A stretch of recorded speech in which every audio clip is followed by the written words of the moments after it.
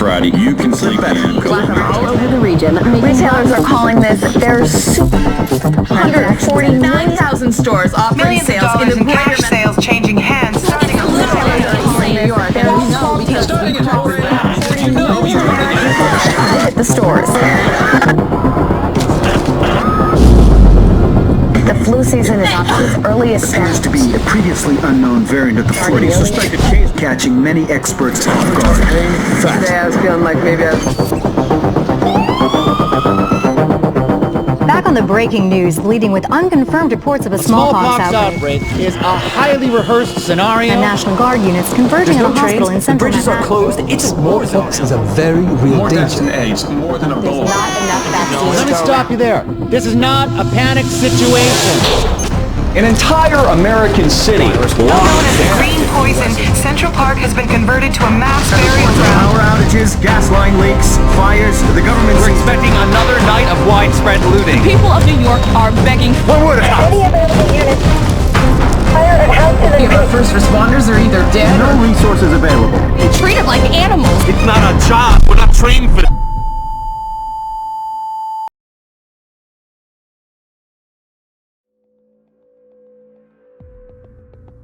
Following Black Friday, retail's busiest day of the year, a number of people began getting sick, and it was spreading fast.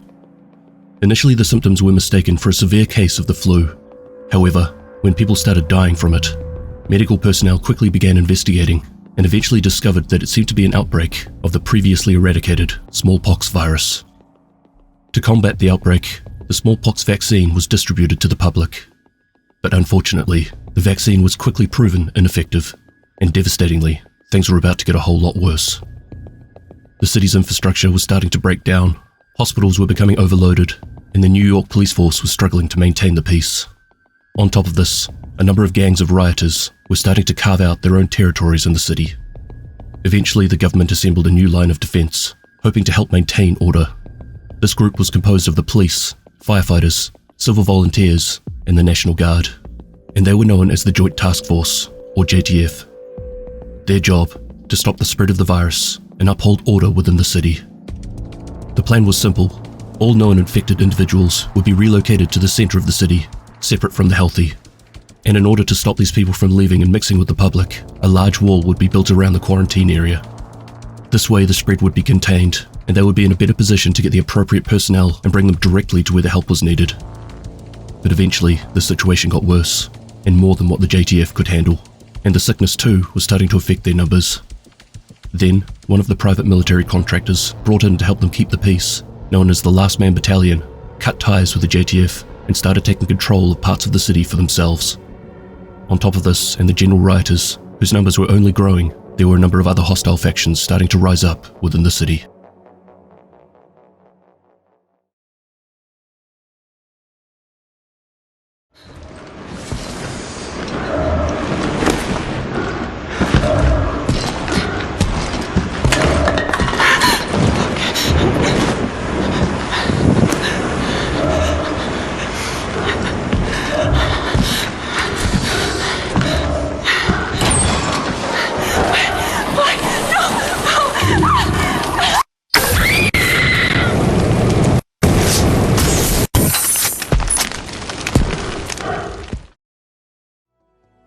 The cleaners originated as the blue-collar workers of New York City. Janitors, sanitation, garbage men, electricians, construction workers, truck drivers. These were the people that the government originally asked to assist in saving the city through transport, digging of mass graves, and eventually the construction of the wall that would surround the quarantine zone. These are the groups that continued to support the civil services when the city infrastructure was breaking down. Unfortunately, these are also some of the people that were left behind when the JTF and government pulled out of the Dark Zone. And much like the first wave division agents, these men were left feeling betrayed and abandoned. It was at this point that an individual by the name of Joe Ferro steps up and organizes these abandoned workers into a force that would do what was needed to contain the virus and restore order to the streets of New York City. Before the outbreak, Joe Ferro lived and worked in Manhattan with his wife as a sanitation worker. He was a family-orientated man, a devout husband, and he cared deeply for his niece. He was always particularly vocal about his opinions and frequently called in to the live radio broadcasts to share his point of view to the American public. When the dollar flu outbreak first hit, His wife was one of the first victims to become infected, and shortly after, succumbed to the virus. After this, his mindset towards the country and the government started to change. He calls in to a radio broadcaster. Sounds like we have an old timer on the line, Joseph Farrell. Hey Joe, what's your take on the dollar flu? I think this really shows how vulnerable this country is. I mean, how stupid you have to be not to go to the hospital when you're sick as a dog. We got people going to work, to the supermarket, even to the goddamn movies, infecting thousands of other people out of pure ignorance. I'm telling you, this is gonna blow up big time. Just because most people are too damn stupid to realize what's going on. There's no one with the balls, not the government, not nobody, and the brains to do what's gotta be done to keep this from spreading. Sorry to cut you off there, Joe. Thanks as always for your thoughts. As more and more people started to get infected, and more bodies started lining the streets, Pharaoh's mental state continued to slide. With his wife now dead, he continues to think that the government isn't doing anything to stop the virus. His thoughts are that no one else is brave enough to do anything about it. With all of his faith in the government lost, he decides to take matters into his own hands. He assembles the men and women who worked alongside the JTF and the government before they left. He proceeds to tell them that there is now only one way to stop the virus. Burn it. Burn all of it. Burn every trace of it. And thus, the Cleaners were born. Unlike a number of the other factions, the Cleaners were assembled with the intention of doing good. Pharaoh strongly believes that they are the true heroes fighting against the virus on the front lines. He is constantly stating that they are the ones leaving everything they had behind, just so they can stay in New York and do what has to be done. Because of his wife, Pharaoh has seen what the virus can do firsthand, and he is convinced that there is no saving people once they're infected. Given that the government has fled the quarantine zone, he decides that it's up to him and the Cleaners to stop the virus and get control back of the city, and that there is no one else brave enough to take the necessary steps to stop this thing once and for all. Not only is he convinced that they're the good guys, but he continues to convince others too. His followers hold a lot of respect for him because of the commitment and dedication to his goals. Through Pharaoh's guidance, the Cleaners' weapon of choice is fire. Fire is the ultimate cleaning tool, so everything that has come in contact with the virus must burn. From pieces and parts they find laying about, they create their signature weapon, the flamethrower. They develop a recipe for napalm, and they construct their own hazmat suits. Their goal, to purify the city by burning away impurities and corruption. The Cleaners are devoted to the job, and if anyone gets in their way, they're a part of the problem, and are swiftly dealt to. They travel from area to area, cleansing the streets. If there is any evidence of contamination, they won't hesitate in setting ablaze cars or even buildings full of people, as in their eyes the sick are already dead, and they're doing humanity a favor by stopping the spread of the virus. However, there are a couple of problems with this method of purifying and cleansing of the virus. Firstly, the Cleaners can't really tell if people are infected. They're no doctors. They're just looking out for the smallest thing that could be a sign. Feeling a little run down and showing signs of fatigue? Too bad. Better safe than sorry. And secondly, as JTF neurologist Jessica Kendall mentions, their methods are actually making the situation far worse. From a neurologist's point of view, the goal of wiping out the virus by burning everything in sight actually severely hinders any efforts towards creating a vaccine to help keep it from spreading.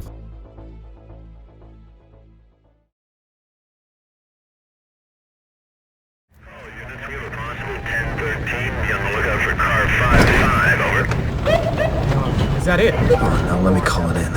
Dispatch is car 2-4. We have visual on unit 5-5. Looks abandoned, over. Copy that, over. Mother of Christ!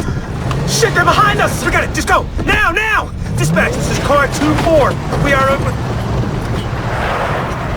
Car 2-4, what's going on out there? Dispatch, this is car 2-4. We are... We gotta get back up! Rikers Island is New York City's main jail complex. The island is home to one of the world's largest correctional facilities and mental institutions, and has an average population of 10,000 inmates at any time. Rikers has a reputation for abuse and neglect, and is ranked as one of the worst correctional facilities in the United States. Following the outbreak of the green poison, prison guards stopped coming into work, and a number of the ones who did turn up were sick with the virus. Medical support and supplies were cut off from the island, as the general consensus from officials and the public was that resources would be better spent on the public in the mainland. Essentially, the prisons were being left to fend for themselves until the situation had been dealt with. The inmate population was compiled of various gang members, but given the situation, they decided to unite under a single leader, and as one unit, they were able to organize an escape from the island. But how did they escape Rikers Island? The reduced guard presence made it relatively easy for the guards to be overpowered. Taking the guards as hostages allowed them to make their way through security, and once they had a clear run of the island, anyone with a badge was executed in a bloody, brutal fashion. This new collaboration was a group of thieves and murderers. Their main objective was simple: enact revenge on authorities and kill everyone with a uniform, especially the JTF. The next challenge was how they would get off the island and onto the mainland. The leader of this group of inmates, Larry Barrett, had discovered an administrator of the prison had a bit of a thing for her, and through this relationship, the administrator had organized a barge so they could sail away into the sunset together. But this relationship didn't last long. As soon as the plan was set in motion, Barrett cut the administrator's throat, and this was the precedence of how the Rikers would gain their dominance over New York City. What they lack in technology and training, they more than make up with violence and aggression. Their goal, to take advantage of the current situation in New York and claim ownership for themselves, while slaughtering as many uniformed authorities as possible. Barrett was imprisoned at Rikers Island for double murder. She is treacherous, ruthless, and unforgiving. She shows no remorse for her actions and despises authority of any kind. It was Barrett who convinced the inmates to join up, stating that together their numbers would dominate, but separately they would quickly be put back under the thumb of the government. She is a very intimidating presence, torturing both captured JTF officers and rebellious Rikers to bring the gang into compliance. Her followers do so under fear.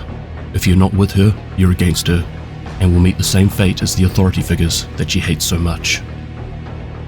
Once establishing themselves in Manhattan, the Rikers had no problems boosting their numbers even further, as local gangs heard about their movement and were eager to join the cause. With this influx of new recruits, some power struggles began to emerge. This, however, was kept at bay by Barrett. Her powerful leadership of their members showed that the Rikers gang is not to be messed with. Barrett encouraged brutality towards the JTF by telling her followers of the government's plan to leave them to starve and die on Rikers Island, and that they must be punished in the most horrific way. The Rikers were getting creative with their methods. They were making a statement, and it was becoming a game, a sport.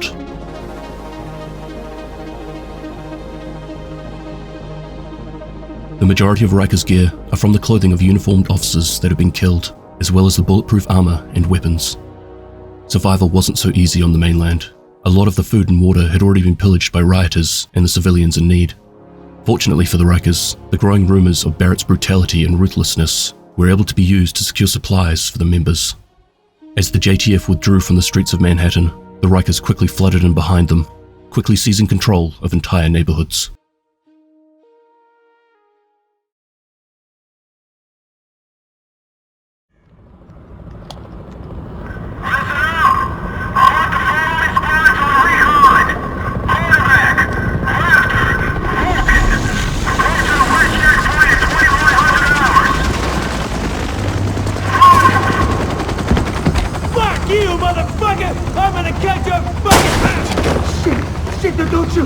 I want to join up with you guys, I swear. I know things. Take him to the captain. See if he sticks. Roger that. On your feet, you. You will regret this. You there! Hey! Give me that! This is New York, the home of Wall Street, the largest and the most prestigious stock market in the world. These large Wall Street companies wanted to ensure that their assets are being protected during the outbreak. Watching the situation quickly escalate, they predict that the government wasn't going to be able to keep the peace for long, so they brought in some outside help to defend their various corporate interests. And this is where we're introduced to the Last Man Battalion. The Last Man Battalion, or LMB, are a private military company made up of US military veterans who were brought on board by their leader, Charles Bliss, who himself was a former US Army officer. Charles Bliss was a lieutenant colonel in the United States Armed Forces. He was proud of the uniform, and he knew from the moment that he first put it on that he would continue to serve long after he left the military behind. Bliss leads with an iron fist. Duty, honor, strength. These are just a few words that one could use to describe his character. He is respected by his men, who would follow him to the gates of hell if he asked it of them. After he retired from the armed forces, he decided to work in the private security sector, and this is when he founded the Last Man Battalion. In the early days of the outbreak, Bliss was contacted by one of the corporate leaders of Wall Street. After convincing several corporations to employ his forces, the LMB were deployed in Manhattan with the goal of protecting their physical assets by any means until the situation had been resolved and the city was back to normal. As the crisis worsened, many of these companies left the city, but the LMB remained and continued to protect the sites. As time went by, Bliss and his forces saw the city go from bad to worse. Sick of the indecisive local authorities and the government's complete lack of ability to control the situation, Bliss was growing tired of standing by and watching the city fall into complete chaos. By the time that the general public realized that this was more than just a bad flu outbreak, Bliss had come to the conclusion that there was no point in handing over his men's lives in order to protect some physical assets, because at the rate things were going, there would be no one coming back to use them. After the JTF withdrew from the city, Bliss decided that it was up to the LMB to restore order to New York.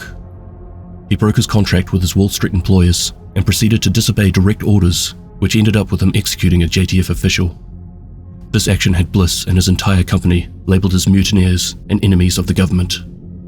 Convinced that not just New York, but the whole country will collapse under the spread of the virus, Bliss tells his people that the LMB will use any and all means necessary to make sure they and the city survived, but only the strong-handed could salvage and restore what is left. With the financial backing now gone, Bliss would now have to assess the available resources and plan every step of the way. The LMB were running the area, demanding absolute control with zero tolerance for disobedience or differing point of view. Any dissent or even questioning of the LMB operations would result in instant retaliation, with even minor incidents resulting in death at the hands of the LMB soldiers. In an attempt to keep numbers boosted, the LMB would often kidnap JTF and members of other factions they saw as beneficial to their cause, and give them the option of joining up or being killed.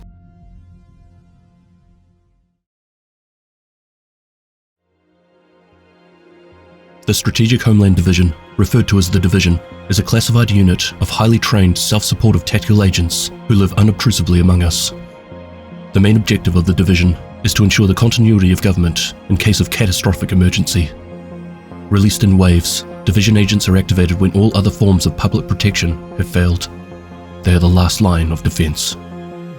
Dating back to 2001, Operation Dark Winter was the codename for a bioterrorist attack simulation. It was designed to carry out a mock version of a covert and widespread smallpox attack on the United States. Dark Winter was focused on evaluating the inadequacies of a national emergency response during the use of a biological weapon against the American population. The exercise was solely intended to establish preventative measures and response strategies by increasing governmental and public awareness of the magnitude and potential of such a threat. The simulated scenario involved an initial smallpox attack on Oklahoma City, with additional smallpox attacks on Georgia and Pennsylvania. The simulation was then designed to spiral out of control. This would create a situation in which the National Security Council would struggle to determine both the origin of the attack as well as deal with the containment of the virus by not being able to keep pace at the rate at which the disease was able to spread. A new issue emerges in which massive civilian casualties would overwhelm America's emergency response capabilities. The disastrous contingencies that would result in such a massive loss of civilian life were used to exploit the weaknesses of the US healthcare infrastructure and its inability to handle such a threat. The contingencies were also meant to address the widespread panic that would emerge, which would result in mass social breakdown and mob violence. Dark Winter outlines several key findings on top of the possibility of mass civilian casualties, breakdowns, and essential institutions, resulted in the loss of confidence in government, in turn leading to civil disorder and a violation of democratic processes by authorities attempting to restore order. Shortages of vaccines and other drugs affected the response available to contain the epidemic, as well as the ability of political leaders to offer reassurance to the public. This led to great public anxiety, and it had a significant effect on the decisions taken by the political leadership. Due to the institutionally limited surge capacity of the American healthcare system, hospitals quickly would have been overwhelmed and rendered effectively inoperable by a sudden and continued influx of new cases. This was only made worse by patients with common illnesses who feared they might have smallpox, and people who were otherwise healthy but concerned about the possible exposure. The challenges of making a correct diagnosis and rationing the limited resources combined with the shortages of healthcare staff, who were themselves worried about becoming infected, impose a huge burden on the healthcare system. Also, the ability to reassure and educate the general public in this potential crisis failed on a surprising level. Strategy has differed on the best path to maintain order if such an attack occurred. If Operation Dark Winter had been an actual attack, the US government was woefully unprepared. The outcome of Operation Dark Winter led to the Bush administration to pass the National Security and Homeland Security Presidential Directive, otherwise known as Directive 51. Directive 51's purpose is to maintain continuity of government in the event of catastrophic emergency, defined as any incident, regardless of the location, that results in extraordinary levels of mass casualties, damage, or disruption, severely impacting the US population, infrastructure, environment, economy, or government functions. The directive contains annexes so classified, even members of Congress on the Homeland Security Committee are denied access to them. It grants the President draconian powers, including the suspension of all elections, the complete subordination of federal and local government departments to the executive branch, and the extension of military command into civilian life. Part of the continuity of government plans could include the creation of secret, autonomous military cells with no rules of engagement, dispersed throughout society, going about their normal lives waiting to be activated by the outbreak of an emergency, like a pandemic. Other influences to the program came from events like the NATO Stay Behind covert cells. These were established across Europe by MI6 during the Second World War to prepare for the possibility of an imminent Soviet attack, established as sleeper cells that would quickly spring into action if the USSR decided to force its way into Europe during the Cold War. They were also so secret that even national governments knew nothing about their existence. National Security Presidential Directive 51, or Directive 51, was quietly posted on the White House website on May 9, 2007. This was not the first secretive directive that a President of the United States has signed, but it was the first to have had a small portion of it made available to the public. Portions that were made public referred to a separation of powers of each of the branches of government, making each of the branches possible of maintaining government without coordinating with the other branches to uphold the framework of the Constitution.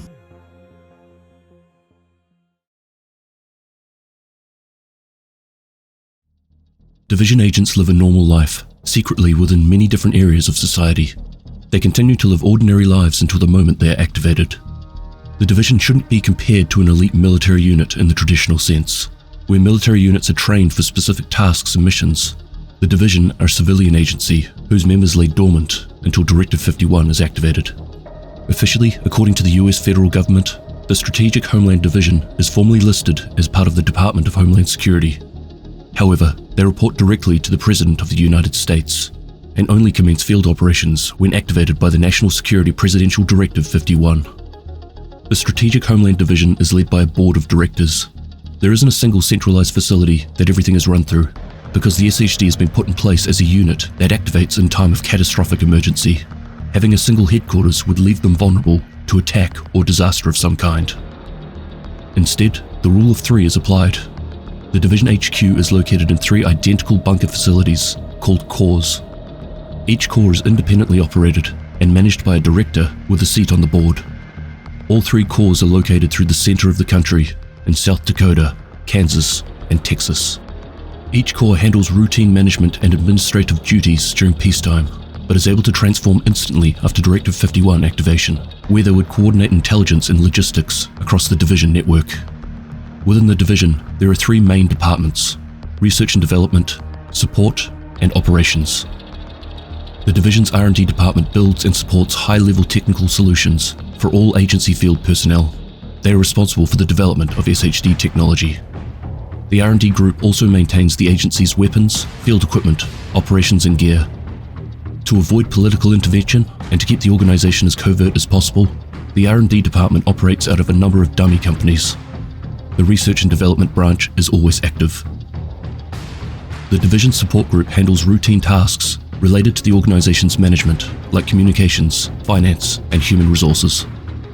However, in times of activation, the support department also performs key mission-critical functions, such as intelligence analysis and logistical planning. The organizational management of the support department is always active. The operations department coordinates the deployment and fieldwork of the sleeper agents. Other than top-secret covert training exercises, agents do not engage in fieldwork until Directive 51 is invoked. Operations is divided into 3 branches: internal affairs, strategic, and tactical.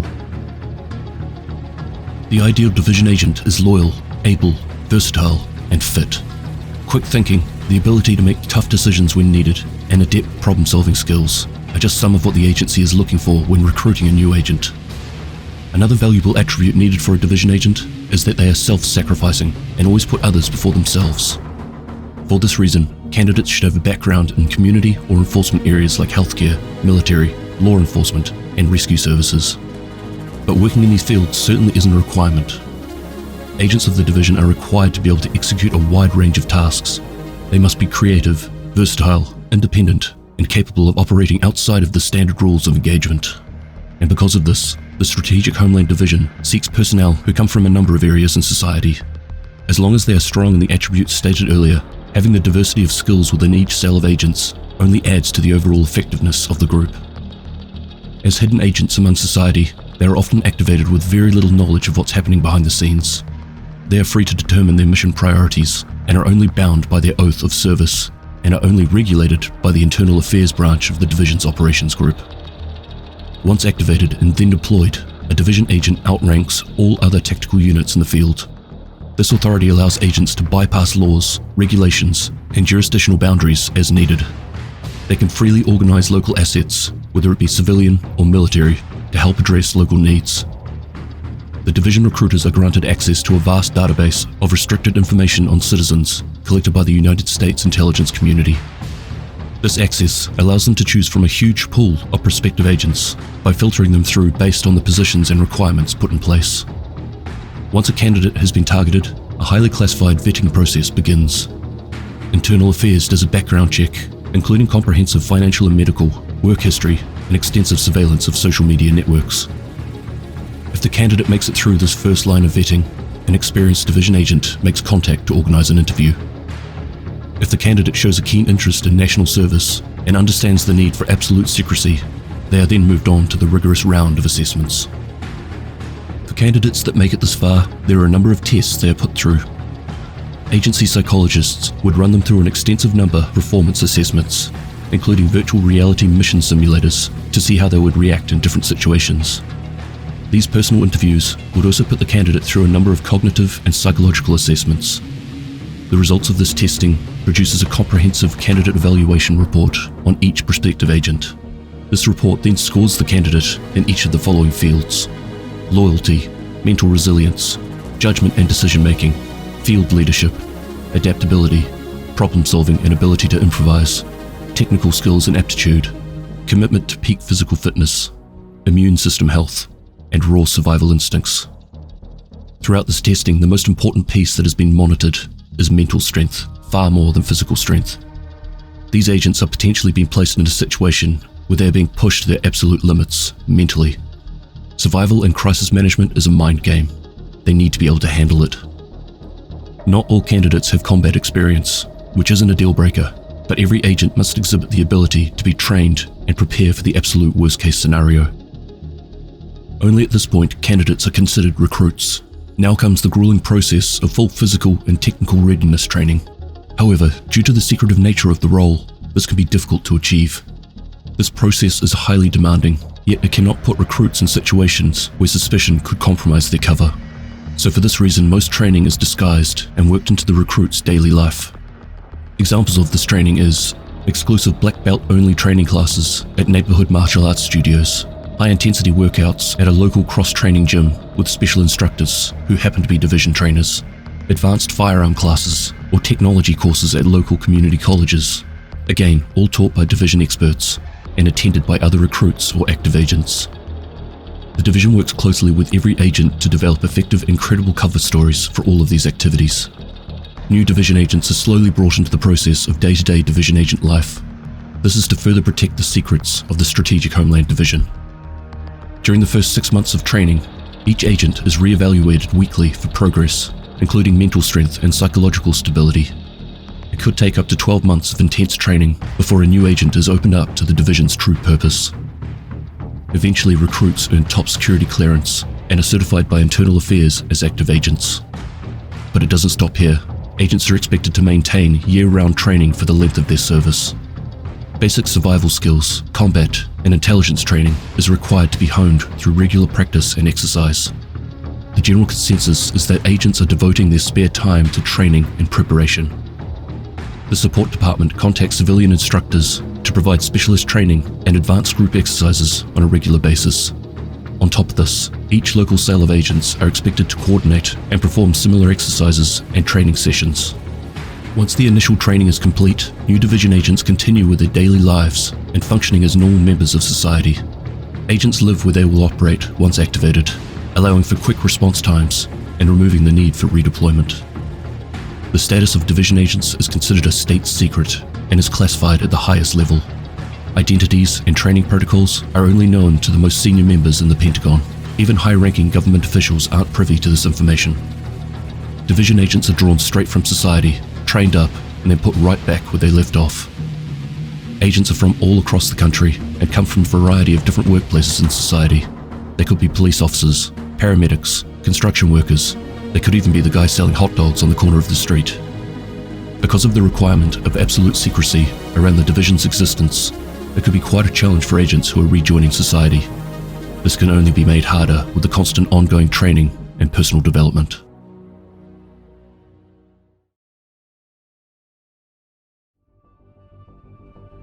After activation, all agents have 2 hours to report to the designated rally point. As part of the training, division agents spend months preparing for this very moment. Critical emphasis is placed on being ready both physically and psychologically, with only a short window to react. A large piece of the preparation is the upkeep and maintenance of the division-issued go bag. This backpack should be stocked with weapons and enough basic supplies to last a minimum of 72 hours in the field. This includes water, food, medical items, ammunition, protective equipment, tools, gas mask, emergency blanket, and any other basic mission essential equipment. Depending on the level of training and the time spent in preparation, agents will modify this kit based on individual needs and expertise. The go bag is the division agent's lifeline and is to be kept close at all times.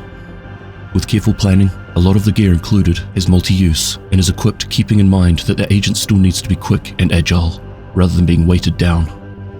For example, instead of carrying water, agents will stock up on water purification tablets or a purification bottle, rather than lugging around the extra weight of bottled water. As part of their training, agents in the field will keep an eye out for any materials that could help them with repair or upgrade weapons and equipment. For example, wire, duct tape, electrical parts, and fabric. One of the most important things to be included in the go bag are the medications and first aid supplies. Once agents successfully make it through the vetting process, they're immediately run through a full series of vaccinations. This is referred to as the cocktail, but they're also given priority access to all of the latest antiviral medications available. All of this combined with the cocktail makes agents out in the field considerably more resistant to diseases, even ones that currently have no functional vaccine or cure yet. Agents can often be deployed with little information, no backup, no logistical support, so it's up to them to ensure the supplies last and are being restocked when possible. Directive 51's Continuity Annex grants every division agent the freedom to procure any item from any location as long as the item is not currently in the direct physical possession of a civilian or friendly unit. This legal right of procurement overrides all local anti-looting laws. Regardless of reason for activation, division agents must be equipped to be able to not just deal damage, but take it.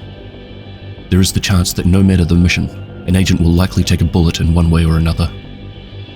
For survivability, the Strategic Homeland Division has your basic set of protective wearables, but at the same time, much like the go bag, agents are trained to search the environment for items that could be used to upgrade or replace their current gear, depending on each agent's expertise. The type of gear that is chosen can vary quite considerably. All agents carry some form of mask for protection against dust and contaminants, and most agents can be seen wearing some sort of body armor, protective gloves, and knee pads. In order to avoid trouble with other agencies and departments, division agents are also equipped with means to identify themselves as government officials. One of the Strategic Homeland Division's greatest weapons is the state-of-the-art technology developed by the SHD itself, SHD Tech or SHD Tech. Linked up to the SHD Global Satellite Network, SHD Tech provides high-value real-time intelligence for division agents engaged in field operations. Produced by the division's R&D team, SHD Tech is usually a term used for all proprietary assets and systems that are created and deployed by the division. This includes turrets, drones, seeker mines, and some of the most impressive augmented reality systems ever created. The division network links all dedicated assets controlled by the division, like drones and telecom satellites, It piggybacks onto existing civil, commercial, and military network structures, like cell phone towers, Wi-Fi hotspots, and radio navigation satellites. This all creates a seamless global web of connectivity. In the case of catastrophic emergency, this allows the reliability of the SHD network. This is crucial, as the SHD network connects all field agents to the Division HQ and the strategic government decision makers. ISAC is a highly advanced artificial intelligence that is available to all Division agents. ISAC provides key operational services to every agent, including communications, analytics, remote data collection and retrieval, weather information, and interaction with other technologies. ISAC can sort and analyze field sensor information to provide technical support, relay alerts and updates, identify human targets or contacts via biometric markers, and set waypoints to objectives. ISAC was developed by DARPA. Every Division agent is linked to the SHD network via their personal ISAC assistant. The agent's powerful computer network is routed globally through an array of dedicated Intel satellites in orbit.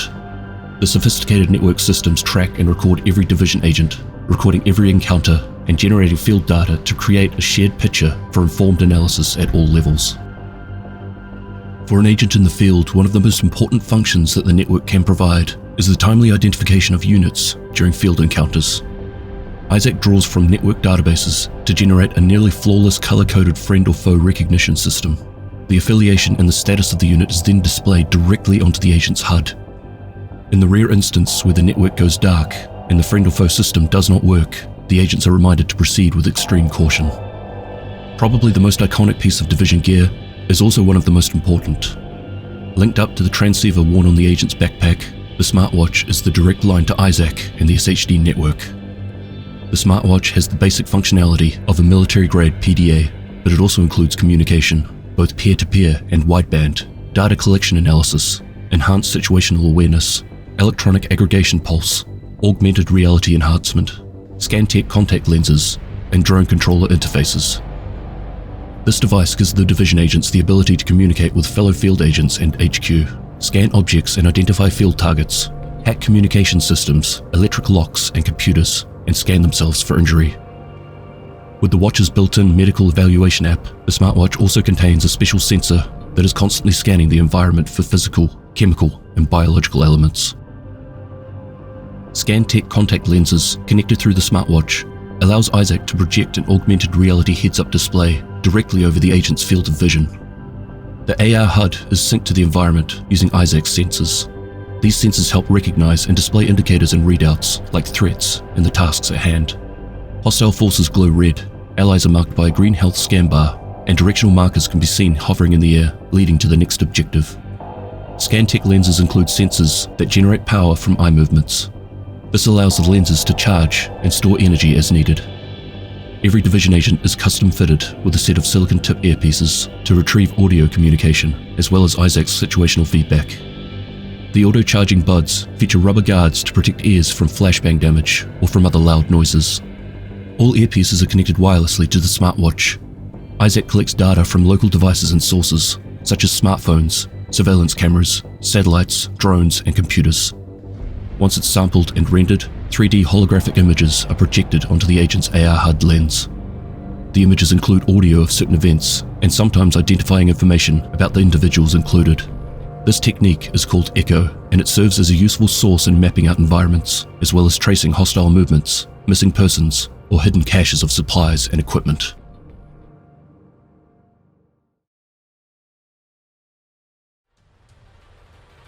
As the JTF and Sierra started losing grip on control of the situation, while the virus continued to spread, causing panic, rioting, looting, and the uprising of hostile groups.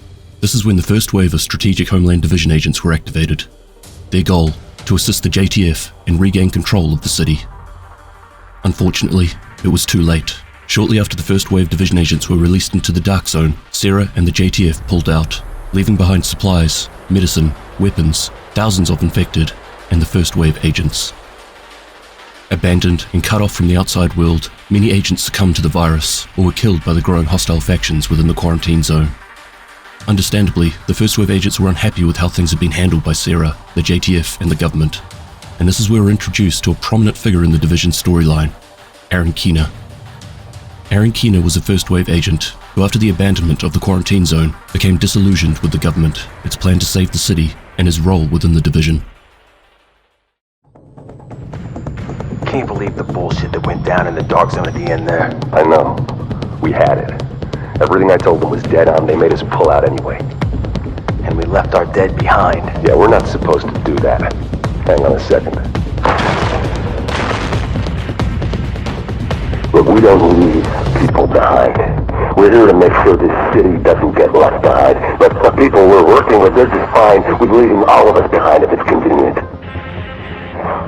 Look, I don't agree with every decision that's been made, but I am saying it's time to leave them behind. Their model doesn't work anymore. If we're smart, we cut it loose before it drags us down, before it kills us. You're talking treason. I'm talking common sense. Look around, there's nothing left to save. The JTF is trying to save a Manhattan that doesn't exist anymore. It is all about power now. Power and survival. They are done, but I am not. And you won't be either. Not if you work with me.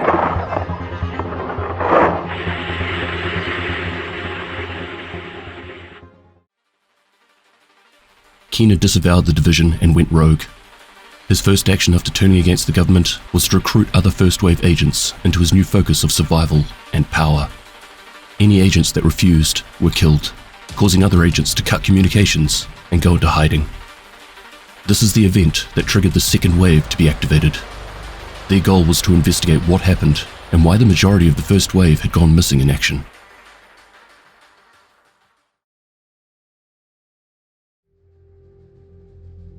Outside of their mandated mission of saving what remains, the second wave of division agents had a secondary goal of finding out what happened to the first wave. It was around this time that Aaron Keener met with Charles Bliss, the commanding officer of the Last Man Battalion. As the strongest faction in Manhattan, Keener wanted to make use of the LMB to help establish dominance, and Bliss was willing to work with Keener in order to gain further advantage of the other factions through his SHD technology. Together, Keener and Bliss launched many operations against the other factions, the JTF and the Division, one of the most notable being the destruction of a JTF helicopter that was carrying the Division's second wave commander, as well as the majority of the second wave Division agents. During this time, Keener was also running his own investigation into the Dollar Flu outbreak. It was around this time that the second wave discovered several bodies of first wave Division agents, and several clues and even CCTV footage that pointed to Aaron Keener and his involvement with the MIA agents.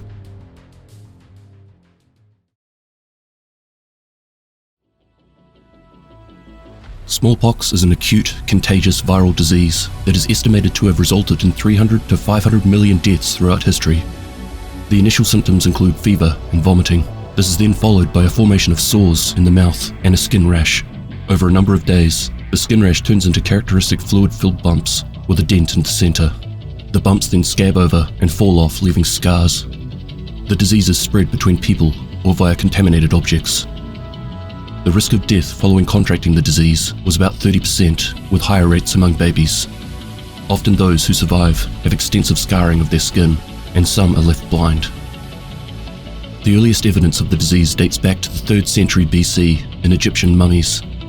In 18th century Europe, it is estimated that 400,000 deaths per year were because of the disease, and as recently as 1967, 15 million cases were reported in a single year. Following this, the World Health Organization intensified its efforts to eliminate the disease. The last naturally occurring case was diagnosed in October of 1977, and the World Health Organization certified the global eradication of the disease in 1980. The last cases of smallpox in the world occurred in an outbreak of 2 cases, one of which was fatal. In Birmingham, United Kingdom in 1978, a medical photographer, Janet Parker, contracted the disease at the University of Birmingham Medical School and died on the 11th of September 1978. All known stocks of the virus were subsequently destroyed or transferred to 2 World Health Organization designated laboratories, the United States Center for Disease Control and Prevention and Russia's State Research Center of Virology and Biotechnology. The World Health Organization first recommended the destruction of the virus in 1986, but this kept getting postponed due to resistance from the US and Russia. In 2002, the World Health Assembly agreed to permit the temporary retention of the virus stocks for specific research purposes. The division were introduced to the virus well after it had taken hold of New York City and spread to other parts of the world. It shows all of the usual characteristics of smallpox, except for a couple of quite major differences. Firstly, it managed to spread among the population long before any symptoms started to show. And secondly, the mortality rate was considerably higher. The smallpox virus was nothing like the virus we'd seen throughout history. It was some new variation, some sort of superbug. But where did it come from, and why now? This is where we're introduced to the man behind it all, Dr. Gordon Amherst. Amherst was a calm, collected man. He would practically cause riots at lectures he would hold, and was otherwise considered an unpopular figure by virologists like Dr. Jessica Kendall. Gordon Amherst is the man behind the creation and outbreak of the dollar flu. His reasoning for creating and spreading the green poison was that humanity was too powerful on a global scale, and Mother Nature needed help in advancing her creations. Mankind is the greatest threat to the survival of the planet through their own greed, but he had the cure. Amherst obviously had a Darwinist point of view. Only the strong deserve to live, and his creation is the tool to ensure that this happens. But at the same time, he is willing and accepted that his death may come from his own creation. Gordon Amherst was friends with Vitaly Tchernenko and worked with him in Russian labs. Through this friendship, he had access to genetic libraries for many different pathogens, as well as Vitaly's research notes. He was able to modify the basic smallpox virus by combining it with several other dangerous diseases like Ebola and H1N1. On top of this, he also modified the genetic traits that controlled the incubation period so that it could spread even while it was incubating in the host. This made it particularly lethal, because by the time the host was showing symptoms, it had already spread to a significant number of others. Using a protein printer, Amherst was able to create the final form of this virus just in time for Black Friday, one of the United States' busiest retail days of the year. His plan was to spread this new virus via means that were most handled during the shopping holiday: money. Hence the name, the dollar flu. Before it was realized that it was smallpox, people took the epidemic for just a particularly bad version of the annual flu. Also, because medical personnel got sick too, the medical infrastructure quickly collapsed. Even once smallpox was discovered to be the base strain of the virus, the modifications made to it had known vaccines rendered useless when it came to the treatment of the sick. And the people capable of researching and developing a cure were likely also infected, making it difficult for an organized effort to be made. The lack of quarantine, treatment, and the changes made to the virus ultimately led to the dollar flu as being as widespread and lethal as Amherst had intended it to be. The main target that Amherst had in mind for the beginning of the end of mankind was the New York department store, Abel's. Being that it was Black Friday, Abel's was filled with eager shoppers ready to take advantage of the specials. Echo recordings show Amherst among the shoppers, handing over contaminated bills to the cashiers. These were the first victims of the dollar flu.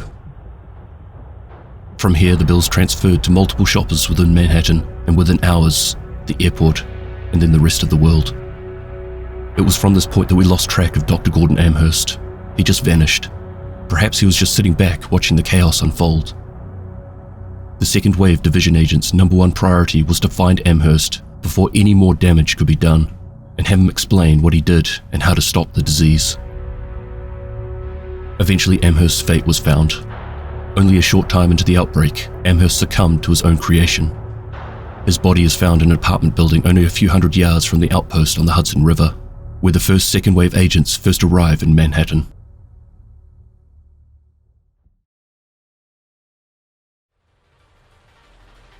Slowly, the second wave division agents and the JTF were able to push back the hostile factions and regain control of the city.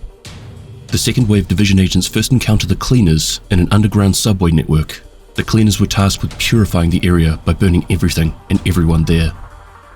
Although their goal was to retrieve Paul Rhodes, the division agents stopped the cleaners from achieving their task and were quickly eliminated from the site.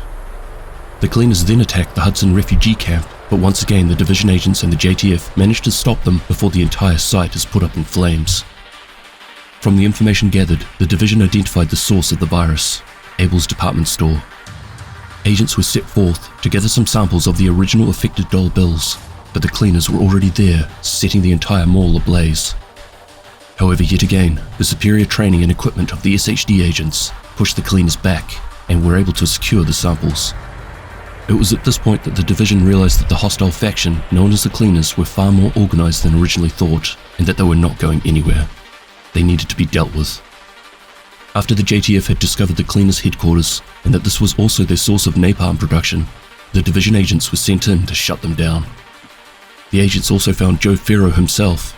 After a small conflict, the leader of the Cleaners was eventually killed off. With their source of napalm destroyed, their leader assassinated, the Cleaners were demoralized. But regardless, they continued to push on, believing deeply in the goals of doing what no one else has the guts to do. They showed their ingenuity by building their own superweapon, the Dragon, a fire truck, a literal fire truck with an enormous flamethrower and flaming mortar equipped. This would be used to clear out large areas and buildings more efficiently, allowing them to cover more ground. Although well defended, this too was intercepted by the division agents before it was ever able to be unleashed into Manhattan. After this defeat, the Cleaners scattered into smaller groups around New York City. Currently it's unknown who is leading them at the stage, if anyone. Regarding the Rikers, eventually enough was enough. The JTF had found where Larry Barrett and the Rikers had set up camp, and then sent in the division agents to take them down. The Rikers were using the Lexington Event Center as their HQ. The JTF officers that found the hideout were taken hostage, so the first step was to rescue the JTF and then shut down the Rikers by taking out Barrett. Immediately upon entering the event center, it was obvious that this had been used as an area to humiliate and torture the JTF. Just a little game of pin the axe on the piggy. How about 10 points if you get him in the arm? 5 for the hands! What do you say, 20 for the head? 30?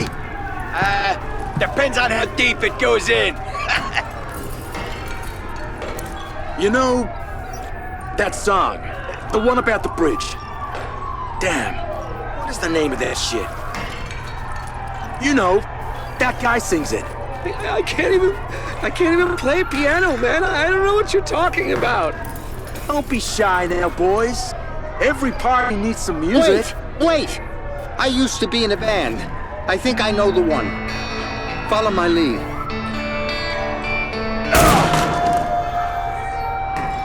Right song, wrong key. After rescuing the hostages, JTF officers joined up with the second wave agents to assist in the final battle against a well-defended Barrett. Even in her last moments, Barrett continued to preach to her followers and show maximum disrespect towards the government and authority figures. Without Barrett, the Riker threat was considerably reduced and in-house fighting started while all were pushed into hiding. Even though she was not referenced much after her death, it's clear how much of an effect her death had on the Rikers. The planning and ruthless leadership of Barrett would never be replaced, but the Rikers were not down and out yet. Audio logs found in the underground show that the Rikers are now aware of the division's identity and express their hate towards them. The attack on the Lexington Event Center had them forced to retreat from the fancy apartments that they took over to the filthy conditions of the underground. They don't seem to be aware of the treason of the first wave agents, as the new leader of the Rikers talks about a mysterious speaker that smells like division, but still accepts the offering of weapons in return for attacking the quarantine center. The Rikers are continually looking for payback against the division, and this has been shown through encounters, including a massive attack that was launched on a news agency. It wasn't until the division picked up an SHD transponder signal that the LMB would next encounter the second wave agents. It was located in the basement of the New York Police Academy. The division pushed through an operation to receive the transponder and were met with heavy resistance from the LMB. Even with the rogue agents in their ranks, the LMB failed to defend the site, and at this stage, the division are now aware of the first wave agents working for the other side. Next, the JTF intercepted a signal coming from the Russian consulate. Vitaly Tronenko, a Russian scientist, claims to have information on the green poison, so the division agents were quickly sent in to extract him. However, Kina and the LMB were one step ahead. While the division agents were tied up with the LMB, rogue agents were able to escape with Vitaly. At this point, the LMB was starting to suffer. The communication hub at Queens Tunnel construction site was taken down by the division and JTF, and the Grand Central Station, which acted as a strategic forward base, also met an abrupt end at the hands of the agents. On top of this, the amount of supplies, ammunition, and manpower lost at these sites are now starting to be felt. The LMB are now being pushed back to their HQ, the United Nations building. It's there that alongside Bliss and Keena's rogue agents, that the LMB would make their last stand. The JTF and the division launched a huge attack, The majority of the LMB are killed in the UN building as division agents sweep through. It's then discovered that Keena's rogues have abandoned the LMB and have taken Vitelli with them after Keena betrays them and leaves the LMB for dead.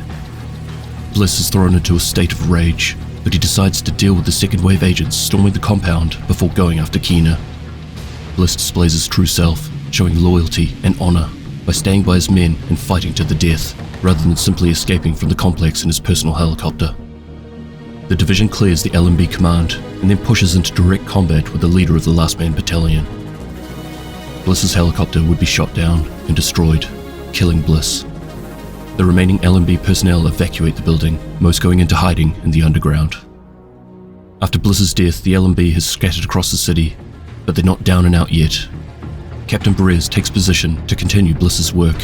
He rallies the remaining LMB forces and hits the Warrengate water treatment plant. There, they intercept JTF squad, who have discovered a functioning armoured personnel carrier. News of this reached the government. They decided that the best course of action would be to bomb the plant before the LMB took it out into the streets. The division disagreed, saying that the loss of the water treatment plant would only slow down the progress towards rebuilding the city. So they launched an attack against the LMB to shut them down before the government could blow up the building. After a lengthy battle, the agents were successful in stopping the LMB, taking down the APC with Captain Perez inside. It's unknown who is leading the LMB at this stage, but they continue to regroup and organize smaller attacks.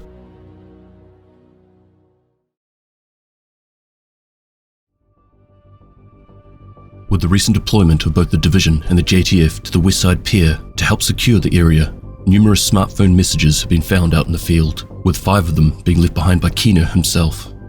Keena states that he decided to broadcast his location in the West Side Piers in order to bring all hostile groups to the area. At this stage, they all seem to have some sort of feud with him, especially the LMB. This was to ensure that the division would be brought along in order to help keep their eyes off the prize. These messages revealed that Keena was indeed in the West Side Pier, hunting down a few things that he needed for his plans, given the fact that by now, according to him, both central and eastern Manhattan had been picked clean of anything useful to him. His views and feelings towards the government at this stage have only grown in intensity. He expresses his concerns and confusion on why the JTF and the division are wasting their time on helping people who aren't worth it, and that they should just be left behind. His last message states that he is well and truly gone, and also reveals that he's got his eyes set on not just the United States, but the world. The final thing that Keena says is that should any second wave agent who is able to understand and is willing to join his mission, not to bother looking for him. He would find them when the time was right. Although the hostile factions have now scattered and Aaron Keena is gone, the JTF and the division still have a lot of work to do in New York. The city is far from stable, and there is a lot of work ahead for them to rebuild. And then of course, there are the rumors of a new, far more powerful enemy that has been lurking in the background.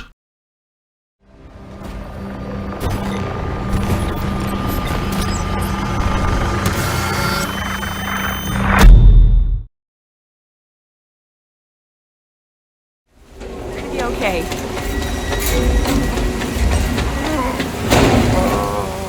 Shut it! Someone check the perimeter! See to those barricades, and have someone radio the patrols to be on the lookout for stragglers. Some of those bastards got away. I didn't expect another attack so soon. You okay? If this keeps up, we're gonna have to relocate. Come on, help me with this. We're stretched too thin to protect everyone here. Not again. Get to the waterfront! That can't be right.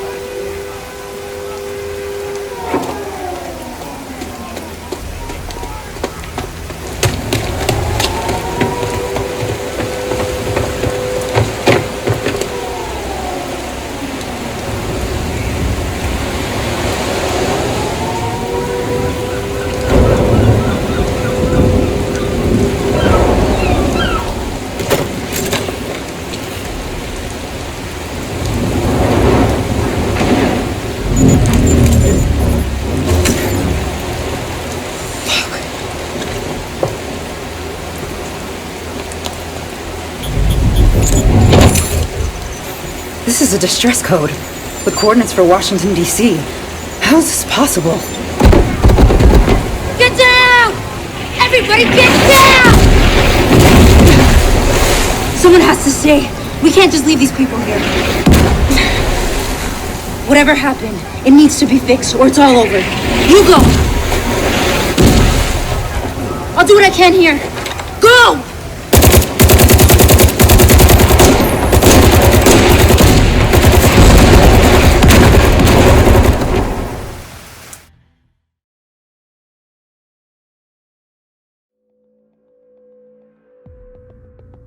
Seven months have passed since the green poison outbreak and the events that unfolded in New York City.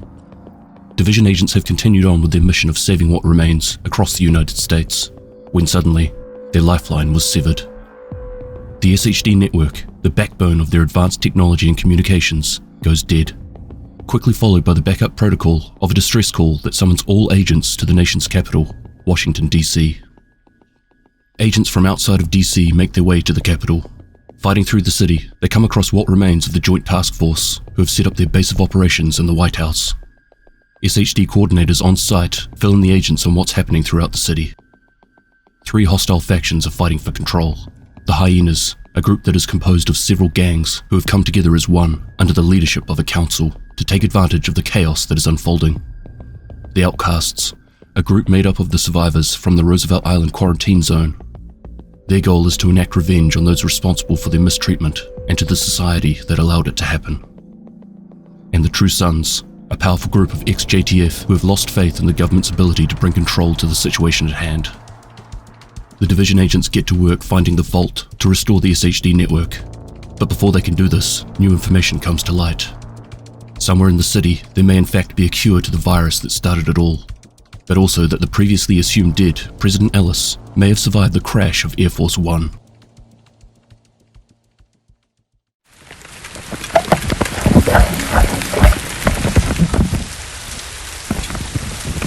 Okay, answer this one. Would you rather know when you're going to die or how you're going to die?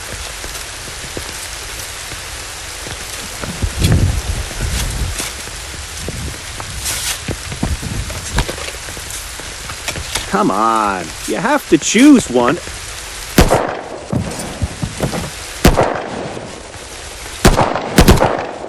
I just want to get out of this fucking rain. Who told you to stop digging?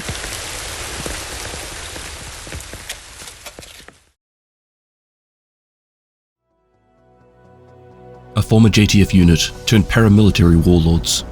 The True Sons are trained, disciplined, and hell-bent on using their combat expertise and overwhelming firepower to eliminate all enemies and rivals in the pursuit of domination of Washington, DC. In their view, America was founded through bloodshed, and through bloodshed, a new society will rise. After the events of Black Friday, the dollar flu quickly found its way into Washington, DC. Amongst the chaos and panic, the JTF attempted to control the spread of the virus by setting up a quarantine on Roosevelt Island.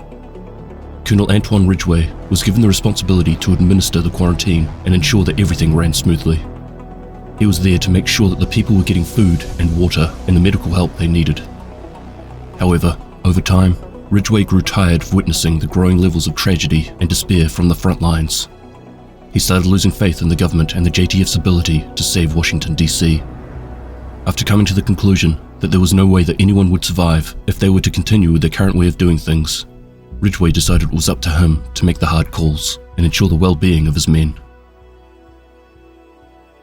Antoine Ridgway studied at the Reserve Officers Training Corps, a tertiary education-based program for training officers of the United States Armed Forces.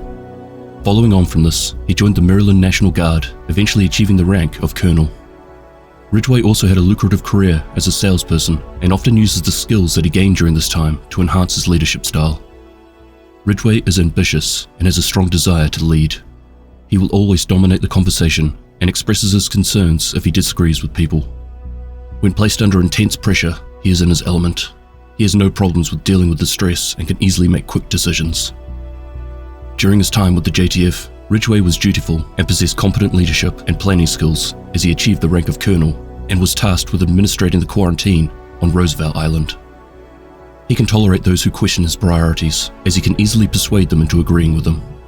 However, Ridgway will not tolerate insubordination, and worse, desertion, and will personally execute those who try. Strength and not just empty words, but the virtues I expect you to live by every day. The foundation upon which the true sun stands. We are at war. Our enemies are the hordes of degenerates who will see this city burn, and the failed remnants of a corrupt government. The same impotent government which lost our fine country to sickness and ruin.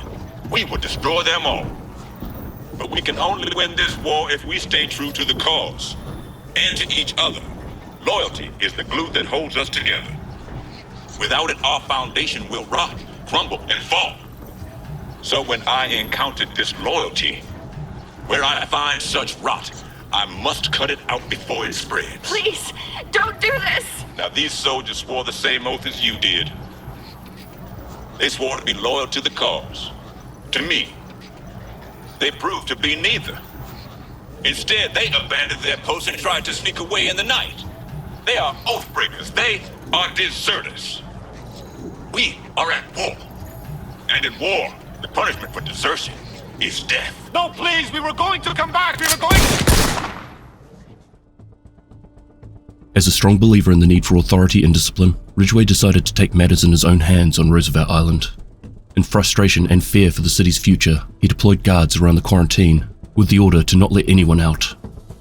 He started to redirect resources coming into the quarantine, letting people starve to death and withholding medicine.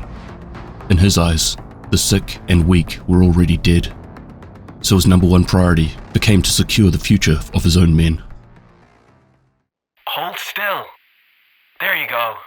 Better already. What's his prognosis? Colonel Ridgway, not good, sir. He took a bullet. We've tried penicillin, but his wound has festered.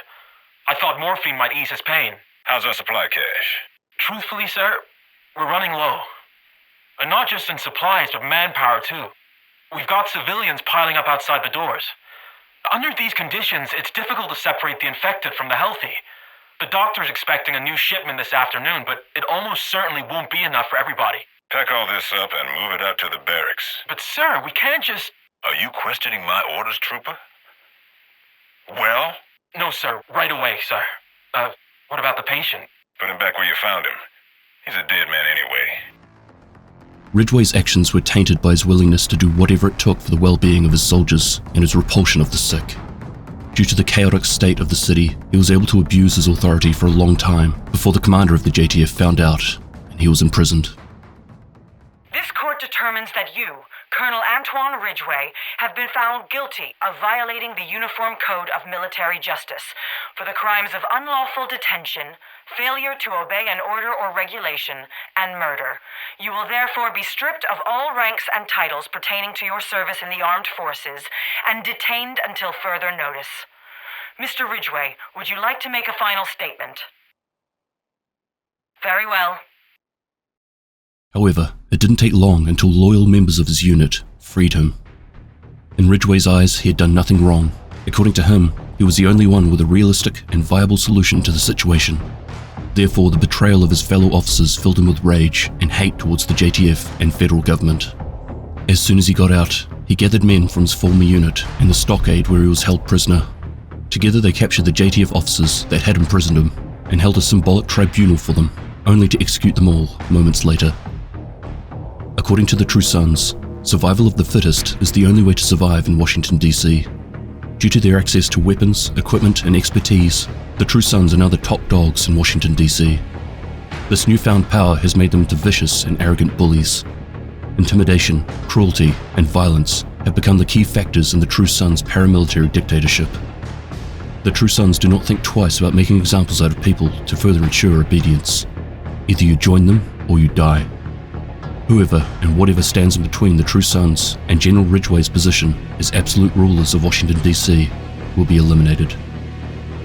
Ridgway has established a cult personality within his faction, as he self-promoted himself as general and has the fierce loyalty of those under his command.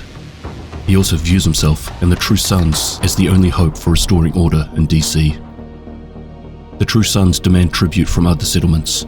Ridgway and his men believe it's mutually beneficial as the settlements get protection. In exchange, the True Sons get supplies, despite some settlements wanting nothing to do with the faction or believing the demands are too harsh.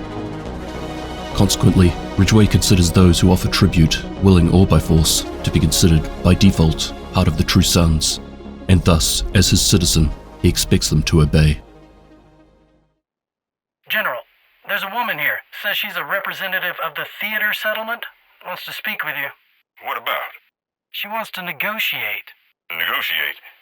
Why would we want to negotiate with those people? Stand by, sir. I'll ask her. Sir, she thinks a truce could be mutually beneficial. Shoot her, Lieutenant. Sir? Shoot her and dump her body where those cowards will find it. And if anybody else comes to negotiate, shoot them too. Understood? Yes, sir. Being composed of former JTF members and possessing military-grade technology, training, and discipline, the True Sons are seen by other factions as the most dominant faction within DC, and thus the biggest threat. The Outcasts despise them for the quarantine and the treatment of them. The Hyenas have joined up with the Outcasts because of their war against the True Sons, and Echo shows that the Hyenas and Outcasts are willing to cooperate with each other to take out a squad of True Sons guarding a building. I don't know how much longer I can hold them back! We can't let them take control of the building! Multiple hostiles. I need reinforcements. We're taking fire. Hurry! Fuck the True Sons! Burn them! Move your ass! We can't let the Outcasts take the building! I got him! Go! Go! Go! I'm gonna hang back and let these morons annihilate each other. Then I'll clean up the leftovers. The True Sons are actively at war with the Hyenas and appear to be on the offensive against them. The True Sons are hostile but not actively at war with Outcasts, and vice versa.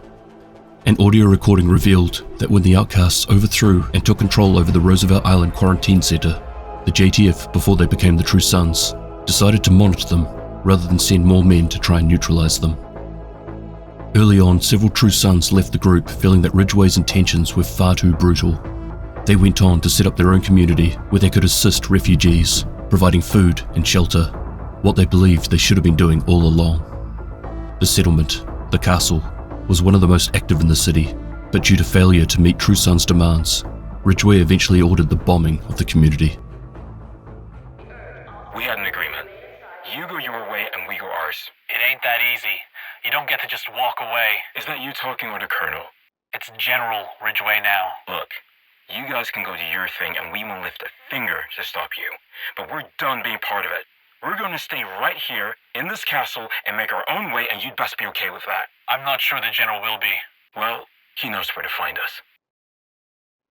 The castle is Sergeant Snow's territory, General Ridgway. Mike Snow, Captain Wilson. He's a deserter. We don't address traitors by rank. Sorry, sir. Word has it he's operating an open-door policy. He was always weak. They've got refugees crowding in by the hour. The worst this city has to offer. Nothing but degenerates and backstabbers. And what good are they? That place will become a breeding ground for the virus. We must tackle the problem at the source. It's time to start cleaning up this city. Let's see how this DC-62 of yours holds up.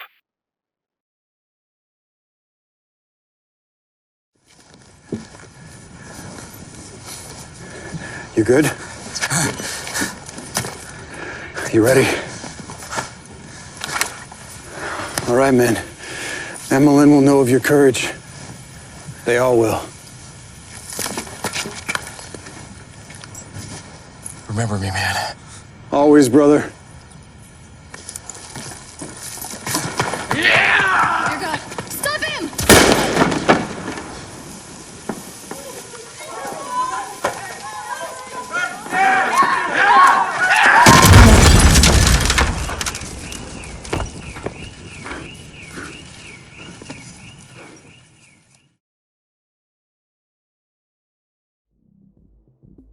Survivors of a forced quarantine, fixated on revenge against a government who brutally imprisoned them, and a society that stood by and let it happen. The Outcasts are a cult of fanatical, sadistic survivors who seek to cause pain and suffering through any means necessary.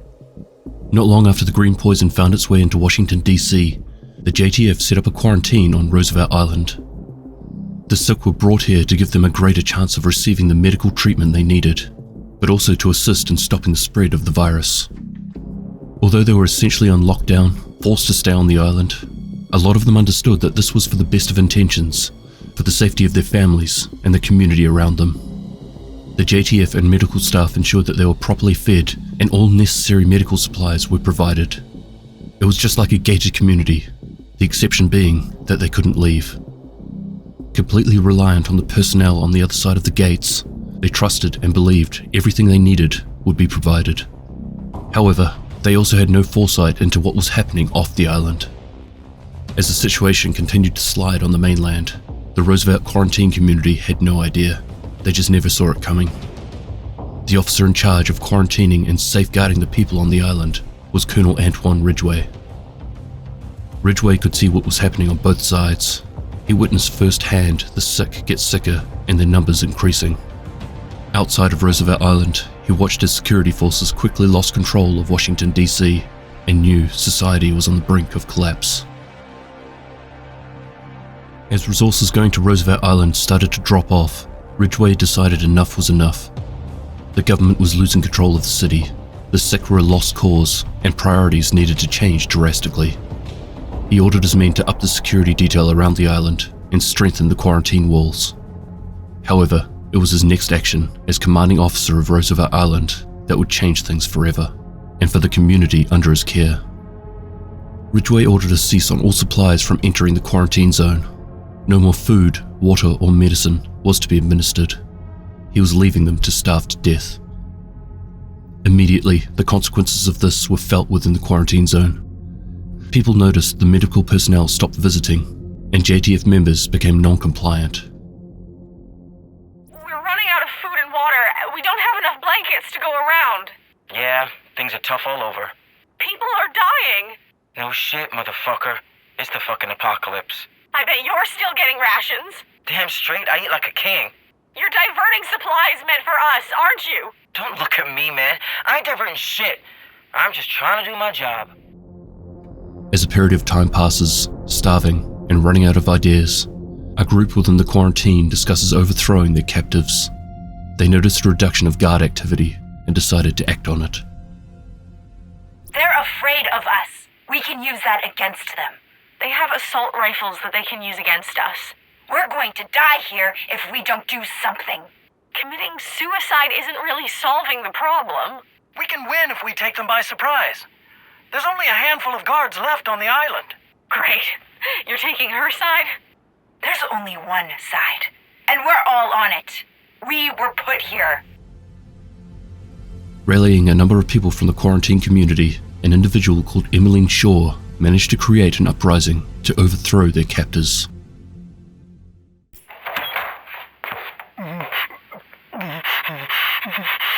Is this the one from the boat? Yeah. Try jumping overboard. We fished him out of the river. What happened to his nose? He wouldn't stop jabbering. Get that gag off him.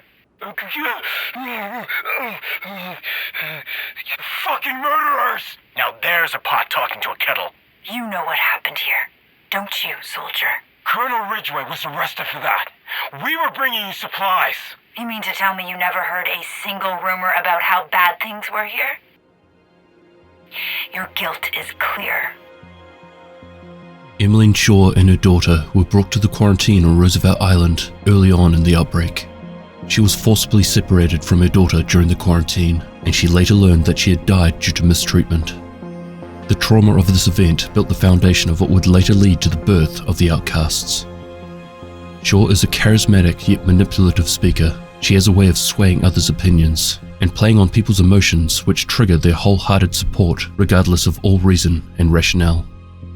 Abandoned by the people who had sworn to protect them and the brilliant persuasiveness of their new leader Shaw, these survivors became united in their quest for survival and revenge against those who had wronged them. As their numbers grew, so did their voices, and in time it became easier to convince others to take up arms and support their cause. And once there were a number of followers involved, it only made it easier to convince others to take up arms. At a time where guard numbers were particularly low, Shaw rallied her newfound followers and supporters and broke free of the quarantine. Using whatever they could find, they took care of the remaining JTF forces on the island. While everyone was feeling empowered and free of the shackles put in place by the government, Shaw continued her preaching on the current situation they were in. How they were on their own, how the government left them to die, and that everyone else in society just sat back and let it happen. Any one of them could have made a stand and fought for them, but didn't. Therefore, they are as guilty as the government. We've all suffered losses. We've all been treated like feral animals. We need to make them suffer like we have. No one is exempt. Lacking the other factions' access to modern weapons, the Outcasts had to make do with what they had at their disposal. Examples of this are their homemade flamethrowers, Molotov cocktails, and their remote-controlled cars fitted with skill saw blades. On top of this, they can be seen using bows, assault rifles, close combat weapons, basically anything they can find or loot off other factions.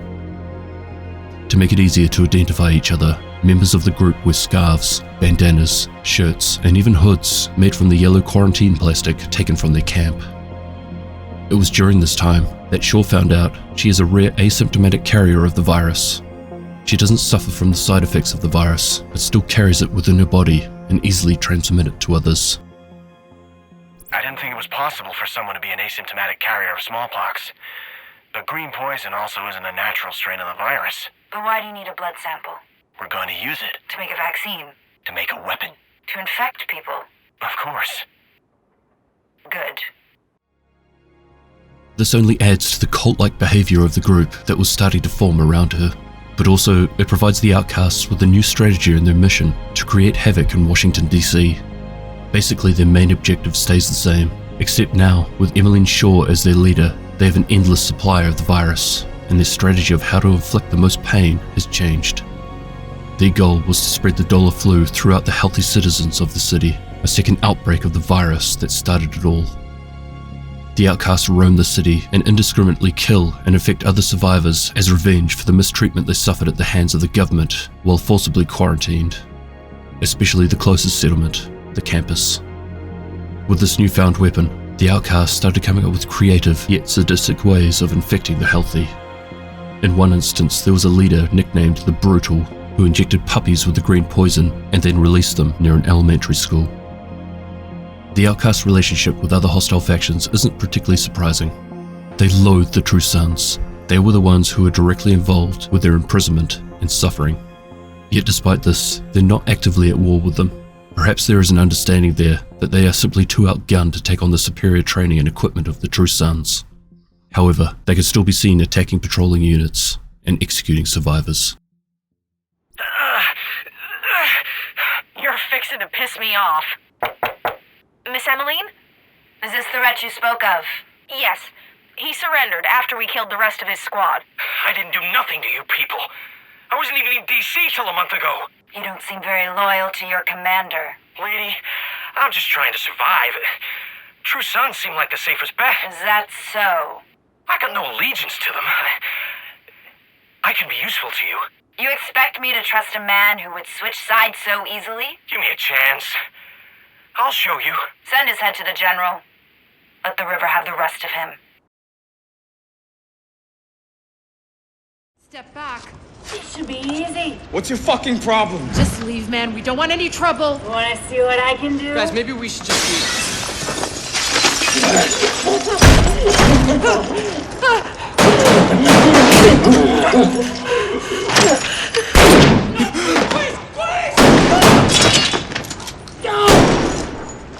No fucking way. Look at this. Fucking alert. This is gonna do good.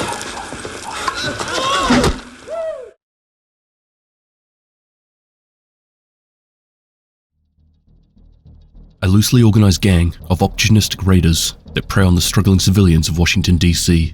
The Hyenas are the underbelly of society, who have grouped together to take full advantage of the crippled infrastructure and breakdown of government. Where other hostile factions were born from betrayal, revenge, or losing faith in the government's ability to get things done, the Hyenas are simply looking to cash in on the current state of the city. When the outbreak hit Washington, the city went into panic mode. There were riots, top-level officials were evacuated, and the city law enforcement and emergency departments were amalgamated into a single entity known as the Joint Task Force. Resources were stretched thin across the city as the JTF attempted to control the outbreak. This meant that there were less people around to stop the unlawful activity committed by gangs and other criminal groups. With all of the free reign to do what they please, the severity of crimes quickly escalated, and gang territories increased in size. This led to gang fighting to see who could carve out more of the city for themselves. However, there was another group that was to take to the streets of Washington DC. The True Sons had broken off with the JTF and formed their own group. The JTF and the government weren't getting results, so in order to bring structure back to the city, it was up to them. Anyone who stood in their way would be dealt with. JTF, civilians, and especially anyone who was creating more chaos during the crisis. The gangs of Washington quickly found themselves outgunned and rapidly losing territory. The True Sons were disciplined and had far superior weapons and equipment. Unlike the law enforcement from before the outbreak, they weren't here to just arrest them. They were here to exterminate them.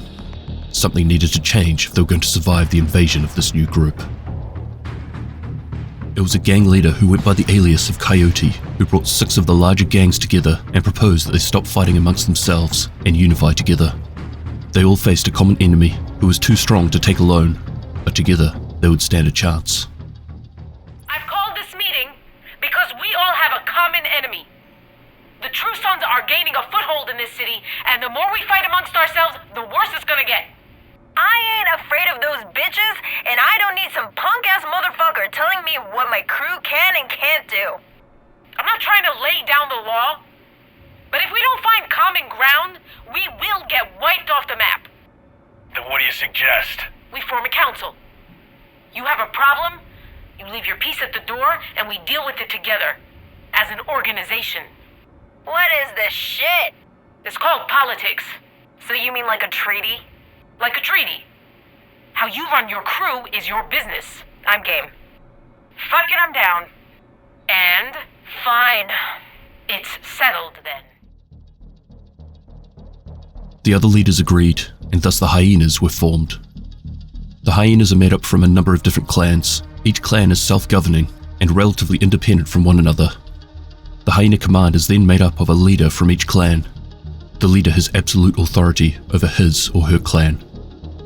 The Hyenas created what they called the Freedom Council. This was the highest command within the Hyenas and consists of the toughest and smartest leaders. The council is led by Books, the assembly supervisor, making him the leader of the Hyenas overall. The council declared a number of purposes that they've termed freedoms. The freedom to conduct business without interference or consequence. The freedom to accumulate resources for the value of the gang's own consumption as well as for bartering opportunities. The freedom to prevent enemies from acquiring control of any Hyena-controlled turf. Books knows how to manipulate people and has used this skill to gain his prominent position within the Hyenas. Prior to the green poison outbreak, he worked in the labor sector, where he gained extensive knowledge in electronics. His intelligence and ruthlessness make him extremely valued by the Hyena Council. Roach thinks he's untouchable. He relies on his entourage to fight his battles and never walks the streets without them. Before the green poison outbreak, Roach was a minor celebrity, known for hosting a late-night pirate radio station. He spent a short time in prison after he was prosecuted for broadcasting without a license. He is well connected among DC's criminal underworld and has been involved in numerous homicides. Zodiac has a serious drug dependency and struggles to function without. He is known for his violent tendencies, often caused by withdrawal, and has been accused of forcefully testing new strains of spice on civilians. Zodiac is believed to be in charge of the Hyena's spice manufacturing. Coyote is cunning, manipulative, and never backs down from confrontation. She has a short fuse and is always armed. This has helped her gain a position of power and become a feared yet respected member of the Hyenas. Coyote is the alleged mastermind behind a number of Hyena-led attacks throughout DC. Diesel is a domineering personality and uses intimidation tactics to subdue his enemies. But despite this, he's a coward on the inside and will get others to fight his battles when he feels threatened. Diesel is vain about his appearance and doesn't like to show emotional or physical weakness. Dime, highly ambitious, and is believed to have an academic background. He has a reputation for taking advantage of other people's misfortunes and will do everything in his power to solidify his position of authority. Dime will never admit defeat and will repeat tasks over and over again until he gets them right. Dime takes a leading role in the council and thinks about the bigger picture a lot more than the rest of them. Mayhem has a poor sense of danger awareness and struggles to comprehend potential hazards. She can become extremely violent when she feels unsettled and often makes poor decisions that have negative consequences. Mayhem is known for a love of explosives and is suspected of instigating a number of arson-related attacks throughout DC. But this alliance isn't all smooth sailing. There is still a lot of bickering and backstabbing between and within the various Hyenas subgroups. I ain't got no time for all this politics bullshit. If I wanted that kind of life, I would have gone to college. Something funny? You? College? Doesn't quite add up. Fuck you! We got a lot of dead wood on this council. What are you saying? I'm saying that they won't go down easy. I got no problems pulling the trigger. And that's exactly why college doesn't suit you. You're too emotional. Sometimes you gotta exercise restraint, assess the situation. If we do this, there will be repercussions, and we need to prepare for which way shit's gonna fall out. They all hate each other and would gladly stab each other in the back when the opportunity presents itself. The only reason they're still working together is so that they won't get overrun by the True Sons.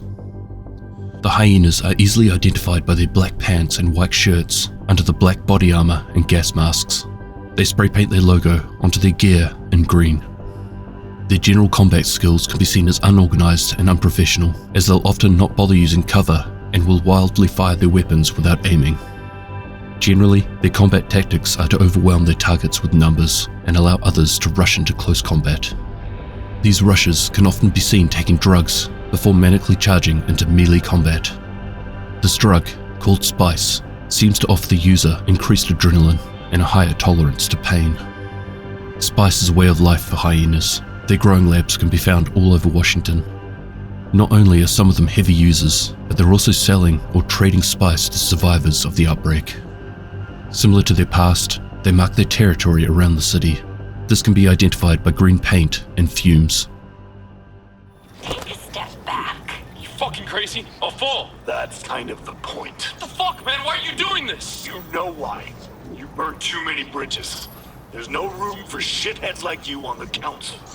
Yeah, come on, let's talk this over. We can work something out. Take a step back, fucker. Please don't do this. Step the fuck back. Or get shot. Look at the bright side. We'll let you walk away if you can walk away. Fuck you! Fuck you!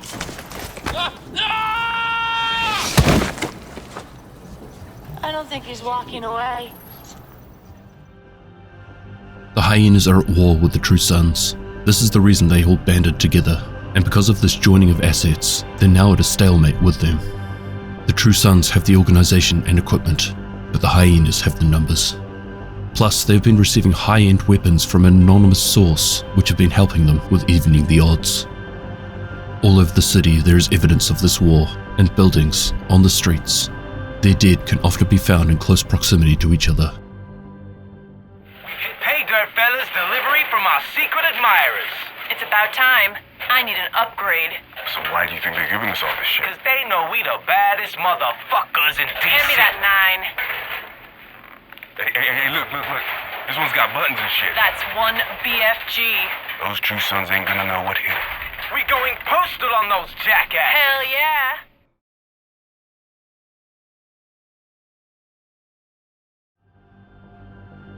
Initially, the virus was thought to be smallpox, so inevitably, the vaccines that were distributed failed. Over time, many different drug trials were run, and most had little to no effect on the green poison. One of the drugs, named DC-62, showed promise. The federal government launched DC-62 into highly affected areas. Their aim was to destroy any traces of the virus and to sterilize the contaminated areas. Unfortunately, it turned out that DC-62 not only destroyed the virus, but was also extremely toxic. Even to the point of just standing within close proximity, it would cause lethal burns and death from breathing in the toxic fumes.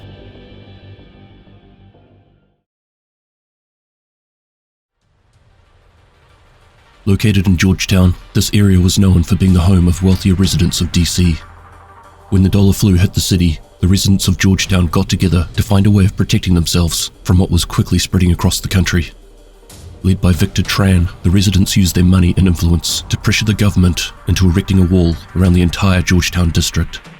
Unlike New York, these walls had the sole purpose of keeping the sick out. Victor Tran was a professor of sociology at Georgetown University for over 15 years. He is a highly respected member of the community and has a good reputation among his students and peers. Tran is very outspoken about societal issues, particularly when they impact Georgetown. While he doesn't have political aspirations, the locals regard him as a key figurehead within the community. Tran comes across as modest and caring. However, he will always put his personal interest at the forefront of his decision-making. He likes to be in control and often reacts with hostility when people disagree with him.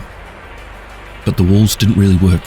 There was always someone's family member or close relative who needed to be let in, so eventually the dollar flu found its way inside. Victor was forced to tighten up the rules, and anyone with a slight possibility of being infected was thrown out of the district. He also started talking to the residents about a new experimental chemical that could eradicate the green poison for good. He went on to rally the citizens of Georgetown to push the government into using it around their homes first, but not everyone thought it was a good idea. People of Georgetown, building the wall was the right choice, the smart choice. But now, we face a new set of challenges. We will never be truly safe until we can prevent the spread of green poison. DC-62 is our best option. But this is not up to me. He's right. DC-62 will save us! That's bullshit, and you know it. You're willing to risk the lives of everyone in Georgetown. DC-62? No one knows what that shit is or what it will do. Shay, your fear-mongering isn't fooling anyone. It's not fear-mongering if it's the truth. The truth! The truth is, we need to evacuate the infected from Georgetown. If we let them stay, the disease will spread. There's a Sarah camp on the other side of the wall. They are better equipped to treat infected people like Shay. What? I'm not infected! Shay's already compromised our safety with her wild accusations. We can't let her compromise our health.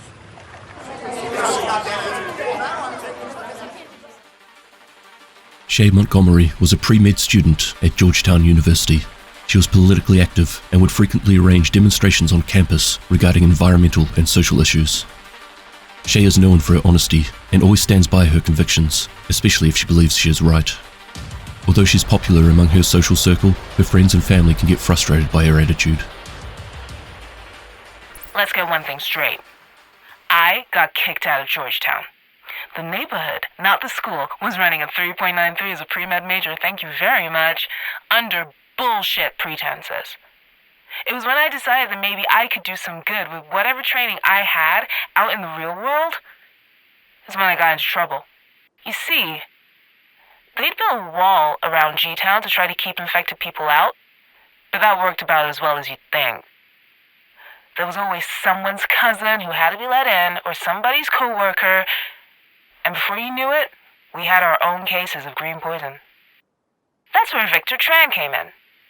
Professor Tran was a big deal in neighborhood politics, and it didn't take much for him to convince people that the right thing to do was evict the patients and spray the neighborhood. It would make all of them safe, he promised. Now, I knew this was bullshit. They hadn't had any time to run tests on this DC-62 stuff he was talking about, and I said so. Loudly. And that's when Victor Tran lied. He told people I was sick, too, which I wasn't. At least not yet.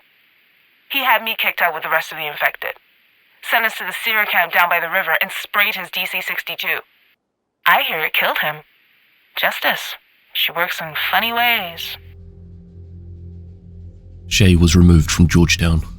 Officially, this was because she was infected, but in reality, it was because she disagreed with Tran. Some of the residents knew this, but in fear of also being thrown out into the other side of the wall, they kept quiet.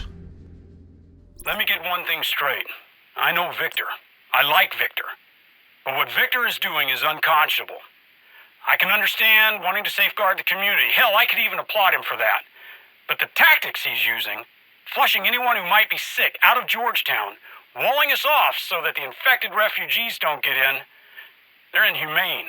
And the worst part is, there's dozens of folks who agree with me who won't stand up to Victor. They're too afraid of getting called out or exiled too. I don't know what I can do. With the rest of the district agreeing, Tran pushed forward with having the JTF fumigate the entire neighborhood with DC-62. The first thing you've got to understand is the rich are different. They want something, by God, they're gonna get it no matter what. So, when word came down they were looking for a test bed for DC 62, some of the rich folks got it in their heads that they wanted it first. Which is why I'm here, in Georgetown, setting up the blowers so we can coat entire houses right fast. It wasn't until the JTF had covered the whole area that they realized the true effects of the chemical. Immediately, the people of Georgetown started suffering from respiratory complications and then dying shortly after. There were mass casualties, and it wasn't long before it became a ghost town. The JTF declared the area contaminated and locked the walls to stop anyone from getting in. From here on, the once wealthy suburb of Georgetown was known as Darkzone West. Shay, along with the infected residents of Georgetown, was shipped off to a Sarah camp. However, even though she entered the compound healthy, it wasn't long before she too had caught the smallpox virus. The Sarah camp was hell. It was overcrowded, it was filthy, it was undersupplied. And I heard later the unit assigned to watch over the camp was skimming resources for themselves. Wouldn't surprise me one bit. They stayed up on the walls, and down below we got sick. Those of us who were sick got sicker, and so many of us died. I wasn't sick when I got to the camp. That changed soon enough. I'm one of the rare ones, though. I survived green poison. It was close. I almost didn't. But thanks to some good people who took care of me when I was at my worst, I made it through. They're all gone, though. Every last one of them. I tell you their names, but what's the point? They're gone. Shay was one of the lucky few who managed to overcome the virus. Once she had managed to gain her strength, she inquired about leaving, but quickly found that the JTF guarding the camp, later known as the True Sons, were under orders to keep everyone contained. Regardless, Shay found a way out, and she left with a new purpose in life. Having survived the dollar flu, her goal was to help as many of the struggling residents of DC that she could. And what happened to Victor Tran? Tran can be found dead in Darkzone West. He has been strung up, hanging from a bridge. Rumor has it he was murdered by Georgetown residents as revenge for him persuading them to accept DC 62, dooming them all. During the initial dollar flu outbreak, the military occupied an area above Capitol Hill. It was used as a staging ground and a storage zone for food, water, medical supplies, weapons, and eventually DC 62. So, it was another double shift today. That makes 4 days running in 7 out of 8. And I gotta ask, what is such a big deal that they're bringing in all these supplies? We're talking food, we're talking medical supplies, we're talking military gear, and we're talking 1 metric fuck ton of that yellow powder stuff, the DC 62. I hear that didn't work so good in Georgetown, and if it didn't work so good there, you know, I gotta wonder, why are they shipping it here? Maybe they don't got anywhere else to put it. I don't know, but I'd feel a whole heck of a lot safer if they were shipping it someplace else. After the events in Georgetown, at some point in time, there was an explosion at a containment storage facility that was holding a large stockpile of DC 62. Large clouds of the chemical were spread over the area. There were massive casualties. However, due to the quick evacuation of the military personnel in the area, a number of lives were saved. Look, I don't care that we don't have a final destination set up for them. They can't stay here or they're dead. So, I want the wards evacuated in an orderly fashion. Don't give me any back talk. All it will take is one change in the wind and we'll be knee-deep in DC 62, so get moving! To stop the spread of the chemical, the zone around the explosion was quickly walled off. The military moved their staging ground further south, towards the waterfront. There was a family I found hiding out in an apartment off DuPont Circle. The father nearly shot me, but he was shaking so badly from the disease he couldn't hold the gun straight. His wife and his daughter weren't showing symptoms yet, but it was just a matter of time the way things were going. Got the father meds that made his passing easier, sat with them until he was gone, got him fresh water, and by some miracle, when they didn't get sick, I left them with a stash of meds and a way to get hold of me if they needed me. I could tell that story about 20 different families around the city, and all those stories would be true. I'm not bragging. I'm asking you what you're doing to make a difference. And if you're just surviving, to think about doing a little more than that. Shay continues on with her mission of helping the people of DC who have been forgotten. She spends her time scavenging the streets for anything that could be useful. bottled water, food, medicine. She even started venturing into places that others were too scared to enter. In her eyes, it was dangerous, but worth the risk. The Capital Station Dark Zone is the easiest of them to crack. There was a DC-62 burst, but everyone in the zone was military or Sarah. They knew how to handle an evacuation, unlike that poor idiot Tran. So they packed up everyone and everything they could get their hands on and got the hell out of there before the powder had a chance to settle. Good work, if you ask me. The thing, though, was that they got everyone out so fast, they left plenty of stuff behind. I'm told there's a fortune in military hardware just sitting there, waiting for someone to pick up. Not me, though. I wouldn't know what to do with half of it. I'm more interested in what got left at the field hospital. There's still meds there. Still sterile equipment and surgical supplies. Hell, there's even clean toilet paper. I've been in there 3 times and haven't come close to cleaning it out. I worry I'm getting predictable, but so far, it's been worth the risk.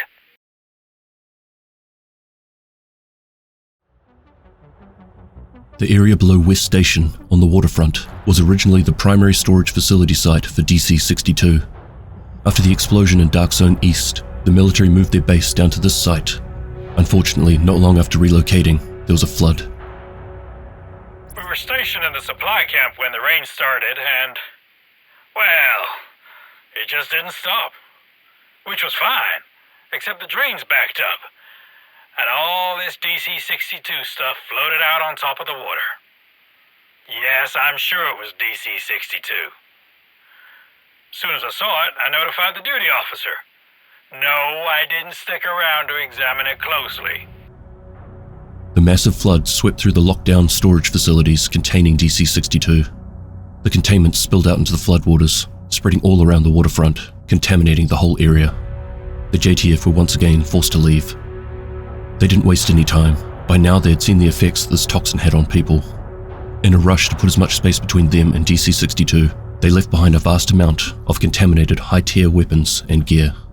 But before completely abandoning the area, they built another wall to keep people out, and renamed it Darkzones South. Went back to the camp today for the first time. It's a dark zone now, abandoned and locked off, and there's rumors that it's haunted. Hard to believe that in the world we're living in now, people still have time to be troubled by made-up things like ghosts. Getting into the camp wasn't that hard. Someone had put in overtime cleaning it up from my days there. You'd never know thousands of people had died. It's not to say it was clean, just that there was no evidence of what had gone before. It just looked like a regular old supply dump, abandoned to the rats. There was a little bit I could use, so I took it. But the whole time I was there, I kept waiting for it to hit me, and it never did. It's like that piece of my past is walled off now. There's too much to do now that I can't afford to think about then. Shit, got DC-62 on my shoes. They'll have to come off. Not the first time, though. Won't be the last.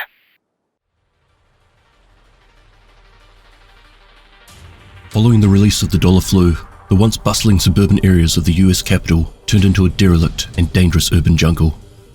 For most people, looting became a requirement of survival, with shops and pharmacies becoming the main targets. Those who were prepared with supplies locked themselves in their homes and tried to hold off until help arrived. Some DC communities made more communal efforts. People banded together in settlements, built fortified walls, and shared resources and supplies. In the early days of the DC outbreak, many settlements started to pop up, including Sarah-created refugee camps for tourists. It became an unofficial network of barter and shared security. However, by February, with the rise of organized gangs and other hostile factions, raiding and carving out territories in the city quickly began to pull apart the smaller settlements. Eventually, only 3 larger settlements remained: the castle, the campus, and the theatre. After the original smallpox outbreak in December, Sarah established one of its very first refugee camps in the Smithsonian Castle on the National Mall. This camp housed out-of-towners who were stranded in southern DC. Over time, the castle was transformed into DC's very first settlement, as it contained ample resources, medical services, and had an organized and effective defense system in place. Despite heavy rioting and looting to the north, the castle remained a safe and secure shelter for its occupants. However, as winter turned into spring, attacks on the settlement grew more frequent, and a faction of ex-JTF called the True Sons moved into the area and expanded west towards the mall. By April, the castle was essentially surrounded by the True Sons territory and was completely cut off from the JTF base of operations in the White House. The True Sons allowed the castle to exist if they continued to supply resources to their troops. But in June, negotiations fell through, and the True Sons launched a DC-62 chemical attack on the castle settlement, killing most of its residents in a matter of minutes. In December, Sarah established a refugee center in the large open field on the campus of the George Washington University, west of the White House.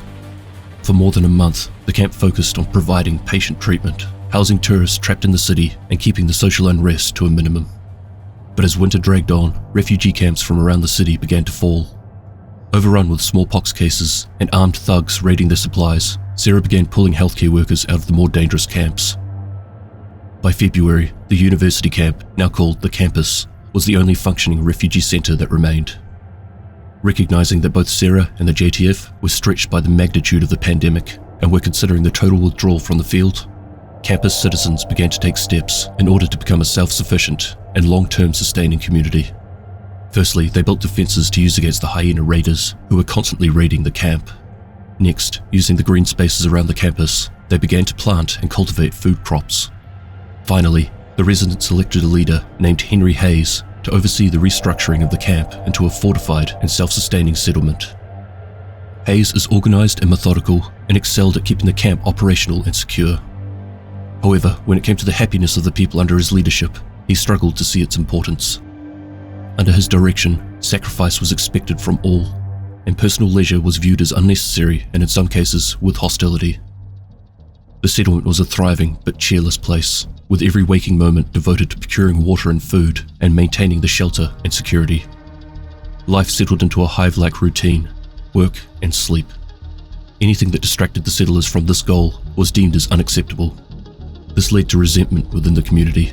Outside influences started to infiltrate the camp, and factions such as the Outcasts and their ideas started to become more and more attractive to the residents.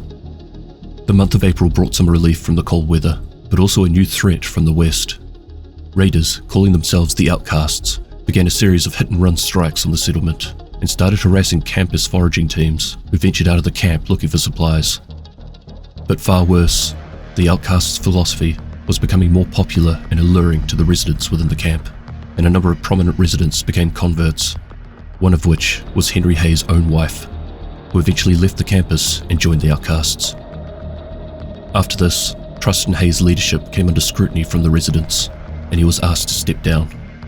However, he refused to do so and only burrowed himself deeper into his methods of running the compound.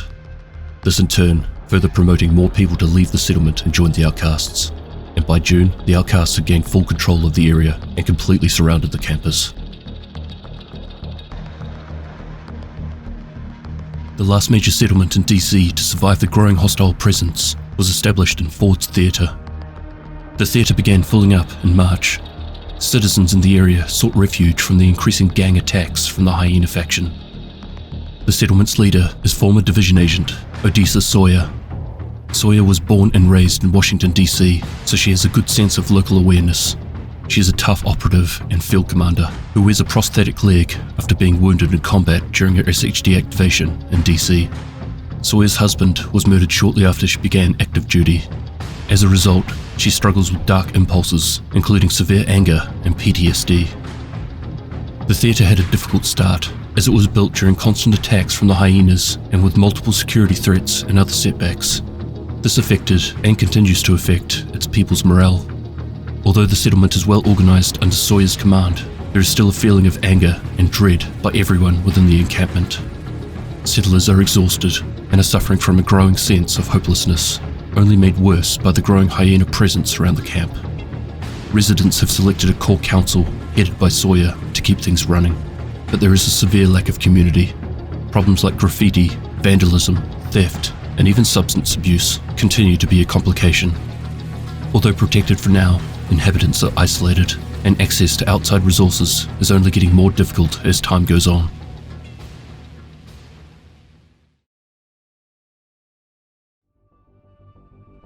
Lawrence Waller was President of the United States when the green poison outbreak began in New York City. Waller was an academically gifted student, graduating from Harvard University.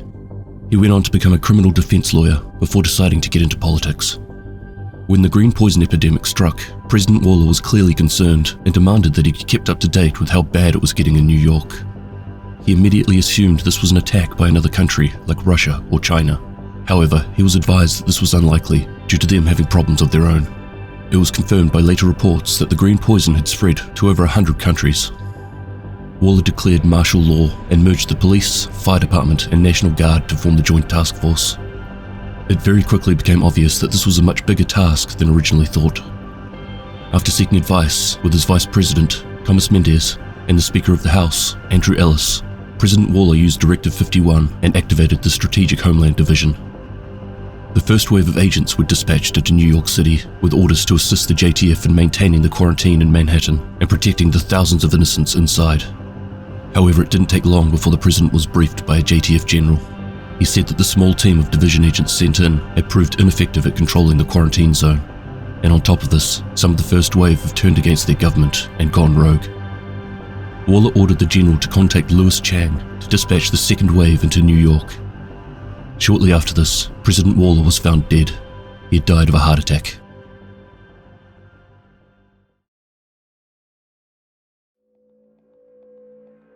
Following President Waller's death, Vice President Thomas Mendez was quickly sworn in under the 25th Amendment and became the second president of the dollar flu outbreak. Mendez was born in Seattle. His family owned a business that he hoped to inherit from a young age. Mendez was a statistical genius and ran a very profitable real estate enterprise before he transitioned into politics. As vice president, economics was his area of expertise and the main component in his decision-making. When President Waller was considering the use of Directive 51, Mendez questioned him. He believed that this would upset the American people and politically damage Waller's reputation. However, he was quickly overruled by Waller and Andrew Ellis. They agreed that the situation was bad enough to warrant it. Soon after Mendez was sworn in as president, the cities of New York and Washington DC descended into chaos. This was due to his inability to manage the crisis. Mendez was left with no choice but to order the remaining officials of the federal government to evacuate the capital. Shortly after this, he called an emergency meeting with the United Nations. Unaware of how far the devastation had spread, he was briefed by an ambassador that the green poison had spread to every continent in the world and that the casualties would be in the tens of millions. President Mendez is believed to be one of the last officials that would have been evacuated from DC. However, his body is discovered, appearing as though he has committed suicide. Given how things were going, there was no proper investigation carried out. Rumors started circulating, some saying that he committed suicide due to the stress of being president during the outbreak. Others say it was because he was infected with the virus. Regardless, the Speaker of the House, Andrew Ellis, was quickly sworn in as president at the undisclosed location where the government was evacuated to. Later on, it is found through an echo that President Mendez was betrayed by two members of the Secret Service. They were promised safe passage out of the city by an unknown group if they murdered Mendez and made it look like a suicide. They were in turn killed in an underground parking lot to cover up the assassination.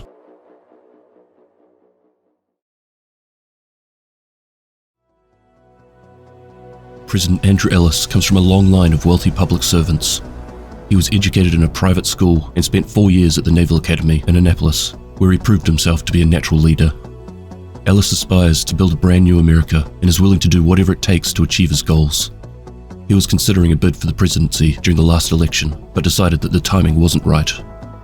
In the Grand Washington Hotel, a poster on the wall reveals that Ellis was part of a pro-private military contractor group and was due to attend a conference with Lieutenant Colonel Charles Bliss of the Last Man Battalion as the guest speaker. When the outbreak first occurred, Ellis supported President Waller's decision in activating Directive 51. And around the same time, he was contacted by an anonymous individual about a potential opportunity.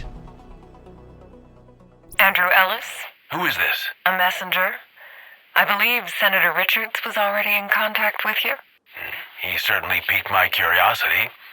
I'd be interested to hear what exactly your friends have in mind and how I would fit into the equation. Excellent. It would be best to discuss the specifics in person, of course. That can be arranged. Ellis was evacuated along with the surviving members of the federal government. While hidden away, Ellis was approached by the same group that organized Mendez's murder.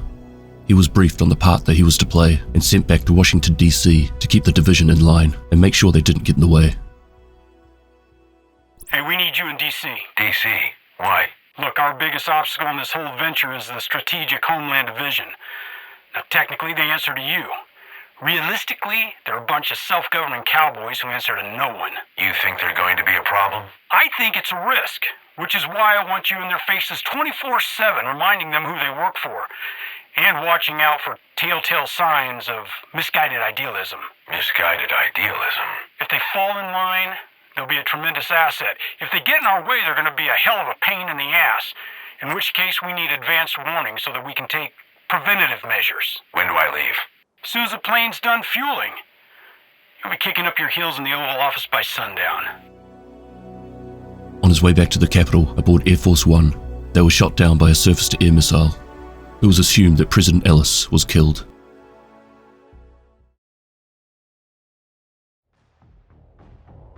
The Hyenas start off as merely a hindrance to the division. They're everywhere, but with a bit of patience are quickly swept aside. The first council member that they come across is at the Jefferson Trade Center. Coyote has occupied the area and seemed completely unaware that this is an SHD site. Agent Espinosa had infiltrated the site to reactivate the ISAC node, but was captured by Coyote and her crew. The division rolled in and reactivated the node, but were unable to save Espinosa as Coyote pushed him to his death from a balcony in front of the other agents. They then pursued Coyote and took her down. The next time the division ran into the Hyenas was just after Air Force One was shot down over DC. The division raided the bank headquarters to recover what the Hyenas stole, and while there, they managed to intercept Hyena transmissions revealing that President Ellis is still alive and is being held hostage by the Hyenas. The division quickly found him and had him extracted by a helicopter. Once back in the White House, President Ellis called for a meeting. He stated his reasons for returning, that there are samples of a broad-spectrum antiviral medicine that was sent to DC as a continuity of government measure. Ellis continued on to talk about how the medication could cure all viral infections, like dengue fever, the common cold, and even the dollar flu. But in order to access the location where it was being held, he required the briefcase that he was carrying on board Air Force One when it crashed. The division believed that it was likely with the True Sons at the Capitol building, and Ellis ordered them to get it back by any means necessary. After the division re-established the SHD satellite network, President Ellis gave a speech at the White House, saying that they would kick all enemy factions out of DC. Soon after this, the division and the JTF launched assaults at the District Union Arena, Roosevelt Island, and Capitol building. The division agents led an assault on the Hyena stronghold at the District Union Arena.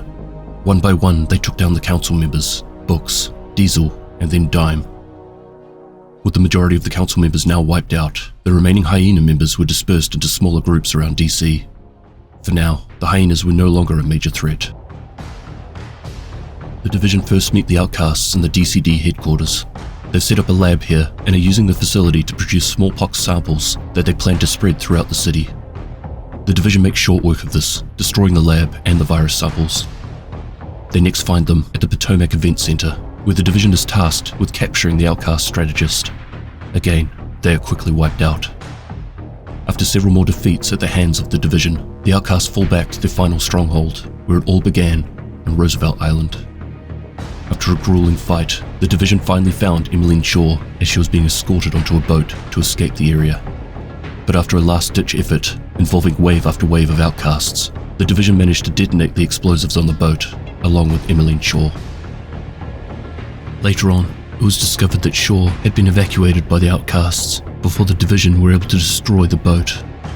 Her escape was confirmed when she was tracked down to the Manning National Zoo. Fighting through the compound, she would once again be cornered. After taking her down, the division would find out why Emmeline would choose this location. With the memories of her daughter, she chose the zoo to recuperate and remember the good times that she had in the past. The True Sons had dug in and secured a strategic hold on the Viewpoint Museum. But once the division rolled in, they were quickly cleared out. Following this, after suffering a number of defeats at the American History Museum, Air and Space Museum, Space Administration HQ, Jefferson Plaza, and Lincoln Memorial, they retreated back to their final stronghold at the Capitol building. Division agents, with the help of the JTF and civilian militia, assaulted the facility. After sweeping through the complex, the True Sons general and leader Antoine Ridgway made his final appearance to try and stop the division once and for all. With the death of Ridgway and the remaining True Sons garrison at the Capitol building, the True Sons have since been scattered across DC, attempting to finish the job against the division. The True Sons are now at war with every faction and are vying for control of positions within DC. After assaulting the final enemy stronghold, the Capitol building, and defeating the True Sons, the division found and brought the briefcase back to the White House.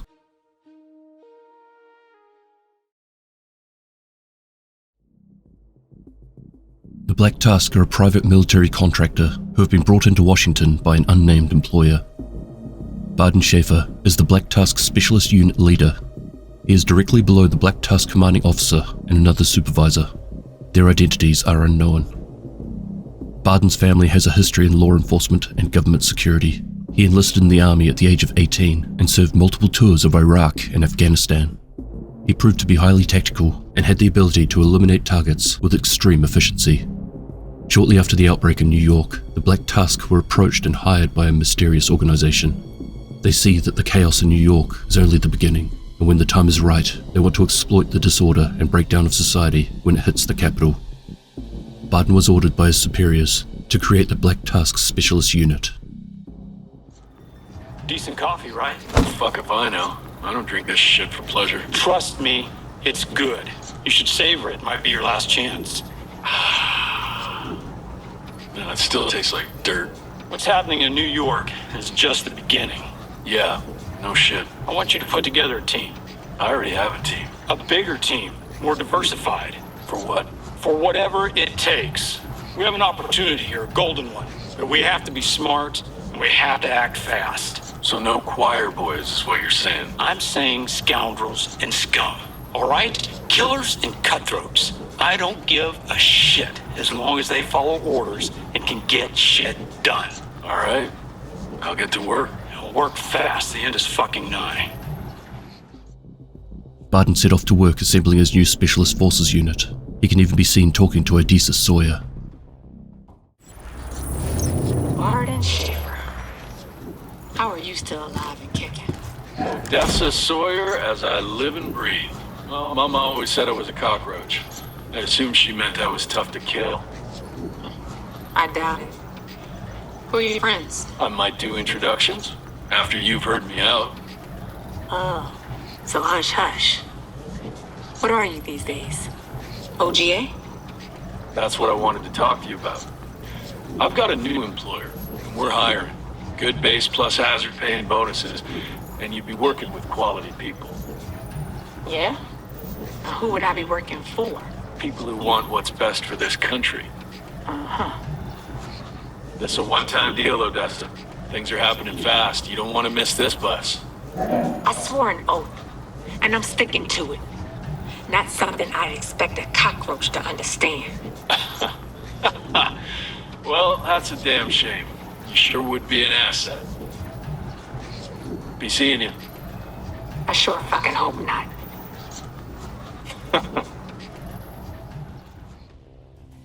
With the task of gaining control of the city, they waited until the controlling factions in the city had been weakened before launching a full-scale invasion, seizing control of the US Capitol. Part of their mission to take control of Washington DC was to eliminate the division. The division had been targeted as the only worthwhile resistance that the city has to offer, but they were to be treated as a rogue agency. So from day one, they were listed as the first target for the Black Tusk.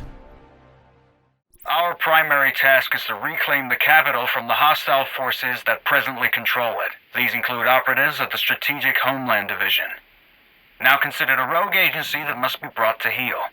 Civilian militias and remnants of the three dominant factions active within the area of operations must disarm and submit to the rule of law, or they will be classified as insurgent groups and dealt with accordingly. We have seen little evidence that anyone in this shithole of a city intends to play nice. So I advise that you shoot first and shoot last. Barden and his officers discuss the challenges around going to war with the division, but have a plan for crippling the network and taking the agents down one by one. We have to assume there were no survivors. So what does that mean for us? A new plan and a new enemy. Division? Bingo. then we need to do something about their advantages. That's the new plan. Where are we supposed to get that kind of intel? We already have it. I got a list of key targets right here. We're seriously going after the division?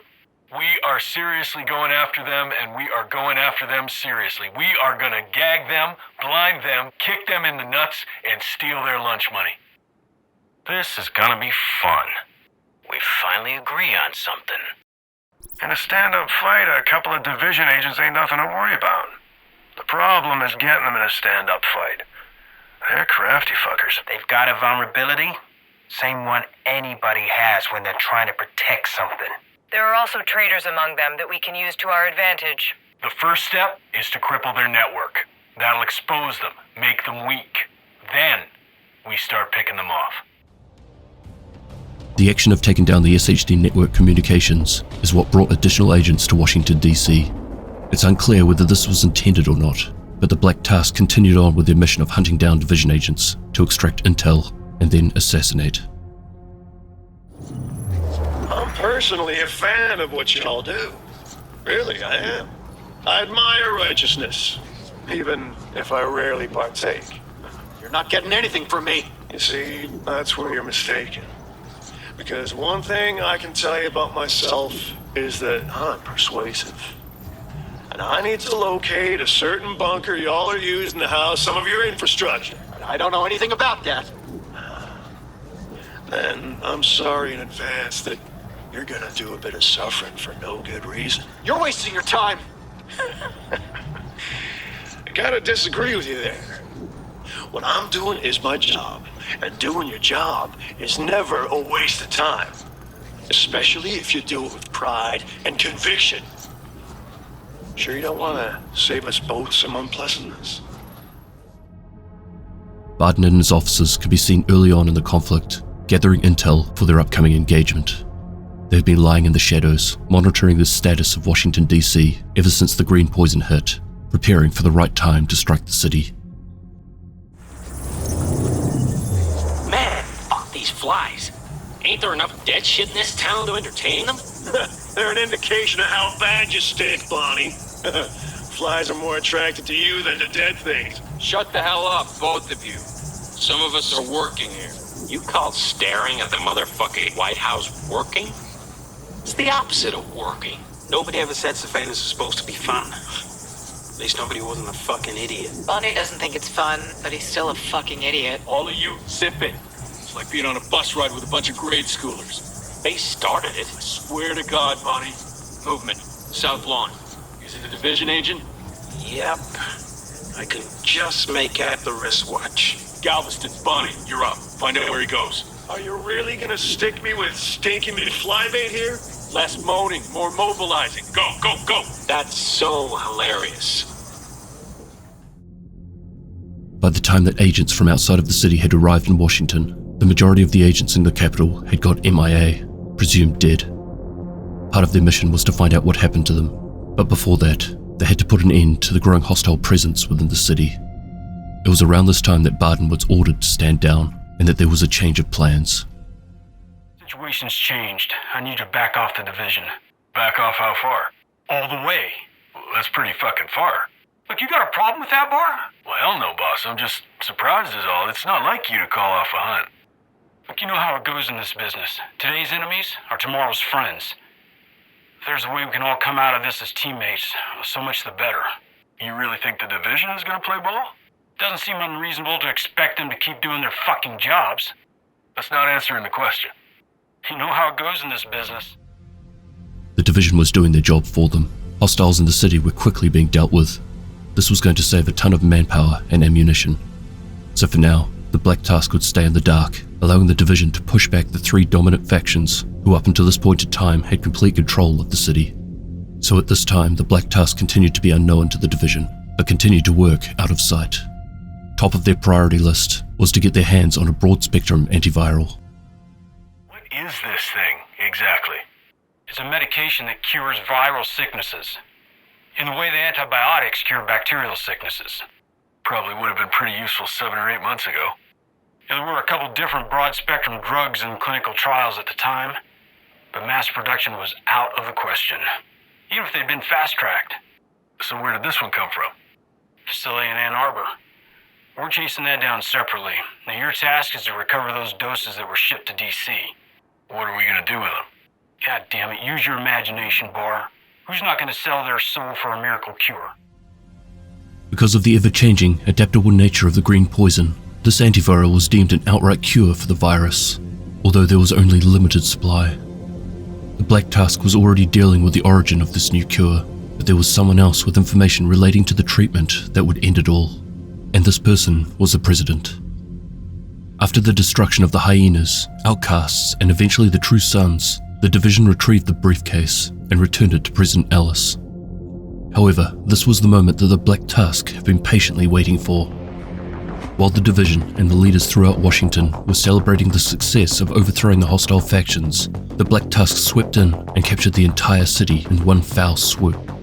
After fighting for weeks on end to take down the gangs, cults, and betrayers of the government, everything was quickly undone by a superior force that had been planning and studying for months before finally showing their true force and military power.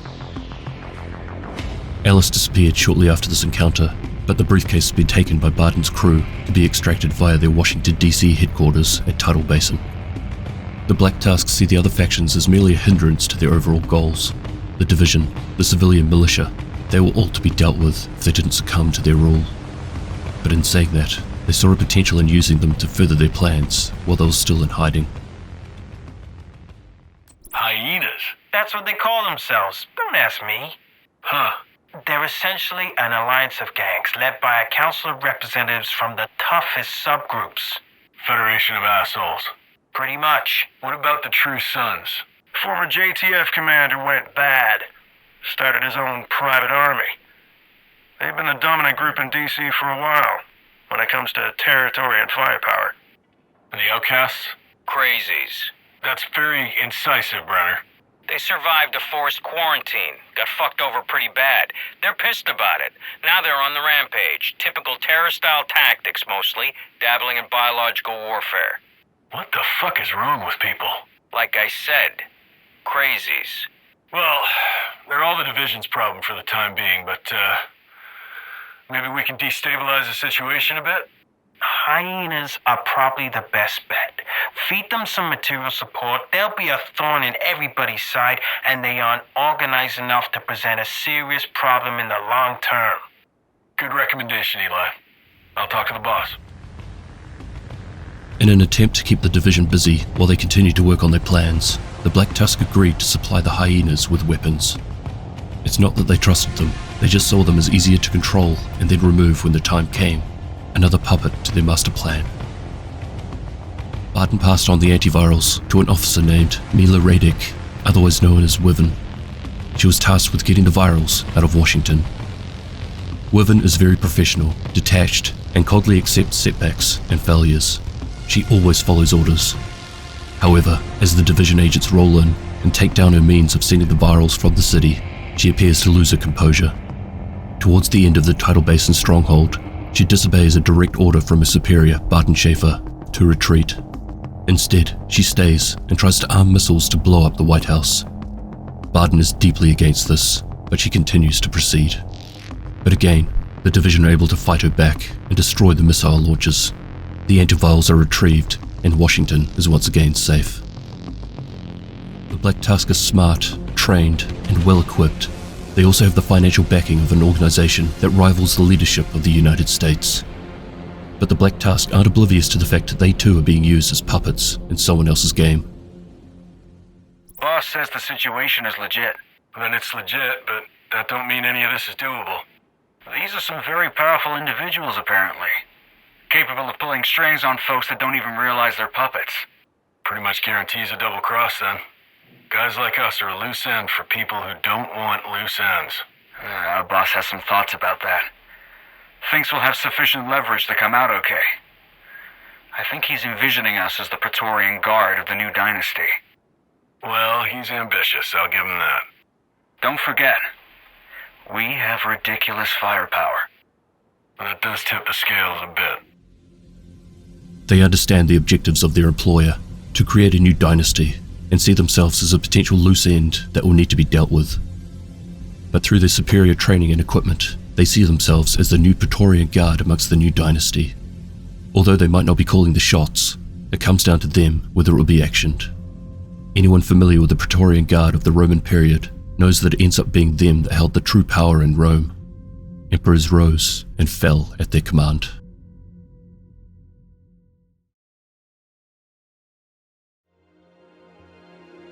President Ellis would eventually be located at the presidential retreat, Camp Whitehawk. Under heavy guard by Black Tusk forces, the JTF and the division assault the compound in an attempt to rescue Ellis and bring him back for questioning. Unfortunately, before they could reach him, he managed to escape. The division agents then turn their attention to the Pentagon. They've received a transmission from an agent close by. This agent was scouting the DARPA labs to see if they'd succeeded in developing a perfusion bioreactor. With this device, they would be able to produce large quantities of the broad-spectrum antivirals and start to distribute them across the population. However, they weren't the only ones looking for it. A large Black Tusk operation was underway. They were attempting to dig down through the Pentagon and extract the bioreactor. But the division agents managed to put a stop to this, in turn killing dozens of Black Tusk officers. The perfusion bioreactor has now been kept at the White House, along with the broad-spectrum antivirals. The next step towards creating a cure requires the agents to find someone capable of running such an undertaking, someone with experience in this field.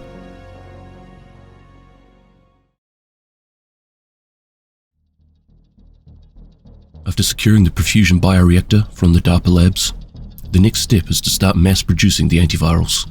But in order to do this, the right people are required to run the project.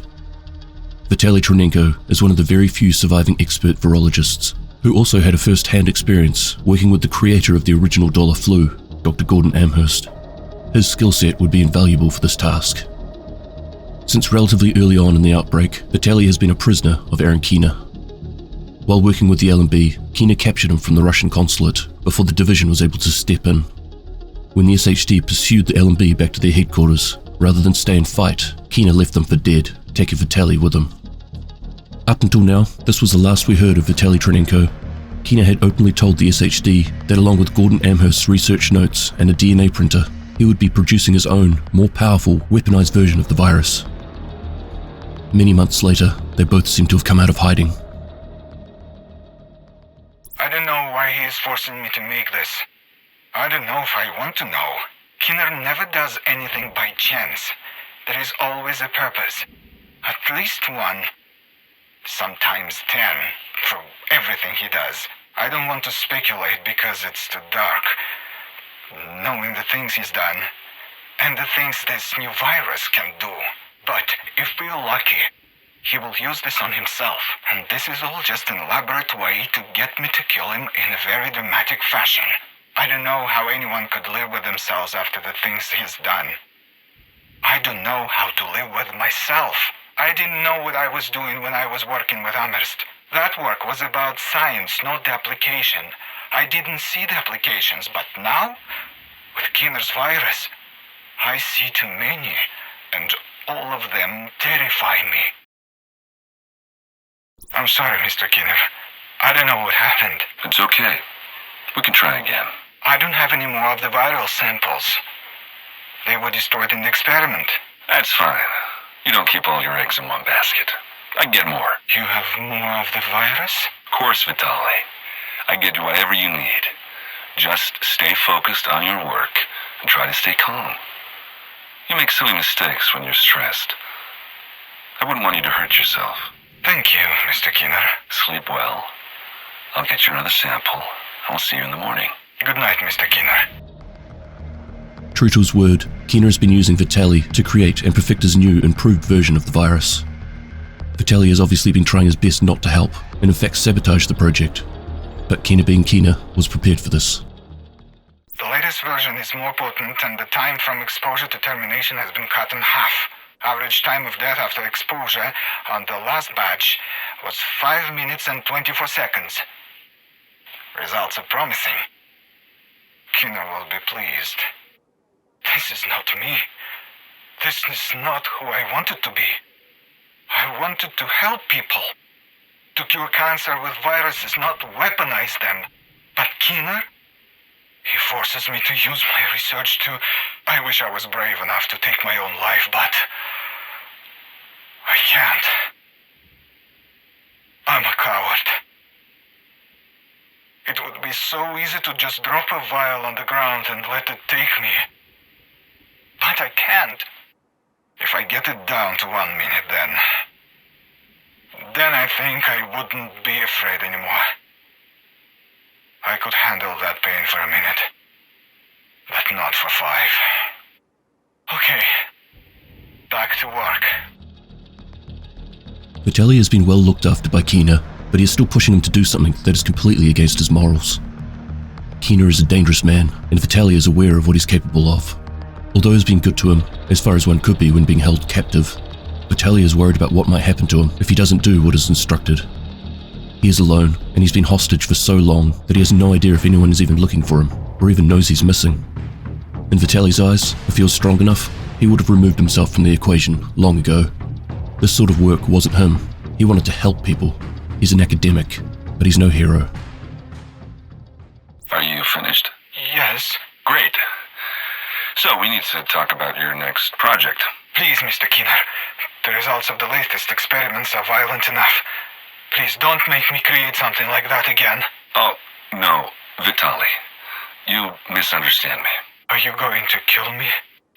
Vitaly, of course not. I'm letting you go. You are? I found a group that will keep you safe. You've really done exceptional work, and people are starting to take notice. Who are these people? Black Tusk. You like them. They're a very elite group and professional. They'll keep you busy. Eventually, Vitaly completed Keener's task. He had created a new weaponized version of the virus that was capable of killing someone who was exposed in just over 5 minutes. So now Keener has a new plan for him. He was gifting him to the Black Tusk. So what's the deal here? You just going to give us Chernenko? Yes. And what do you want in return? I've got something in mind. Don't worry, it's a reasonable trade. I'll send you the details. From what I've heard about you, you don't strike me as reasonable. You can't believe everything you hear, Dolores. Jones. We're not on a first-name basis. You're not my friend, Keener. You're a tough cookie, Jones. I respect that. Dolores Jones is the Black Tusk commander in New York. She occupies the Coney Island area in Brooklyn. Keener contacted Jones and offered Vitaly as a trade. Naturally, knowing Keener in his past, Jones was suspicious and questioned Keener's motives. He simply stated that he had something in mind for a future date. This only pushed her suspicions further, but the Russian scientist was too valuable to pass up this offer. He's not infected, is he? Why would he be infected? You play in the dirt, you tend to get dirty. A virologist without a proper lab? I expect him to have a virus. He's clean. But if you're worried about it, just put him in quarantine. You really ain't making it easier to trust you. I'm sure you've got resources at your disposal. Stick him in a box and have your medics give him a once-over. We'll see. He's healthy as anyone can be in this situation. Yeah, that's what I'm worried about. Worried that Vitaly might be infected with the green poison, he was placed in a containment chamber so he could be monitored before moving him on. Jones brought in BTSU operative Elijah Sumner to help her team protect the asset, and this is when it became apparent that the SHD were aware of what was happening on the island. Vivian Conley is a former division agent who turned her back on the SHD not long after she lost her family to the green poison early on in the outbreak. Before activation, she was a counter-terrorism intelligence agent and chemical engineer. After parting ways with the division, she came across the now leaderless members of the Cleaner faction. They took her in, understanding the pain and suffering she was going through. Conley went on to reassemble the Cleaners and reignite their purpose of eradicating the virus and all of those responsible for its creation. She picked up where Joe Ferro left off before he was slain by the agents of the SHD. Except this time, they were being led by someone with a military background. Someone who was highly trained in strategy and has in-depth knowledge and insight into the enemy they were coming up against. Conley set forth upgrading their weapons and equipment and helped place this grief-stricken group of ex-government contract workers into a far more driven and formidable force than the city has ever seen before. Vivian, if you want your family to get justice, we need to work together. The Cleaners don't trust outsiders. They trust you. I'm not an outsider. I just want to help. They'll want to know where their intel is coming from. You're an agent. They know how resourceful you can be. And if they keep pushing, just tell them it was Kajika. Okay. When can you get it to me? Tomorrow. Just tell me where and when to meet you. You know where I stand, Keener. I do, Vivian. This is important to you. We need to get justice for your family. You know where he is? I do. You're positive? Last Man Battalion had him. Black Tusk showed up, and they were more than happy to switch sides. Chernenko's been in their custody the whole time. That Russian motherfucker is gonna pay for what he did. You have to be smart about it. I'll clear the boardwalk, then your team will be clear to strike. All right. Black Tusk won't know what hit him. Fast forward to the events happening on Coney Island. Conley is approached by Aaron Keener. He informs her of Vitaly's whereabouts and that the LMB has had him the whole time. Without their leader, the LMB joined up with the Black Tusk and were absorbed into their ranks. On top of this, they handed over custody of the Russian scientist. Consumed by rage, but thrilled with the idea of being able to exact revenge on someone that they deemed responsible for helping cause the dollar flu outbreak, Conley ordered the Keeners to assault the Black Tusk on Coney Island. We're set. 1600. Meet at the ferry terminal. Fuck yeah. I can't believe you found that fucker. Good to have friends on the inside. We ever gonna meet this insider? Cut the chatter. Sorry, ma'am. All right. Who's ready to collect Chernenko's ashes? The cleaners couldn't know that Conley was getting this information from Keener. As Conley said, they don't trust outsiders, especially not Keener. Vitaly Chernenko doesn't know it, but he's the most valuable asset on the planet right now. The SHD need him to oversee the management and production of the antivirals. The Black Tusk want him presumably for the same reason, when they recaptured the bioreactor and the antivirals from the White House. And the cleaners? Well, they just want to see him burn. However, unfortunately for the cleaners, the division beat them to it. They launch a strike on the island, having to throw all caution into the wind in order to extract Vitaly. They had to strike hard and fast before the Black Tusk had time to react. The division managed to extract Vitaly before an unexpected attack from the cleaners swept across the island. The division agents fall back as the cleaners quickly begin to burn through the remaining forces of the Black Tusk. Dolores Jones and the Black Tusk quickly catch on that they've been betrayed by Keener. The SHD find out that Keener is still close and proceed to search for him on the island. While the cleaners are burning everything in sight and the bulk of the Black Tusk force is being kept busy, the division agents manage to come across and kill both Elijah Subner and Dolores Jones, effectively putting an end to the Black Tusk's presence on Coney Island. What the? I lost control of the drone. Who the hell is doing this?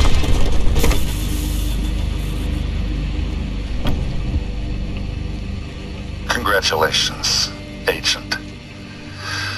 You got Chernenko. Oh, that's okay. You can keep him. He has served his purpose. Now, this operation went much smoother than I expected, and that is partially thanks to you. I know it's frustrating. I'm right here, and you're right there. But never forget, I will always be one step ahead of you. I'm in control, because I'm not afraid to take control. You still follow orders. That's why you'll never win. I'll see you real soon.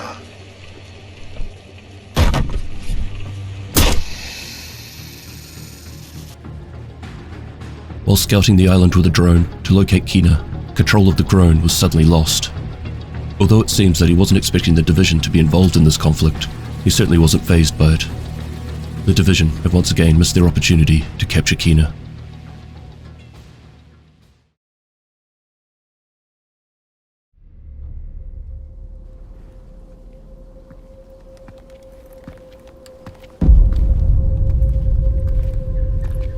We thought our world would last forever. Until a single virus destroyed society in a few days. But here we are, 8 months later, and you haven't learned anything.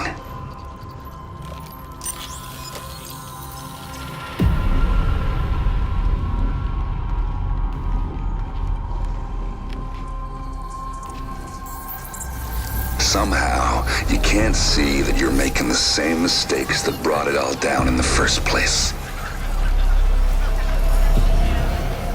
Your job, Agent, is to protect this delusion. And I have sworn to destroy it. You can try to stop me, hunt me down, kill me.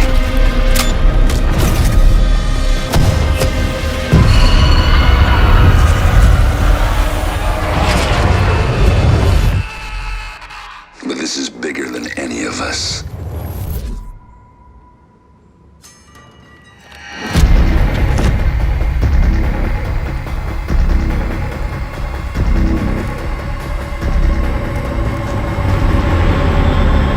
So you're gonna have to ask yourself, is this a fight you think you can win?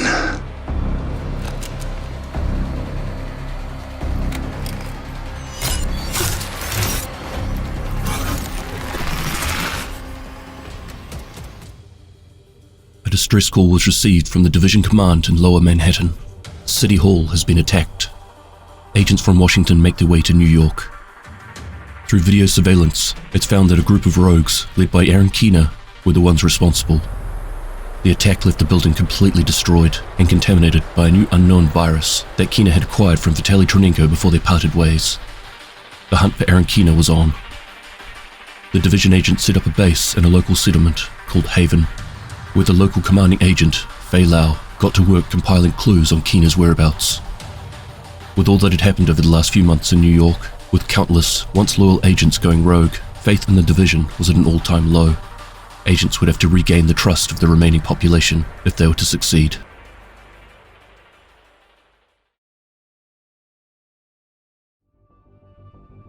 Theo Parnell showed academic excellence from a very early age. Unfortunately, this, coupled with a strong distrust of authority, led to a number of altercations with his teachers, and eventually much larger legal complications whilst he was growing up. Congressman Parnell, do you have anything to say about Professor Spencer's recent allegations regarding your son, Theo? I have nothing further to add. As I stated in my press release, these allegations are completely unfounded. Professor Spencer shared his car's data logs with us this morning, which suggests that the software indeed was tampered with. It corroborates his story. Which has nothing to do with my son. Now, if you'll excuse me. 4 months ago, your son posted hacking tutorials online, several of which featured similar car systems being cracked. Videos that have since been removed. Look, I know my son. He's a smart, clever boy. He likes to pick things apart to see how they work. But he's a respectful, honorable, and kind young man. Have you seen the video Theo posted of the accident? I am confident that he will be fully exonerated. Thank you. As the son of a US senator, his father was able to use his political position to keep his son out of trouble, and more importantly, keep his exploits off the record. This certainly wasn't without damage to his own public image though, and he was harshly criticized by others within his political circle. Over the course of time, Parnell found his feet, curbed his escapades, and became a Navy remotely piloted aircraft, or RPA pilot, as well as an exceptional mechanical engineer. Eventually, Parnell was recruited by the Strategic Homeland Division for his technical expertise and his highly innovative approach to problem solving. During his psychological evaluation, it was noted that he showed extensive analytical thinking. However, his weakness or flaw is that he's incredibly cautious and trusting higher authority, and it was noted this may cause some conflict in the future. In regards to the division, he was activated as part of the first wave to assist the JTF in maintaining control of the quarantine zone in Manhattan. Not long after the operation failed and the JTF pulled out, Theo's father passed away under suspicious circumstances. It was around this time that paranoia set in, and he became highly suspicious of the government and their objectives. I still can't pin anything directly to Kensington. She was out of DC when it happened, and I don't have any records of meetings or calls with anyone who could carry out a hit. She's smart. Probably knew I would look at her first. I need to find another angle. Even if they use burner phones and have staffers scrubbing their data, there's no way they can completely cover their tracks. Eventually, they'll expose themselves, and I'll be ready. I know Kensington had my dad killed to protect Waller. I know why, I know how, I just can't prove it. Yet. Later on, while patrolling Lower Manhattan, Theo ran into a newly rogued agent by the name of Aaron Keener. Don't move! So much power in one finger. I said don't move. Now, you wouldn't shoot me in the back, now would you, Theo? You're rogue, sir. Keener or Aaron. Not sir. We're equals. I'm not your SO anymore. They're saying you committed war crimes. Who, the JTF? People who walled us in to die? Or Isaac? Whoa. Are you saying Isaac's been compromised? I know you, Theo. You know how tech can be exploited. I'm just asking, do I seem rogue to you? Or is the problem somewhere higher up? Unsurprisingly, and in classic Keener style, he smoothly took Parnell around. He fed into his already suspicious nature, and in his mind, Keener confirmed to him that the system, the government, and the division was without a doubt corrupt to the core. Keener wholeheartedly encouraged Parnell to look into the allegations, seek the whole story, and go beyond the curve. And of course, he would be more than happy to lend out his own contacts to assist in finding the truth. Through these interactions, Keener was able to convince Parnell to join him, as he was well aware of what he was capable of, and Keener knew that his skills as a tech specialist would further benefit him in his future plans in regard to the government, a new virus, and his very own rogue network.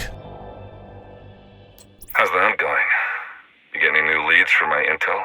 You were right. There's so much shit to uncover. Did you know that Mendez didn't commit suicide? Oh yeah, that's clearly a hit. You think the same people are responsible for my dad? It's possible. Your dad and Ellis never really saw eye to eye. He wasn't the kind of man you could easily control or manipulate, unlike Ellis. I didn't think Ellis had that much power. Well, he's president now. He's always been ambitious.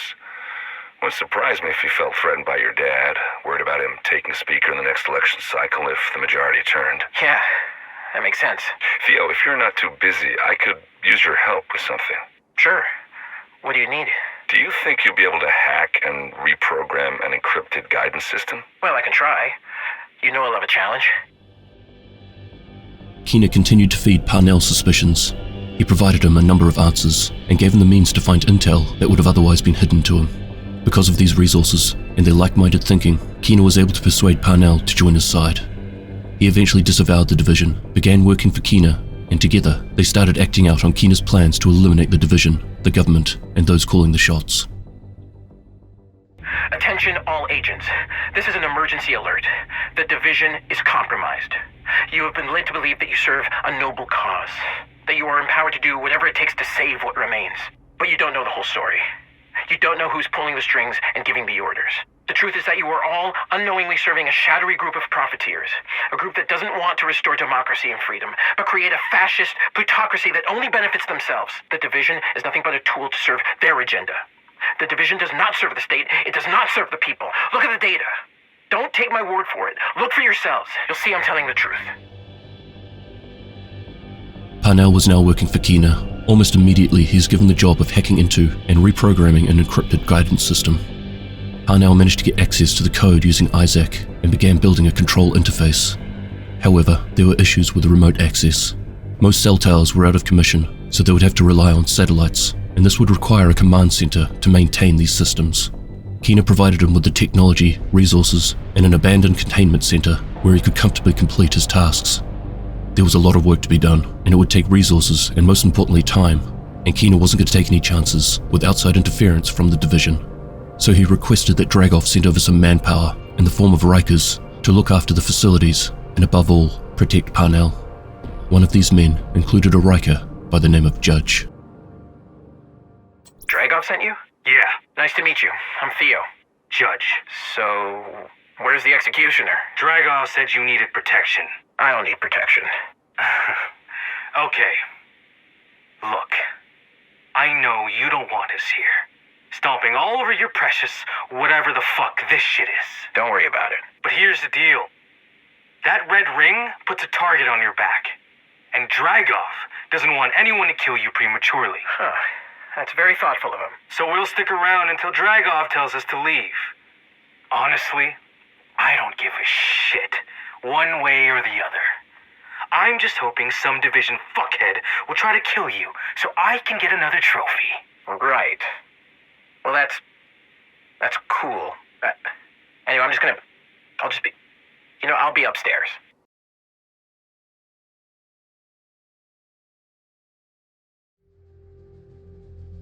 Javier Kajika was born in Belen, New Mexico. He was an operative of the Joint Special Operations Command, where he was a Black Ops hitman for the US government. Kajika was eventually recruited by the Strategic Homeland Division for his vast experience, tactical skills, and his resilience when under pressure. However, there were some questions regarding his psychological evaluation. Then we have Kajika. I don't know about this guy. What's not to know? He checks all the boxes. Army and Spec Ops background, strong work ethic, multiple decorations, and letters of recommendation. His psych eval is inconclusive. What does that even mean? It means we don't know what's going on inside his head. It means for all we know, a little pressure and he'll snap. Did you even read his reports? He's been through hell and back. If he's going to snap, he would have already. I'm just saying it's a risk. He could just be really good at hiding his flaws. Look, can we get a second opinion? I really don't want to throw this guy out on the whims of one psychologist. I'll take care of it. Regardless of the concerns, in the end, Kajika was selected as a division agent. He was activated in New York City after the dollar flu outbreak to assist the JTF in maintaining control of the quarantine zone in Manhattan. Given his Black Ops experience, he was considered a true asset to the division's first wave. Although he had the utmost confidence that he and his fellow first wave agents would get the job done through any means necessary, he had some strong doubts about the JTF. So, what's the structure? The police, fire department, and National Guard have consolidated into the Joint Task Force. Effective immediately, the JTF will liaise with the division. They're inexperienced. Can we trust them to fall in line? There is no falling in line. They are the locals and we are the outsiders. Being local doesn't mean they'll make the right decisions. Emotional attachments cloud better judgment. Which is why we need to listen to what they have to say, get on their good side, and make sure the transition runs as smoothly as possible. It's no secret that the good people of New York have struggled to contain this thing. They care about this city. It's our job to support them and keep it from falling apart. We'll get the job done. But I'm not depending on people who are already starting to crack. When the operation failed and the government withdrew the JTF and started evacuating the quarantine zone, Kajika continued to work through, saving as many civilian lives as possible. However, he eventually found himself trapped by hostile forces while leading a group of civilians to safety. Kajika put an urgent request through to the JTF command. This is Javier Kajika. Rikers have overrun the building, requesting JTF support. Request denied. We can't hold them alone. We're falling back. You should too. What? We've called an evacuation order. We need to finish this. It's already in motion. Nothing left but a couple of stragglers. You can't just leave. It's over, Agent. I'm not having any more deaths on my conscience. I should have known you'd fuck us. If we stay, we're dead. If we leave, we're rogue. I'm sorry, Agent. There's nothing I can do. Over and out. Fuck!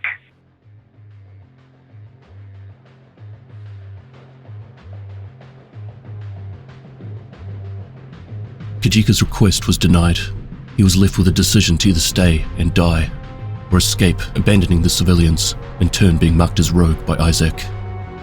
Kajika was furious with the JTF and the government betrayal. Hell-bent on revenge, he would choose to use his years of training and expertise in special operations to find and kill all of those who were responsible for leaving him behind to die.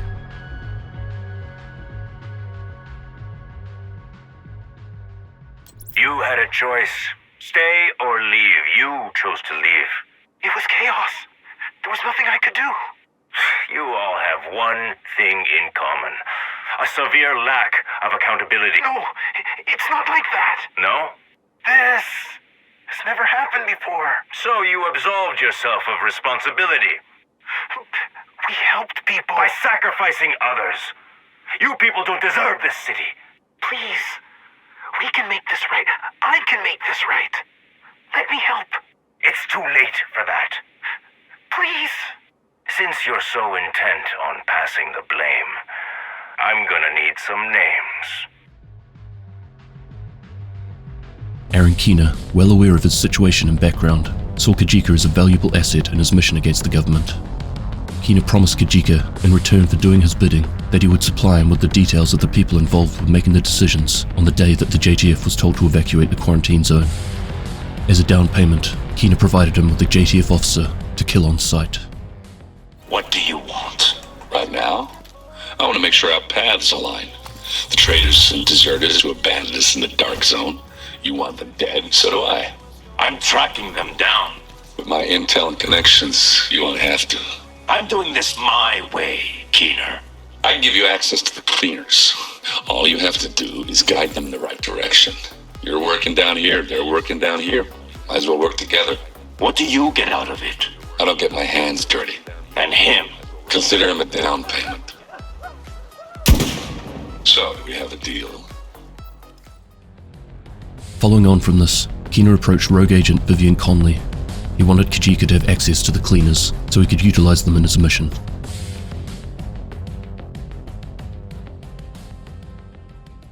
You really want me to work with Kajika? It's not about what I want. It's about what we need. He's got resources we can exploit. I don't like the idea of working with someone on a vigilante crusade. That's irrelevant. He wants the JTF out of the picture. The cleaners need the same thing. Mutual benefit. If I don't trust him, the cleaners won't trust him. Which is why I need you with me on this one. He's like you. He's dedicated. He's nothing like me. Look, Viv, we're so close to achieving what we've been talking about. With Kajika on board, we can finally make it happen. I trust him to deliver on his end. He will help us succeed. Fine. You vouch for him? He's your responsibility. Although apprehensive at first, Keener managed to persuade her. It wasn't particularly smooth sailing from here though. Kajika's mission and methods towards achieving it clashed quite heavily with the way the cleaners worked. He was repeatedly questioned after asking for their support, of which he would usually respond in threats. There's a JTF convoy heading to Battery Park. Are they infected? Does it matter? You think we do what we do for the hell of it? This shit takes a toll. They're treating the infected. We'll do what needs to be done, but on our terms. You have mine. I said on our terms. We're on damage control. We're not here to pick up your dry cleaning. This is non-negotiable. You should respect that.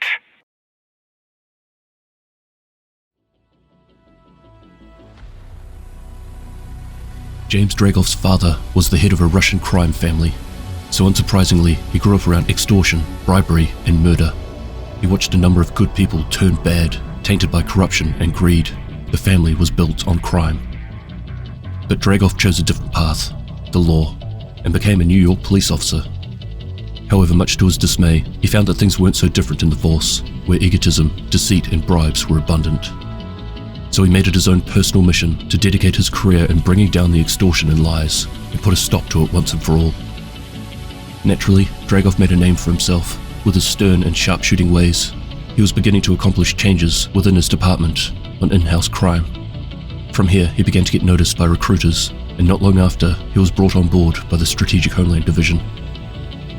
He was activated along with the first wave division agents, but instead of assisting with the quarantine in Manhattan, he was tasked with helping the remaining correctional officers on Rikers Island. The dollar flu had made it here too, and the dwindling guard presence due to sickness meant that they required extra support at this time. But as the virus spread throughout the city, prison riots began to get out of control, and communications to Rikers Island was lost. Before he was stationed on Rikers Island, Dragov was already starting to show signs of frustration and of being disenchanted with the division. The fuck? How are this many agents assigned to Tribeca? Not really that surprising. You check who lives around here? It's a who's who of Manhattan. These people can get out whenever they damn well please. They don't want to.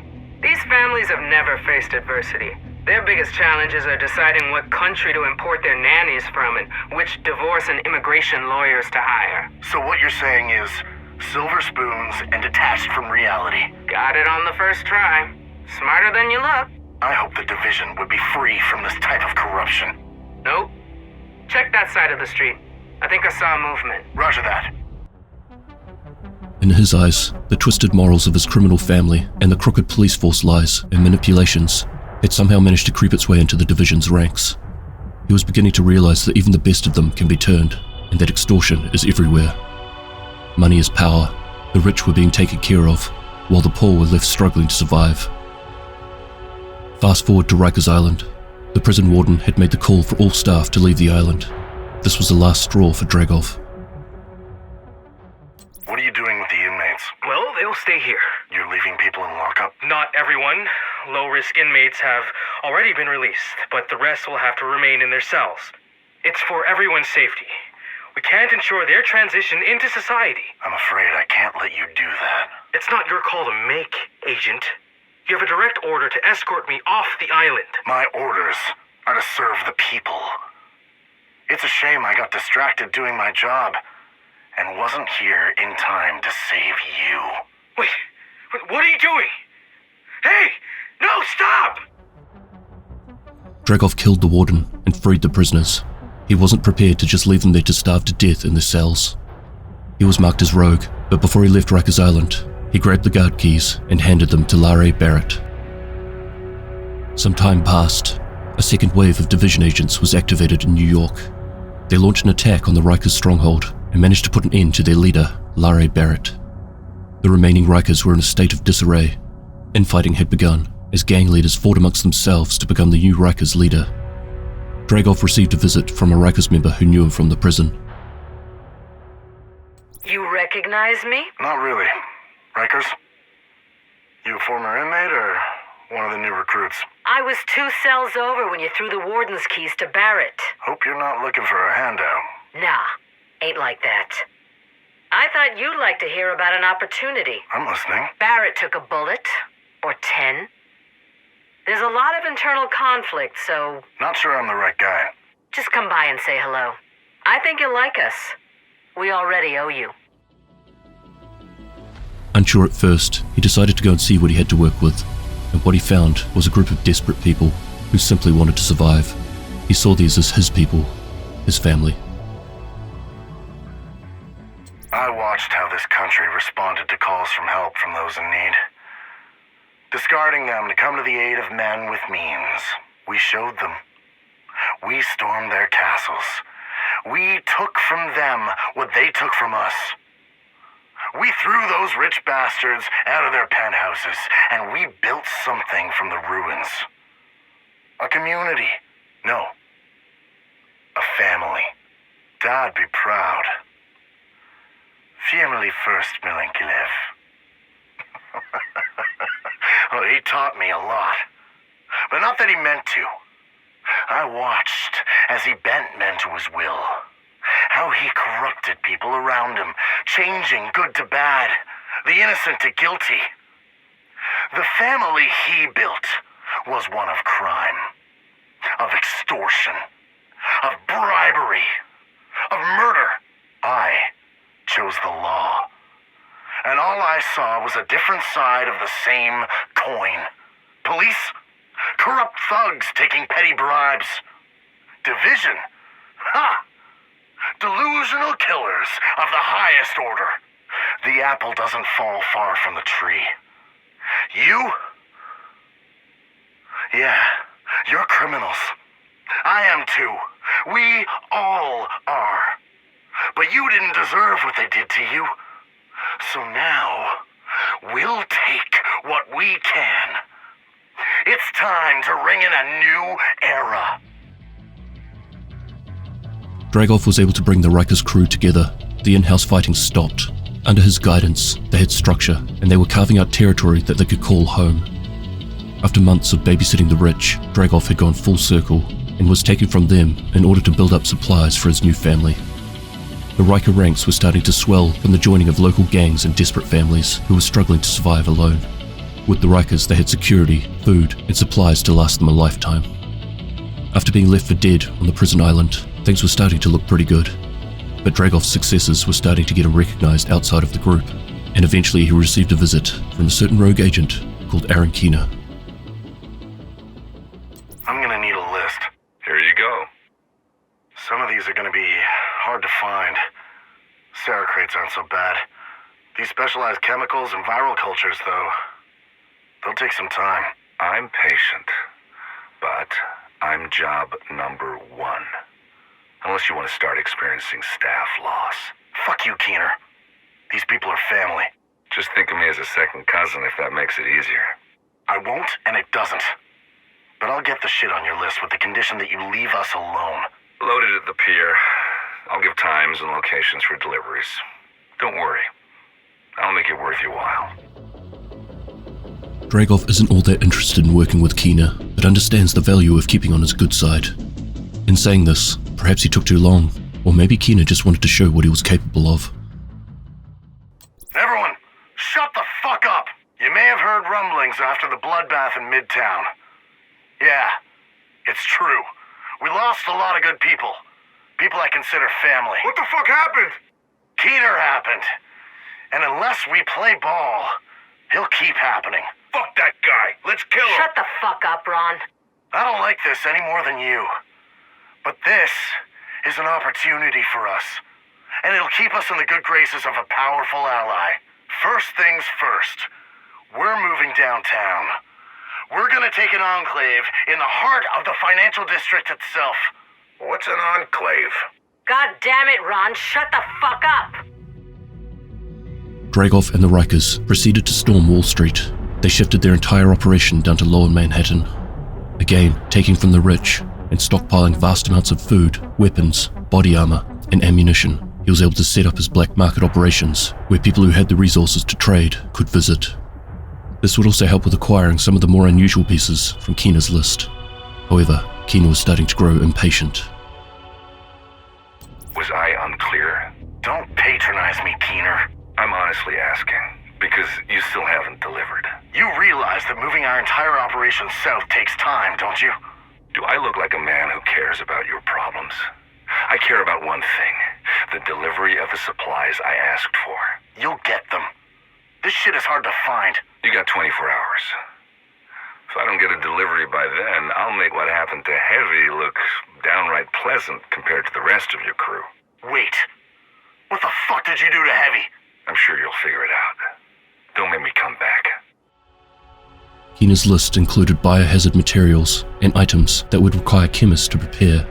Because of this, he wasn't able to complete his order on time. As punishment, Keener killed the Rikers member, Heavy, and told Dragov that he would continue eliminating Riker members if he didn't deliver. Reluctantly, Dragov complied and helped Keener with various other tasks for the sake of his new family.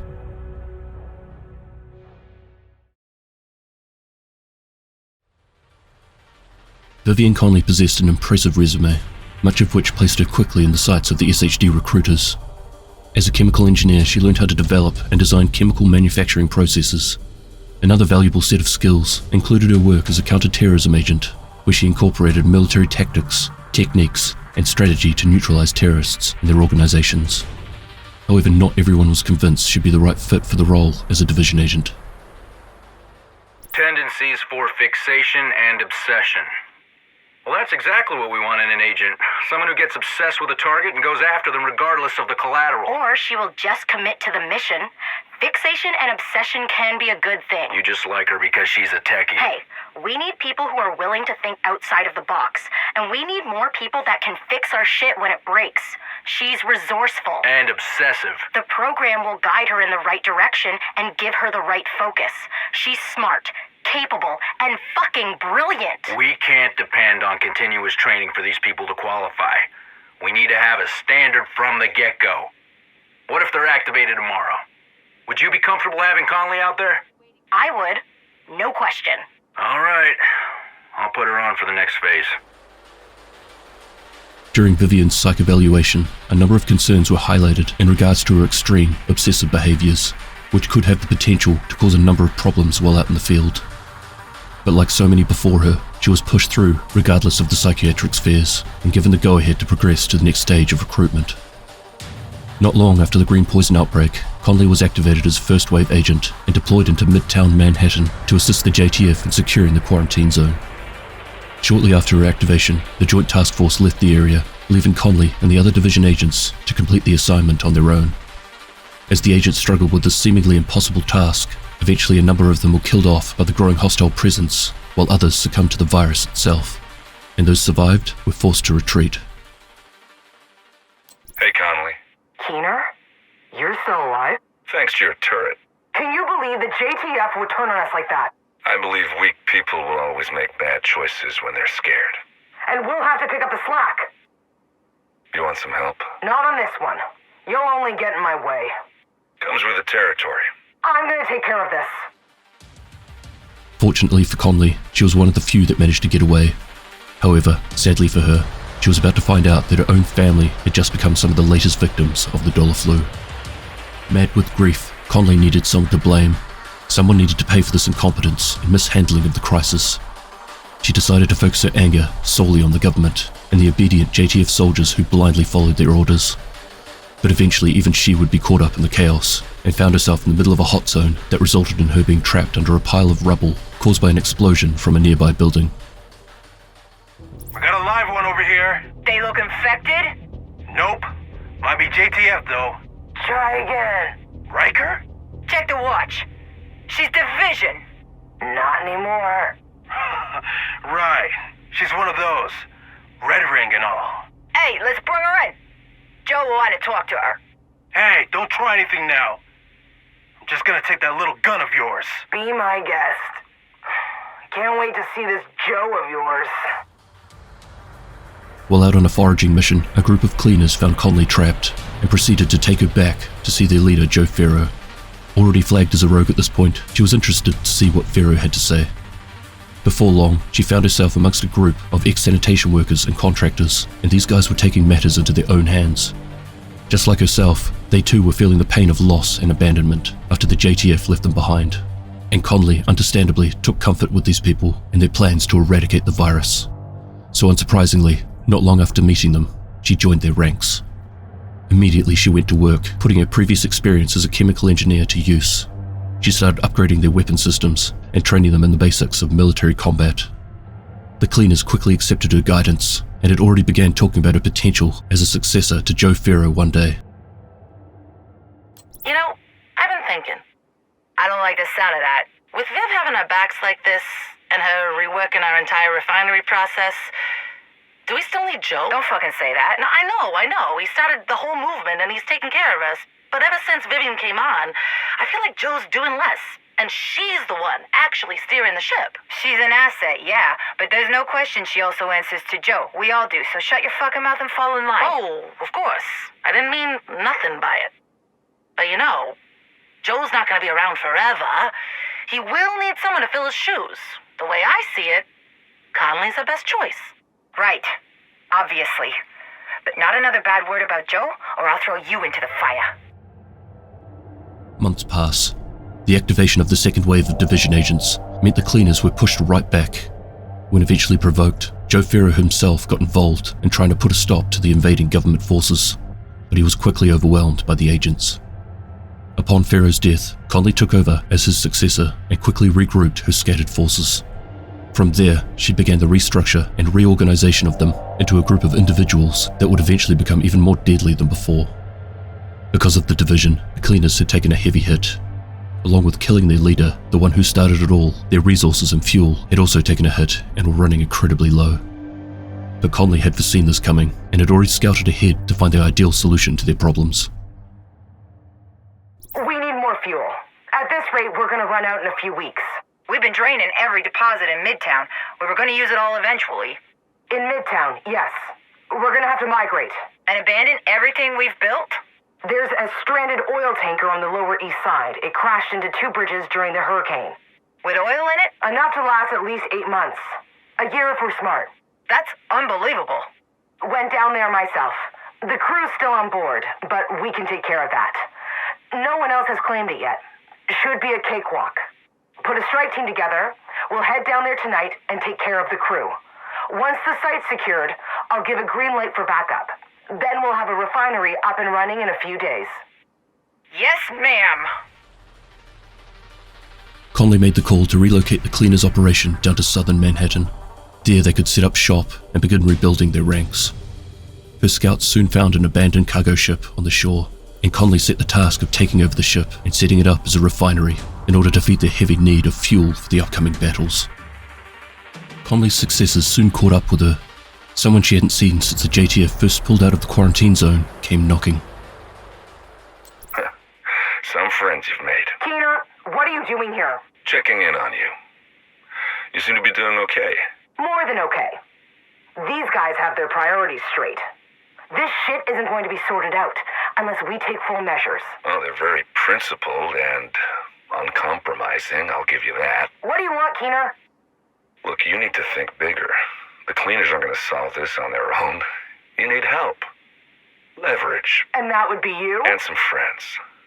I'm putting together something special. We are going to save this city, no matter the cost. Free it from disease and corruption. Take down the JTF and the division for good. And where do we fit into that? Well, for starters, are you familiar with a man named Vitaly Chernenko? Rogue agent Aaron Keener came to Conley offering a partnership. While hesitant to work with Keener, her blind rage towards the dollar flu and the promise of information on the location of one of the people who were responsible for it, Vitaly Chernenko, was enough to convince her to join his side. Keener would later request that Conley bring on fellow rogue agent Javier Kajika. She wasn't interested. She had heard of Kajika and what he'd been up to, and didn't want the cleaners to be a part of it. But Keener told her of his mission, and that Kajika could assist in removing the JTF, who at this stage were the only thing standing between the cleaners and their goal. Conley reluctantly agreed. Keener provided Conley with the details of where Chernenko was being held. He informed her that the LMB had been holding him and handed him over to the Black Tusk after joining their ranks. Conley ordered the cleaners to assault the Black Tusk on Coney Island. Taken by surprise and heavily outnumbered, the Black Tusk were quickly eliminated. However, unknown to the cleaners, the SHD had also found out about Chernenko's location, and while the cleaners and Black Tusk were preoccupied with fighting with each other, they quickly moved in and extracted the Russian scientist.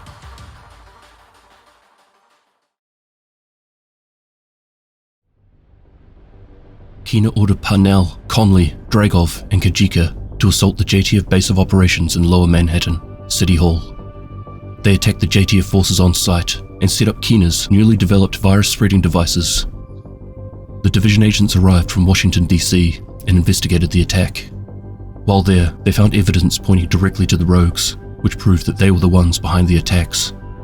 After further investigation, it was determined that they were in fact working for Keener. Over the course of time, the agents would be tracked down. Parnell was found to be residing in the Civic Center district, and through intel gathered by the peacekeepers, he was found out to be hiding in an abandoned containment center. The division quickly followed him to the center, but were ambushed by Rikers upon entering. After swiftly taking the Rikers down, they were then attacked by a number of Parnell's drones while in pursuit of him, while making their way through the compound. Eventually they reached the courthouse and were greeted by another group of Rikers, this time led by a heavy called Judge. Unsurprisingly, although a beast of a man, he was no match for the division. It's fair to say, by now, Parnell was running scared. Trapped and chased to the far end of the compound and cornered like a rat in a dead end, hard against the Darkzone walls, he contacted Keener and begged him to be extracted. But Keener simply told him to handle his own mess. Parnell was on his own. Forced to engage the division, he utilized his holograms and hacked the Darkzone turrets in a futile attempt to hold them back. But the division agents were too strong and managed to push through his drones and turrets and the remaining Rikers and eventually took him down. After defeating Parnell, they commandeered his watch and handed it over to Fei Lau. She would use it to assist in locating Aaron Keener.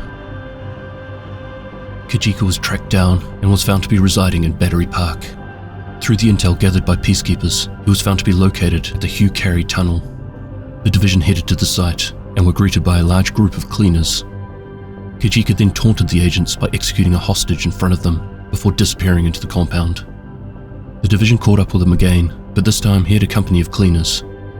After a quick assault, the division managed to dispatch the cleaners, but Kajika escaped further into the tunnels. The agents pursued, but their attention was drawn towards a cleaner operation to attack Haven using a huge drill called Nancy. So what do you think? It'll take some work, but I can get it back up and running. We'll need to get permission from Conley. Already granted. Apparently it was Kajika's idea. Then I'll let it get started right away. How long? How long will it take to get me 10 good engineers? Already done. And I'll need a backup crew to take care of any disturbances.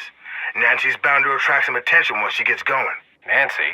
Nancy gets us to where we need to go. You always gotta name your ride.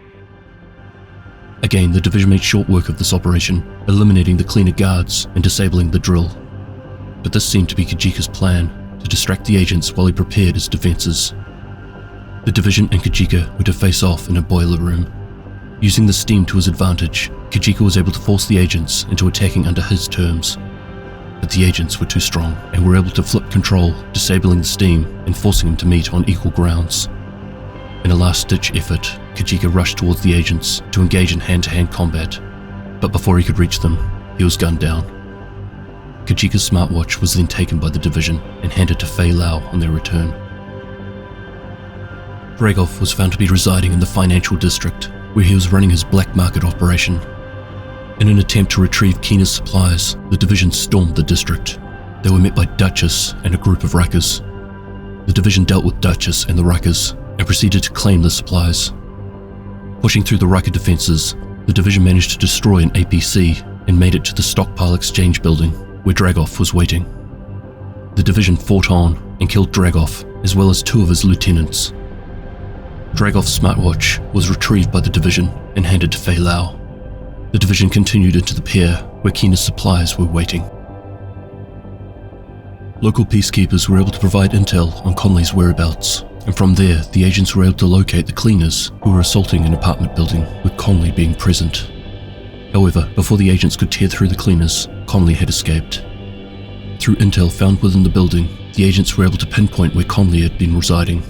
She was holding out in an abandoned cargo ship on the shore of South Manhattan. The agents assaulted the cargo ship head-on and were met by a large group of cleaners. Battling floor by floor, the agents eventually made their way to the top deck, and after flushing her out by reversing the gas pipes, they faced her head-on. After a short encounter, the agents managed to take her down, but Conley had one last surprise. As she dropped to the ground screaming, the set of explosives she had strapped to her body detonated. With nothing left to Conley but his smartwatch, the agents quickly collected the watch and on their return to Haven, passed it over to Faye, who would use it to help locate Aaron Keena.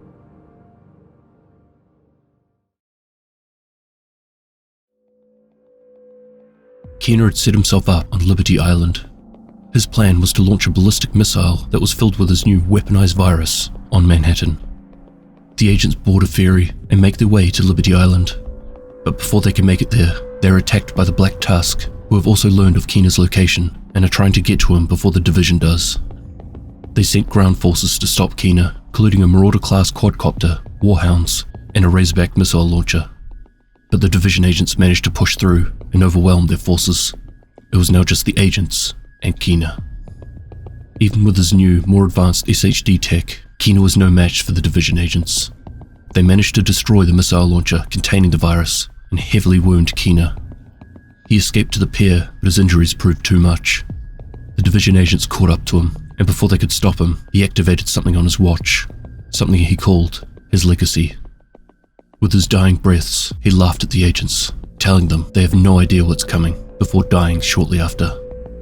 It was at this time, broadcasted through Keena's watch, that the division discovered that the acting commander of the division in New York, Fei Lau, had gone rogue and was working with the Black Tusk.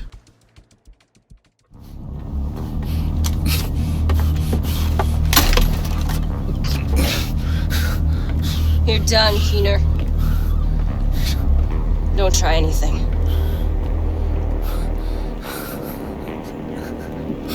My time's up. Wait, what did you do?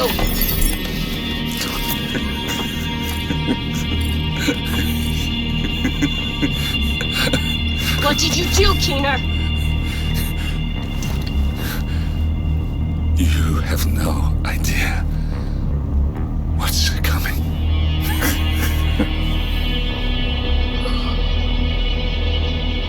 Rogue agent, deceased. Fuck! Fuck this guy.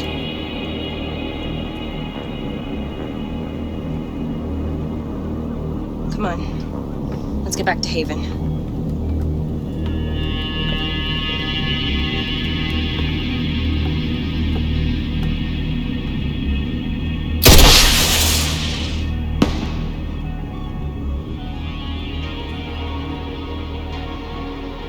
Hostile radio intercepted. Schaefer, come in. Schaefer?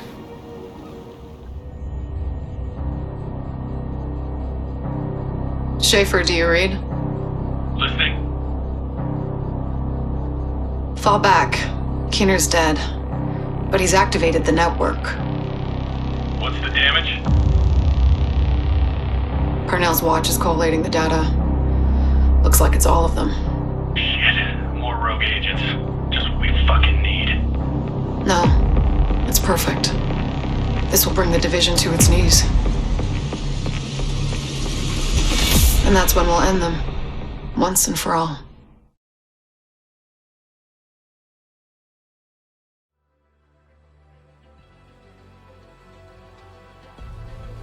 Status update. Sync with Mexican Ambassador Arturo Lechuga. Major urban areas are decimated and rural areas in the Baja Peninsula are fine. Well, shit, Zara. I guess we should take a vacation in Cabo. Not funny, sir. Lighten up. The world's fucked whether we like it or not. The United States neighboring country of Mexico was hit hard by the outbreak. Major cities have broken down, but rural areas, including the landmass to the west of the Gulf of California, have remained unaffected, although the fleeing of residents from urban centers may change this over time. However, it's the border to the south that could present larger concerns for Mexico.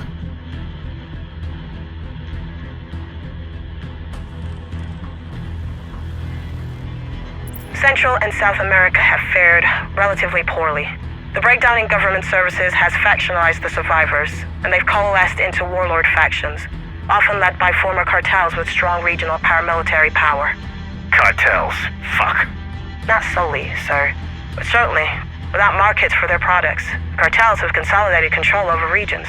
We have reports of violent clashes with existing governmental militaries as well. Well, that's just fucking perfect. Comparing the state of Central and South America to the United States, these countries are in a much worse position. While the US has had an uprising of hostile factions, the cartels have been active in South America for over 60 years. With the collapse of local governments, very little has been able to stop them from carving out new territory. Although the market for their general distribution of drugs has become more difficult for them to accommodate, they are now fighting over and controlling whole regions and their remaining populations, as well as the minimal supplies that are available. What little is left of government forces are undersupplied and spread too thin to provide any sort of resistance to the cartel expansion. The main concern for Mexico and the US is where they will turn to next when the food and medicine dries up.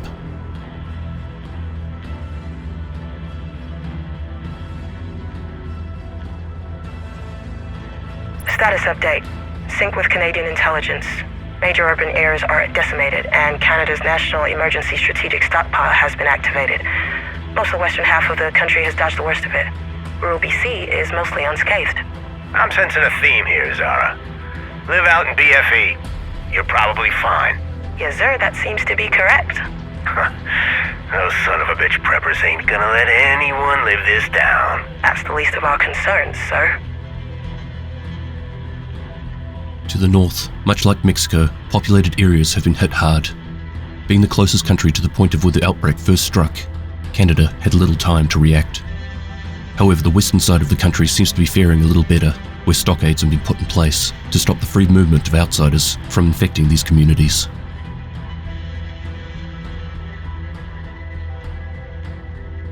Status update. Official report from the EU. Despite political paralysis around committing people to quarantine, many European countries have weathered the outbreak well. Healthcare systems manage treatments, and they've shown a high rate of success in treating the symptoms. Sounds like a load of socialist bullshit. The numbers don't lie, sir. That said, the collapse of their trading partners has significantly impacted urban centers with service economies. Europe has fared a little better than most. Western EU countries have done well with isolating themselves from the worst of the outbreak, and have managed to keep their healthcare systems intact, allowing them the opportunity to adequately quarantine and treat the sick. However, although they are performing better with the virus outbreak, their problems are only just beginning. The breakdown of the global economy is quickly catching up with them. More than 50% of food alone is required to be imported in order to feed the population. Europe faces some difficult times in the months ahead.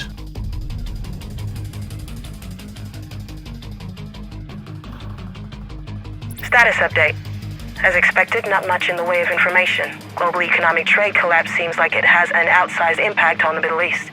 OPEC countries are actively looking to trade crude stockpiles for critical medicine and supplies. Well, it's a damn good thing we restarted drilling in Anwar. Would have been even worse if we had to trade for oil. Sir, Anwar drilling operations have been completely halted since the outbreak. Why the hell would they stop? I believe they experienced difficulty drilling without sufficient staff. Unsurprisingly, information on this region is shaky. But regardless of impact from the virus, they seem to be in a position of power. Although they are feeling the effects of the current global trade situation, the Organization of Petroleum Exporting Countries have vast stockpiles of crude oil, of which all countries are running desperately low at this stage. So they'll be finding themselves in a good position to control the trade market going forward.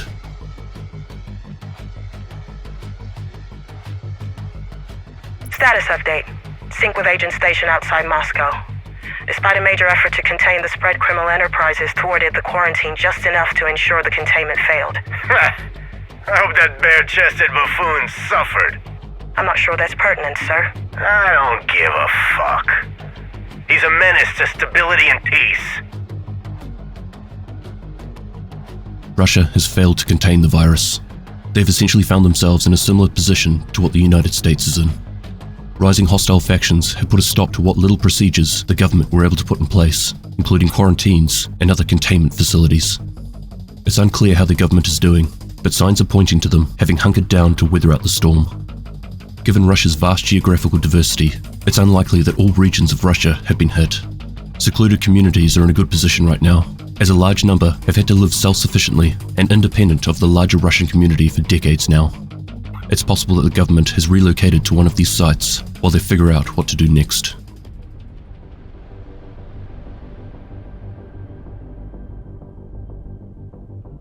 Status update. Reports out of Asia have been mixed. Economic devastation and catastrophic loss of life have been reported across the continent, but many regions seem to be largely untouched as well.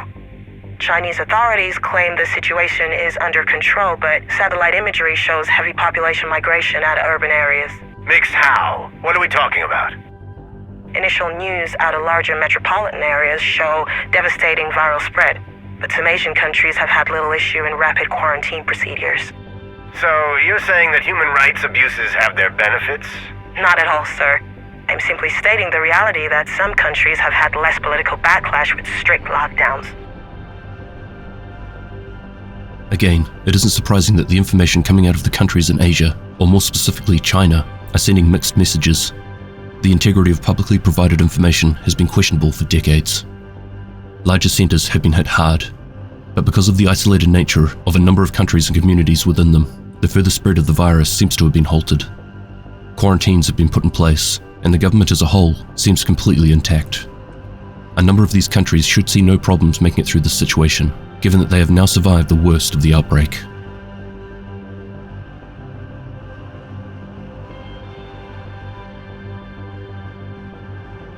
Status update. Report from our ambassador to India.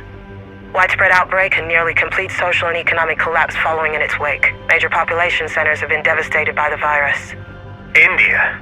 Why the fuck am I gonna be worried about India right now? Have you seen the state of this place? In nuclear weapons, sir? What about them?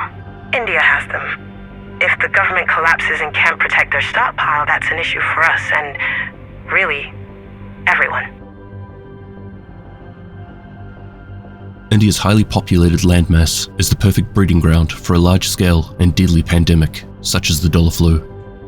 Given its highly contagious nature, even the best reaction to the virus would have seen them struggle to contain the spread. The entire country at this stage seems to have been decimated. And although this is disheartening to see, there are larger concerns around this. Recent estimates suggest that India has around 150 to 200 nuclear warheads and has enough weapons-grade plutonium that could be used for future production of nuclear weapons. Given their geographical location and the fact that the Middle East is the only region with an excess of oil, there is a high risk of neighboring extremist groups willing to take advantage of the current global crisis and commandeer the nuclear arsenal to further their own agenda.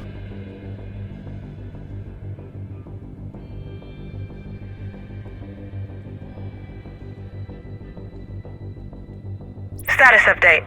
Such a low population density and already spotty government support structures across many African nations, much seems to remain largely unchanged. I don't give a flying fuck about Africa. Why are you even briefing me about it?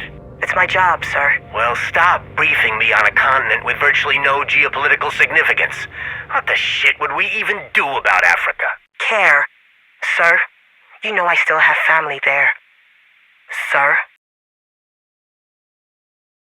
Although major centres have been hit, especially to the north and south of the country, the majority of Africa's population has remained untouched during this time.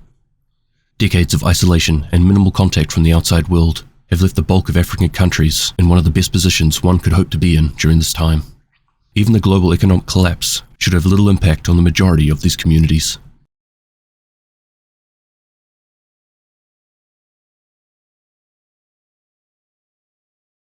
Status update. Immediate quarantine set in place, and major points of ingress to Japan were quickly shut down.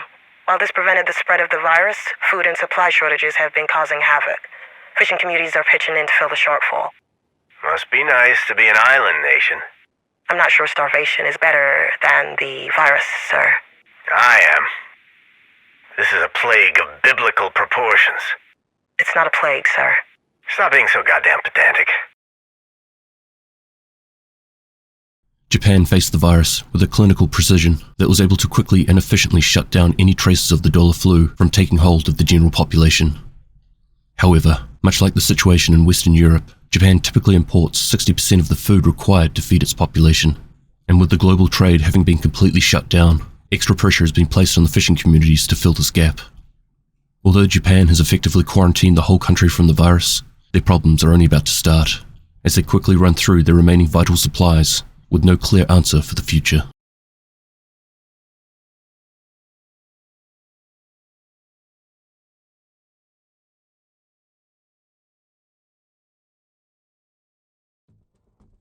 Before Keena's death, he had organised an attack on Washington DC. Rogue agent Jupiter was given the task of carrying this out. Jupiter assembled her team of rogue agents and equipped them with the new Rogue Network smartwatches that Agent Theo Parnell had developed alongside Keena.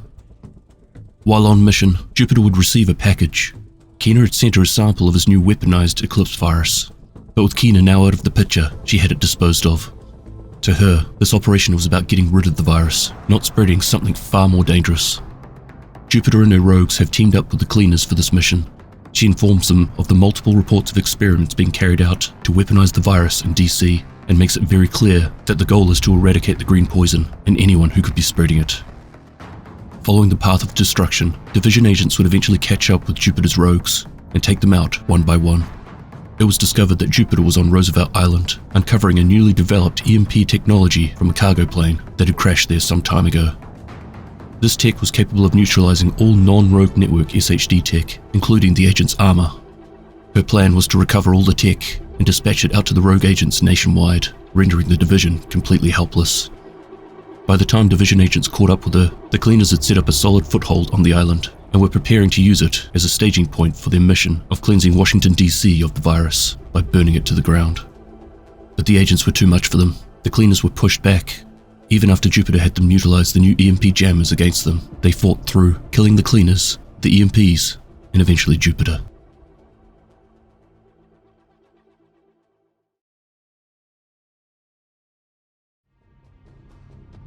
Rogue agent Hornet had history with Keena. They served together in the US Army long before they were recruited by the Division.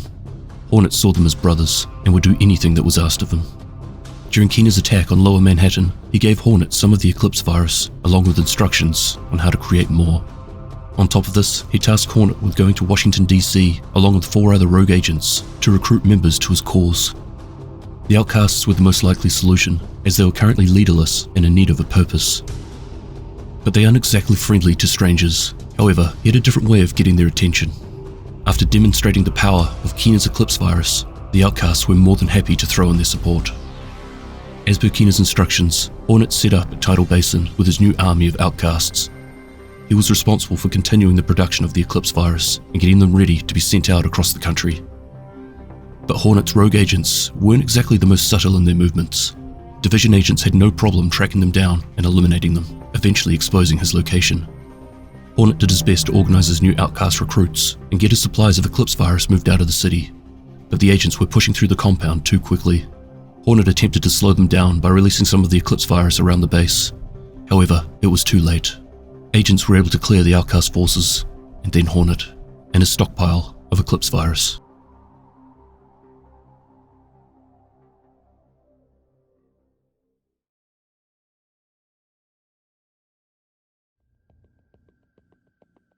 Black Tusk Specialist Unit Leader, Barton Schaefer, has been tasked with working alongside the recently turned rogue, Fei Lau.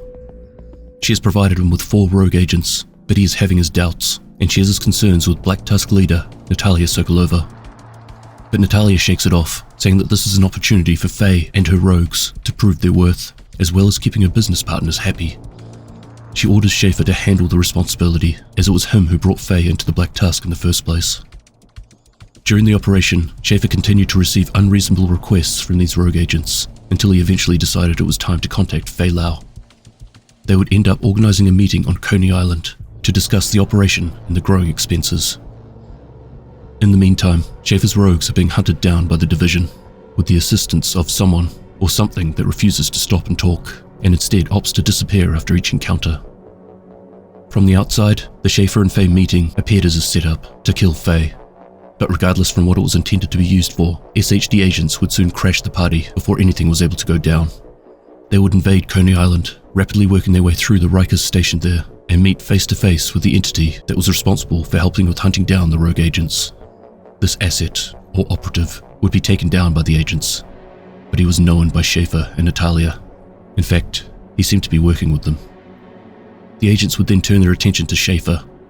After engaging with some of the most elite BTS units in their ranks, agents were able to catch up with them, and after a short firefight, Schaefer would become severely wounded. Alani Kelso would send in a team to retrieve and apprehend him. Currently, Schaefer is at the White House, where he remains in a coma.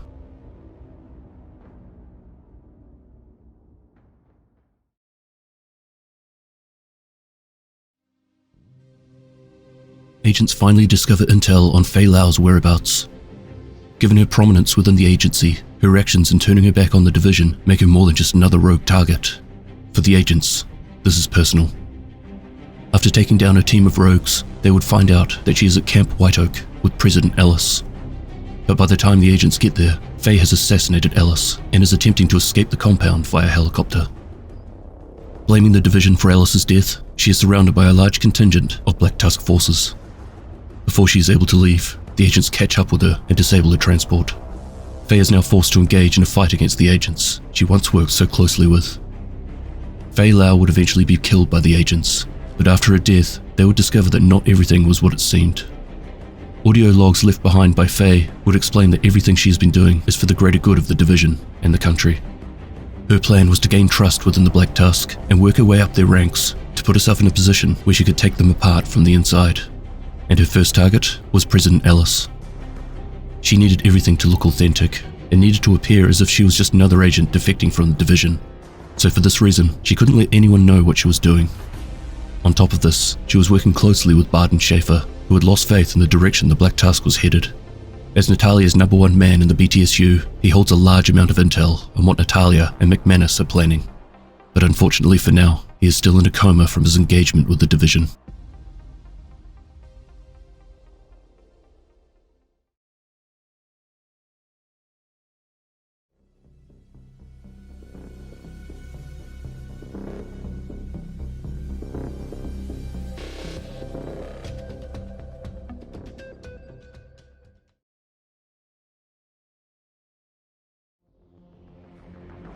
When the JTF was assembled in Washington, DC, Captain Lewis would be placed under the command of Colonel Antoine Ridgway. When Ridgway stopped taking orders from above and started taking matters into his own hands, Lewis was one of the soldiers who would stay loyal to his cause, rebranding themselves as the True Sons. After Ridgway's death at the hands of the division, General Anderson would take the reins. Anderson would eventually have Lewis carry out an operation in DC. They were hunting for something, and they'd now found it. Lewis and his men head to the Jefferson Trade Center immediately, and this is where the division would catch up with him, except he is all alone, the last member of his team. Lewis would explain that there is something much larger at play here, and regardless of their differences, they should team up to bring it down. Although they don't necessarily trust him, the agents agree. The division, along with Lewis, get to work taking down the Black Tusk who have taken hold of the site. While in there, Lewis warns the agents that the BTSU are not the biggest threat present on site. there is something far more dangerous, something he calls the Recruiter. The agents eventually take down the Black Tusk forces. The Recruiter, having done nothing but observe from a distance throughout the fight, would vanish shortly after. However, to add to the confusion, the agents would also find out that the Black Tusk soldier who was commanding this operation had an agent watch on him, with ISAC detecting an agent status.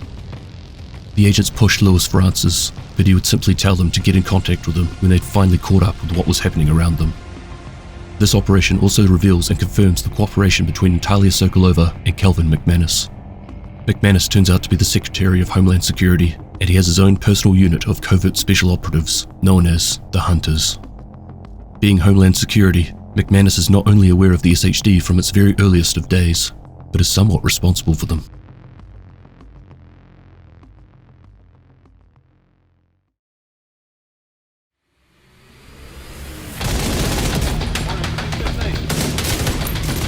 Hey, Agent. Unless you need a powder shower, you might want to move your ass.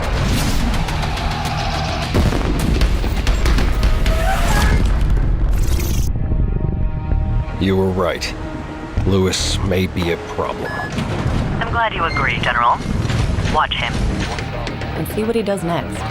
Who better to lead you to the rat's nest than a rat?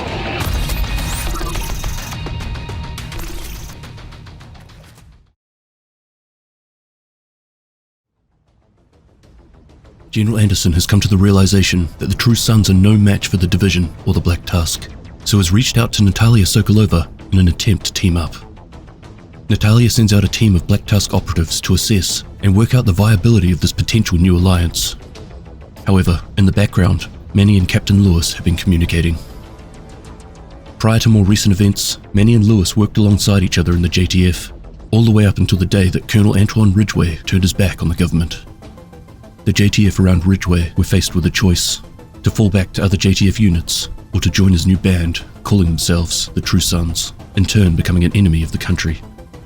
Manny fell back, keeping to his oath, while Lewis sided with Ridgway, agreeing that things needed to be done differently if the country was going to survive. However now, after Ridgway's death, although Lewis still feels that what he did was justified, under Anderson, things have now changed, and he wants to help put a stop to Anderson and Natalia's plans. He has managed to find at least 100 True Sons so far who are willing to follow him and team up with the Division to take Anderson down. But unfortunately for him, Anderson and Natalia are onto him and have been watching for a while before he was able to move out. Captain Lewis and the majority of his True Sons were rounded up and either locked away or executed. After the Division had finished dealing with Natalia's Black Tusk operatives, who were sent to assess the True Sons, the agents would discover General Anderson's location at the Pentco Fairview power plant, where he had a meeting planned with Natalia Sokolova. Agents would make their way to the reactor. There, Lewis had been locked away in the office, and the compound is on fire. Division agents were successful in locating the valves and reactivating the sprinklers, rescuing Lewis in the process. But with little warning, Lewis took off in pursuit of Anderson. However, Anderson had already made it to the docks when Natalia had arrived with a fleet of hovercrafts. The agents would meet up with Lewis in the parking lot, where a helicopter was waiting to extract them.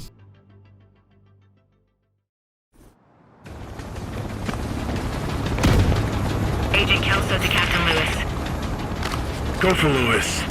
Need confirmation. Is Anderson in your custody? Negative. The Black Tusk have the general. I'll send a team to intercept. No, negative. It's not worth the risk. There's a fleet of Black Tusk hovercraft. This fog is the only reason why your extraction team is still breathing. How well do you know Natalia Sokolova? Not that well. I don't think anyone does. We've only met once. She was not what I expected. Thank you and your boys for the assist. I look forward to working with you now that we're partners. She looks like the president of the PTA, but you can tell she's dangerous. Now there is the slight hiccup that the Division took the plant. But I'm not concerned. They've most likely moved on to their next assignment. Nothing she does is random. She raises her eyebrow at dinner in Monaco when you're hearing about an assassination in Tahiti. You should never underestimate that woman. We'll regroup and take back what is rightfully ours.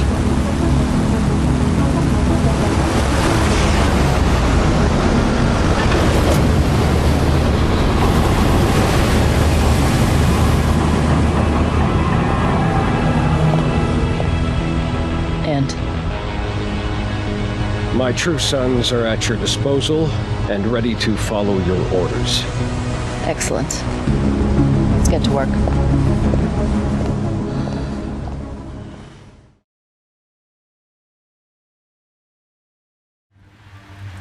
We got used to winning, to defeating our enemies, or turning them to our cause.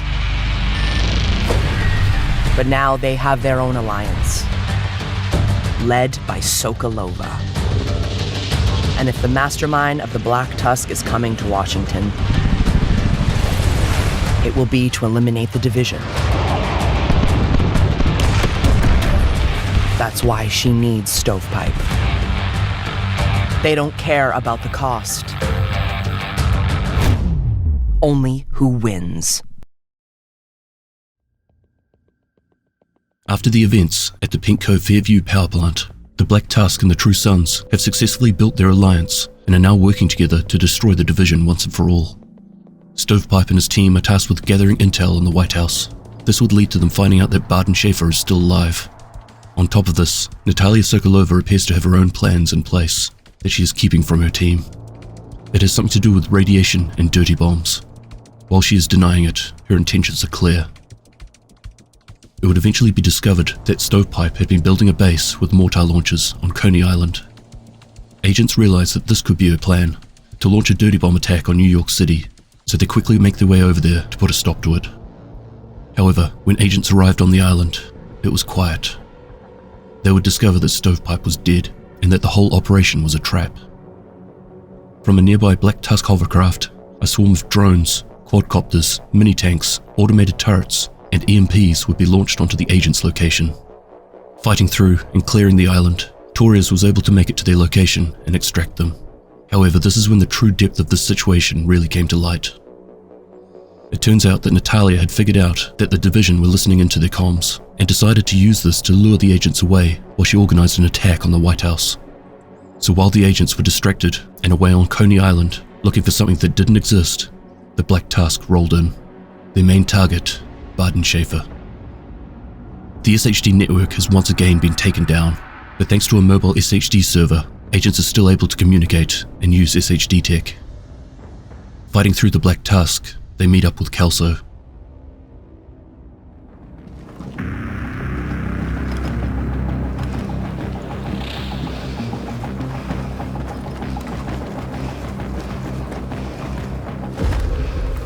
All clear.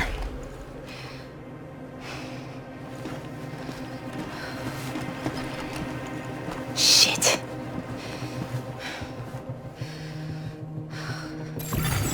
Echo detected. It should really be me. We don't have much time. Get Schaefer to the panic room. I'll hold him off as long as I can. Thank you, friend. Who knows?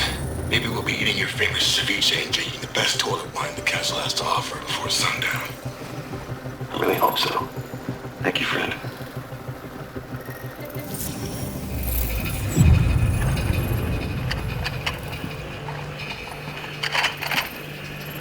Eyes on the target. Confirmation. Eliminate or acquire? Eliminate. Copy that. Sit rep. Taking hostile fire! Down 2 men! Squad leader, come in. Status report. Come in, squad leader. God damn it. Agent, execute.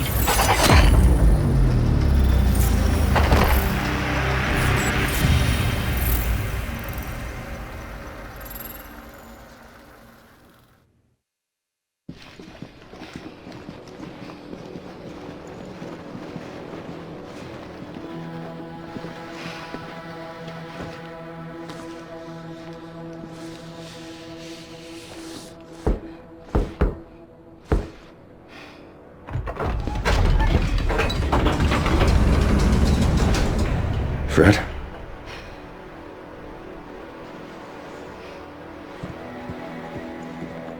We need to get Schaefer settled and secure. He was the target. What happened to the network? Black Tusk used some tech to exploit the defenses. Overheard someone say the countermeasures worked perfectly. Whatever Black Tusk did, they did it remotely and they shut down the entire network. Okay, Give me a hand. 3, 2, 1.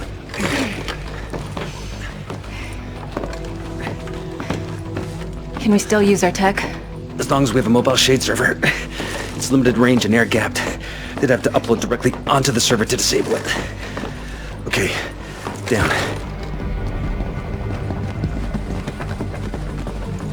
We need to figure out how much the network went down. If there's a local or global attack. But we have the servers. We should be okay, right? Well, it's a tourniquet when someone's blown your leg off. I'll get the defenses back online. I'll take care of Sleeping Beauty. Servers connected. Perimeter defense is back online. Okay. Isaac? I'll check in with New York, make sure they're still up. If Black Tusk can take out the global network remotely, we're finished. I need to talk to Roy.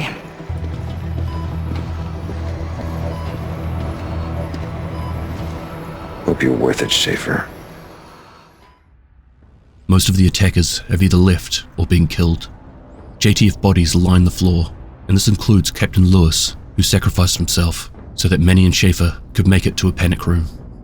They know that Schaefer was the target, and while they were unsuccessful in taking him, the Black Tusk still managed to take the perfusion bioreactor and several key personnel. The next step is to get the White House defenses back online. As long as they have the mobile SHD server, while limited in range, their tech and comms are working. But they also need to find out whether this SHD network blackout is just local or is in fact a global shutdown.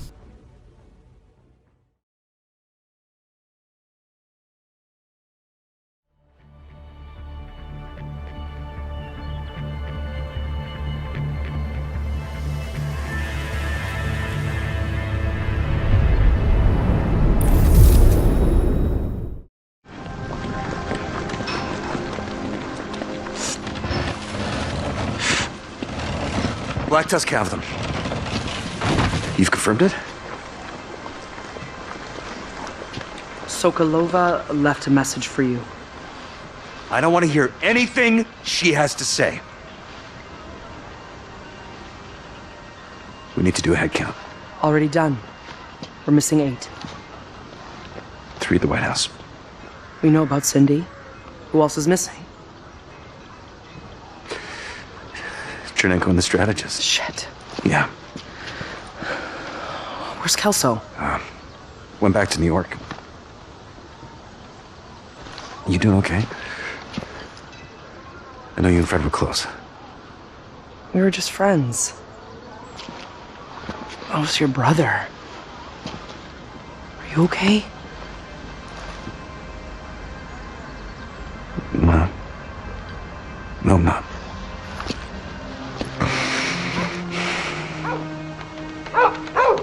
Hey, Ransom.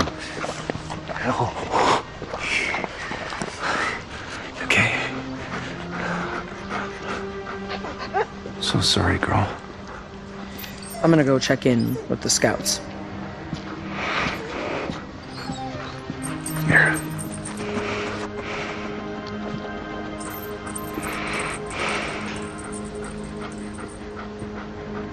Here you go.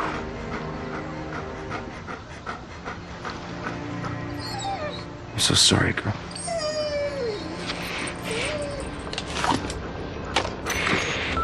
Agent, gear up. Black Tusk has hostages. We need to get our people back.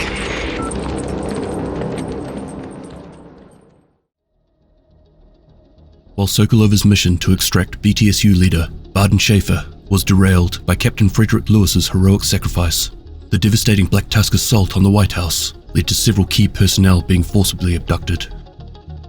Division agents embarked on a series of rescue missions. Among the first to be saved and relocated to the castle settlement were John Yazzie, Eva Garcia, Lauren Fong, and Dr. Mitchell Billings. However, rescuing Manny Ortega's pregnant girlfriend, Mari Singh, proved more challenging. Her location was eventually traced to the Manning National Zoo, where fierce combat against the Black Tusk forces ensued. After a successful rescue, Mari was also brought to the castle. During these missions, the division identified Vikram Malik as a key figure who could help unravel Sokolova's plans. It was also during this time that division agents uncovered a hidden NSA facility housing the Descent program, an augmented reality combat simulator designed by Ortiz Robotics. This is a location where agents can engage in simulated battles against enemies from various factions, including a chilling adversary resembling the late Aaron Keener. Additionally, this would lead to the discovery of audio logs detailing Ortiz Robotics' connections to Calvin McManus, Natalia Sokolova, ISAC, Anna, and the Division itself.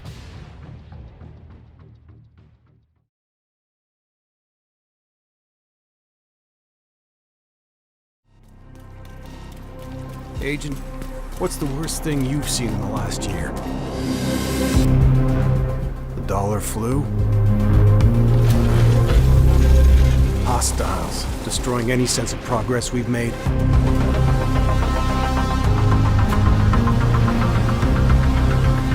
Natalia Sokolova? Agent, the people we are sworn to protect rely on us. And we've failed them. Rogue agents are nothing compared to the threats you are about to face. It's time you met the recruiter.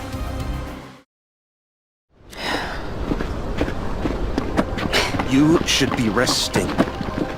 This is my job. Go do your job. Go get our people back, Manny. If you're not gonna do that, you're not the man I thought you were. I love you. I love you too. Go. Do your job. Before it's too late.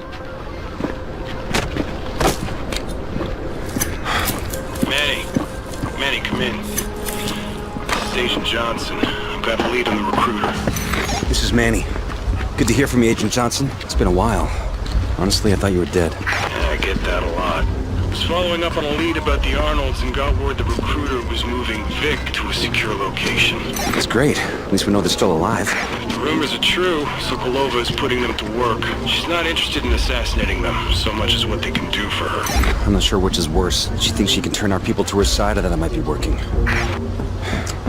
Agent, get ready. We have a lead. After rescuing Mari Singh and the initial group of hostages, Division agents shifted their focus to locating the remaining captives in an effort to uncover Natalia Sokolova's plans against the Division. Among those still missing was Vikram Malik, a former associate of Sokolova.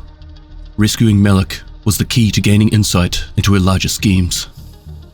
As part of their mission, the agents also set their sights on the recruiter. Eliminating the recruiter would help reveal his role in the Black Tusk operations and the secrets behind his motives and methods of recruitment.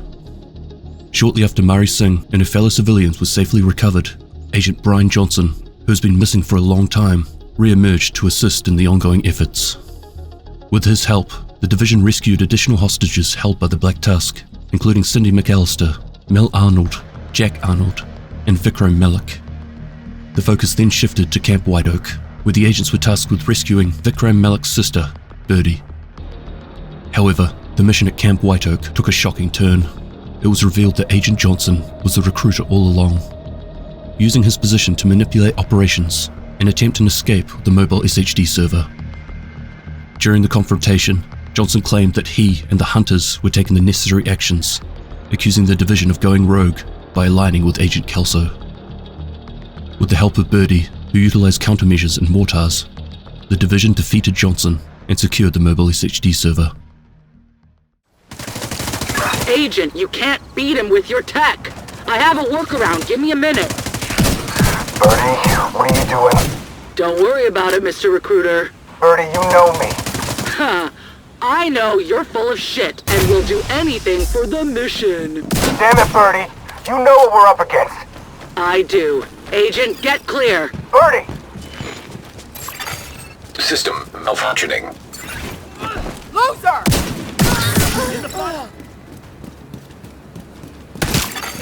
System restored.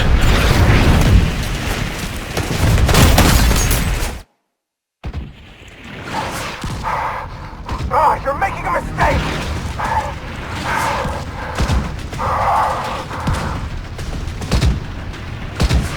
Clever girl.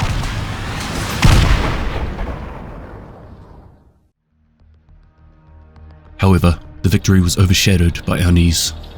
Johnson's betrayal and revelations raised unsettling questions about the division's integrity and the growing infiltration of hunters within their ranks. Suspicion and fear loomed as agents questioned whether even trusted allies like Kelso could truly be relied upon.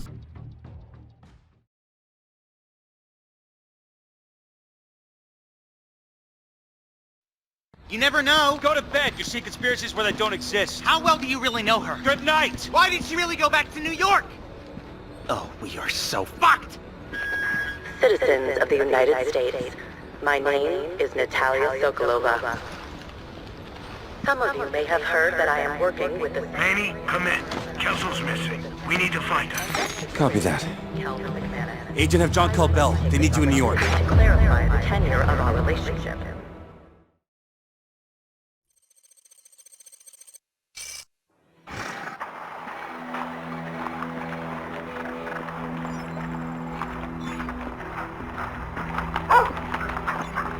I hope you're not back to steal my dog.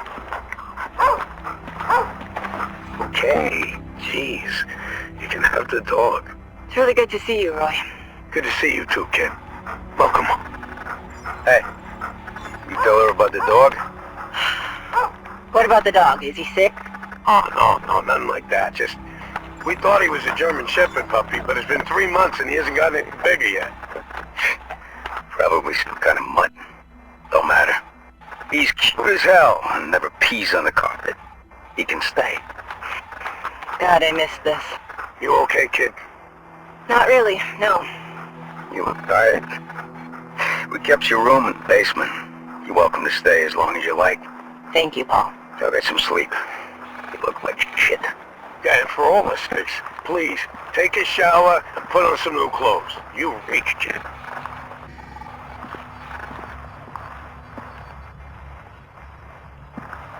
Welcome back, Cassandra. Cassandra? Vanguard left you a present. Follow the breadcrumbs to claim your prize. Who the fuck is Vanguard? Following Agent Johnson's defeat and the shocking revelation that he was the recruiter for the Hunter program, distrust began to loom over the Division agents.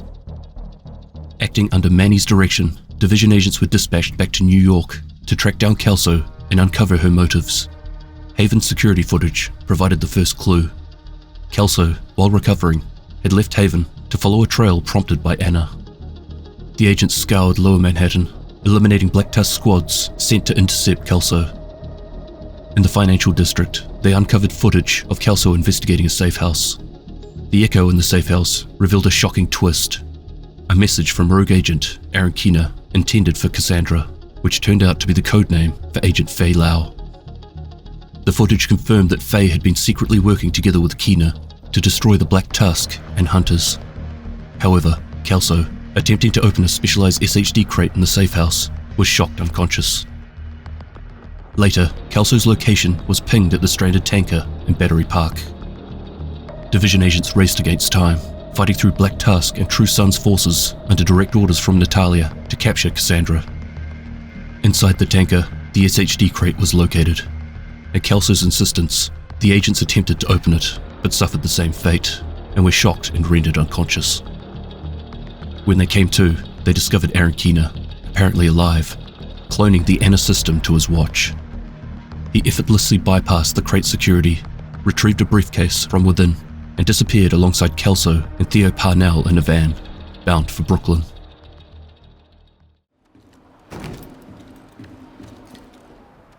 Unknown network detected. Agent, glad you can make it. It's really good to see you. Vanguard identification confirmed. Rogue network activated. Agent status, rogue. What do you say, Agent? You ready to see how far down the rabbit hole really goes?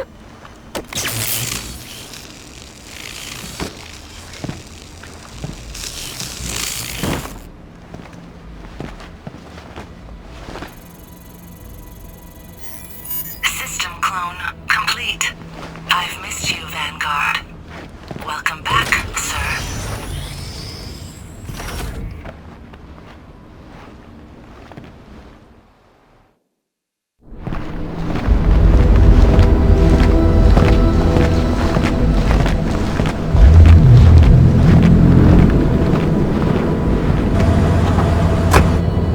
We're set.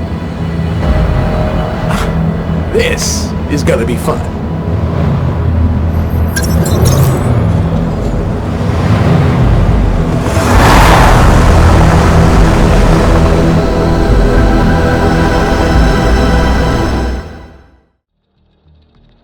Upon returning to Haven, the agents uncovered an audio log left by Keener. In it, he revealed that he had clearly faked his death on Liberty Island. It would later be discovered that Theo Parnell had discovered a way to manipulate what the agents could see through using the simulation technology used in Descent. He also declared that the Division was compromised.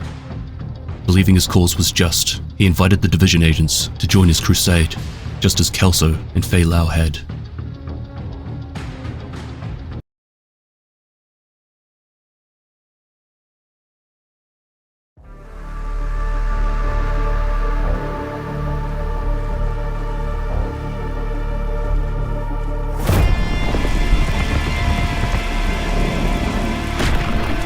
What do you believe, Agent? What's the truth? That Lau was a traitor?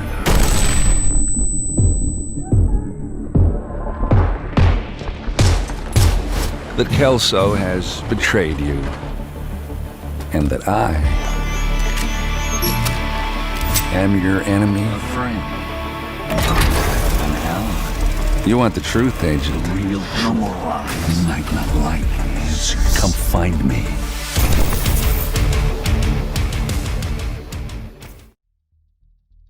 Division agents receive a cryptic message from Anna. She directs them to claim a prize left for them in the White House server room. Upon investigating, the agents uncover a recording from Keener himself. He announces his presence in DC, offering a chance to meet up. However, he refuses to recruit them outright. Instead, he proposes a series of 4 trials designed to test their loyalty and, by the end, help them understand who the real threat to the Division truly is. As the agents progress through the trials, key intel is uncovered. It is revealed that Bridget Douglas, aka Viper, has been looking to move on from Natalia Sokolova and the Black Tusk. But working alongside Keener, she decided that staying on would allow her to provide more value to his mission. Other intel includes details about Calvin McManus's Hunter roster and the infrastructure that Keener and his rogues had secretly established in Brooklyn. It was also revealed that people were recruited into the Hunter program even before the Division was fully activated, and that McManus authorized the Hunter program as a failsafe to eliminate agents if they ever became a liability. After completing the trials, Division agents are directed to the Federal Emergency Bunker, where they engage Black Tusk personnel who intercepted their comms and were also looking for Keener. After fighting through, the agents finally encounter Keener, who reveals that the bunker contains Anna gear intended for his recruits. However, before they could proceed, an experimental warhound and waves of striker drones intervene. Fighting together, Keener and the agents are successful in removing the threat. Keener retrieves the Anna gear case and leaves the bunker to meet Manny in person. I guess we should add destroy experimental warhound to your resume. Well done, Agent. Anna, we're ready to go. Granting access to the rabbit hole escape route. Glad you are still with us, Vanguard. You go ahead and do the Division thing, salvage whatever you think might be useful. I need to meet Manny. I don't want to keep him waiting. I look forward to working with you, Agent. See you soon.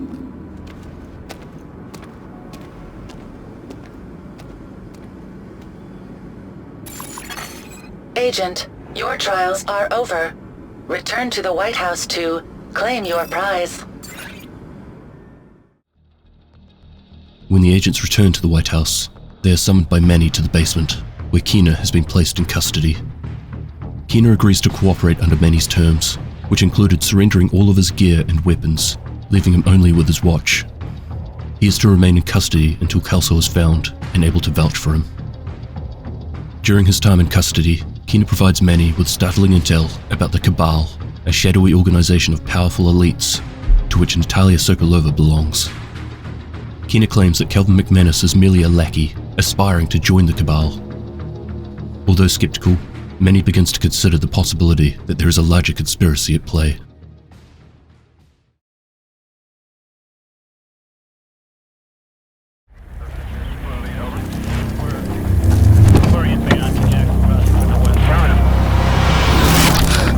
think you know me?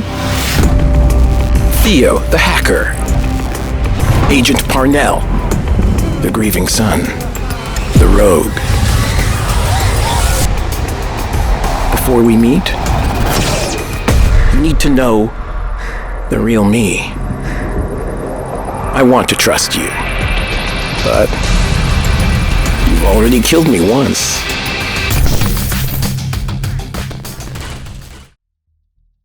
Aaron Keener, the rogue agent who has long been a thorn in the Division's side, has done the unthinkable. He has willingly surrendered and is now in custody at the White House.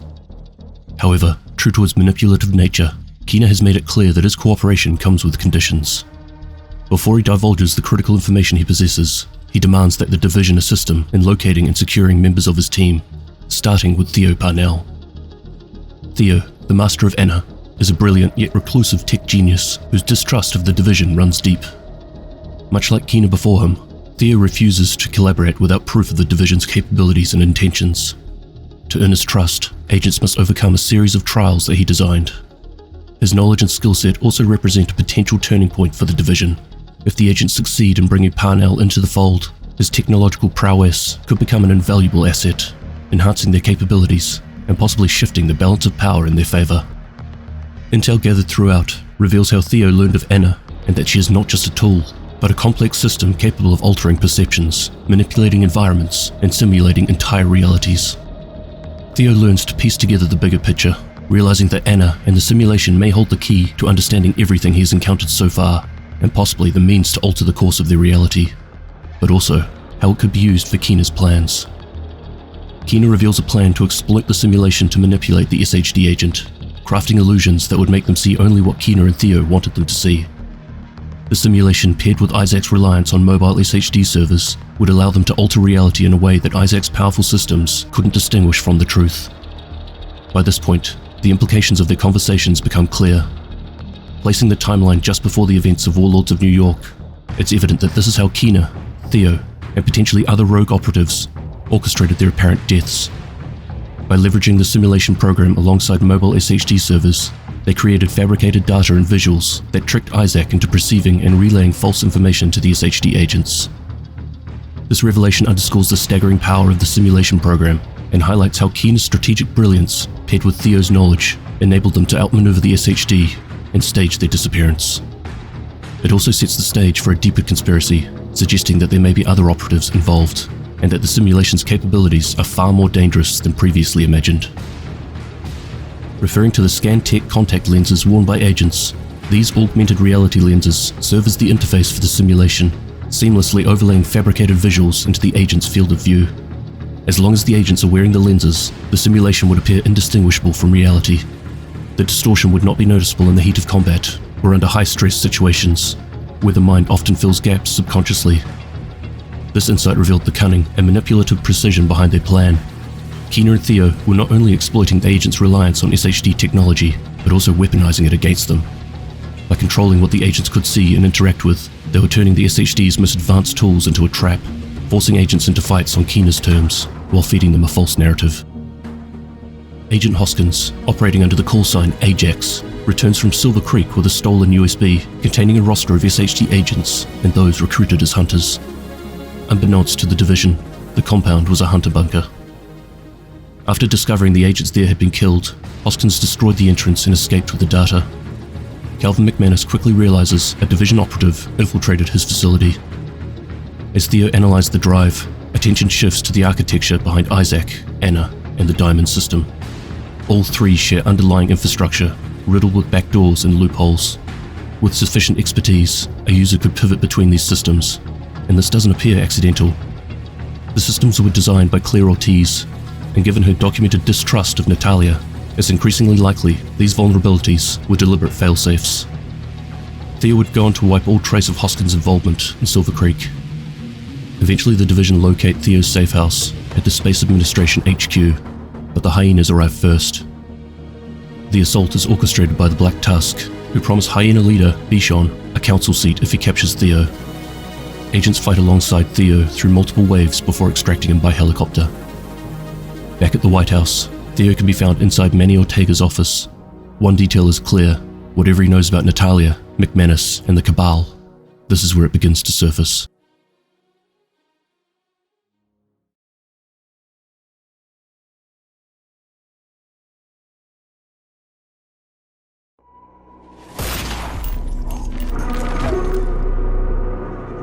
Faye never did anything she didn't truly believe was the right thing to do. She figured out what was really going on and she tried to warn us. She tried to give us an ally. Kelso has seen the light. I hope you will too.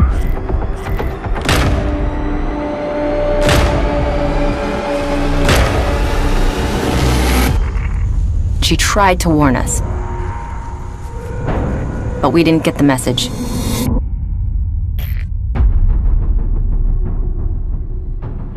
After Kajika and Theo Parnell are finally secured, one name still lingered in the air, Eleni Kelso. She had gone dark, completely off-grid. That wasn't like her, not unless she had a reason. The division needed answers, and only Kelso could provide them.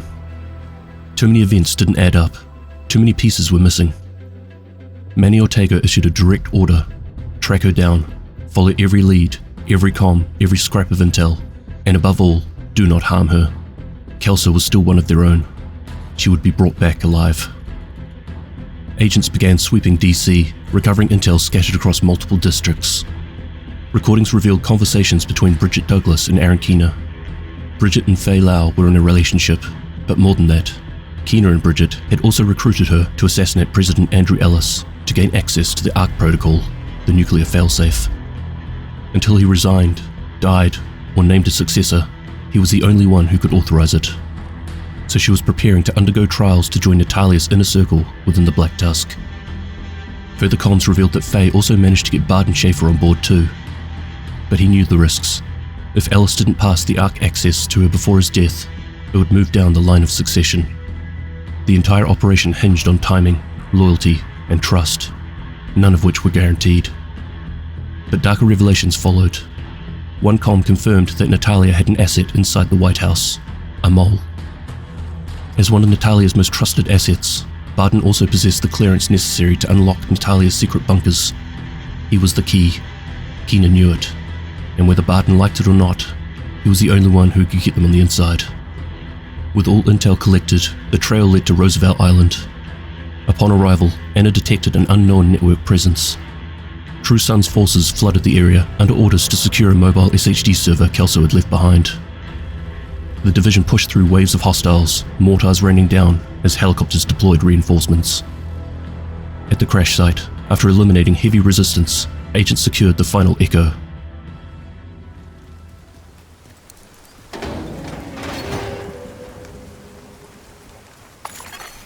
Mobile shade server secured. Reconstructing Echo. Agent, activate the Echo.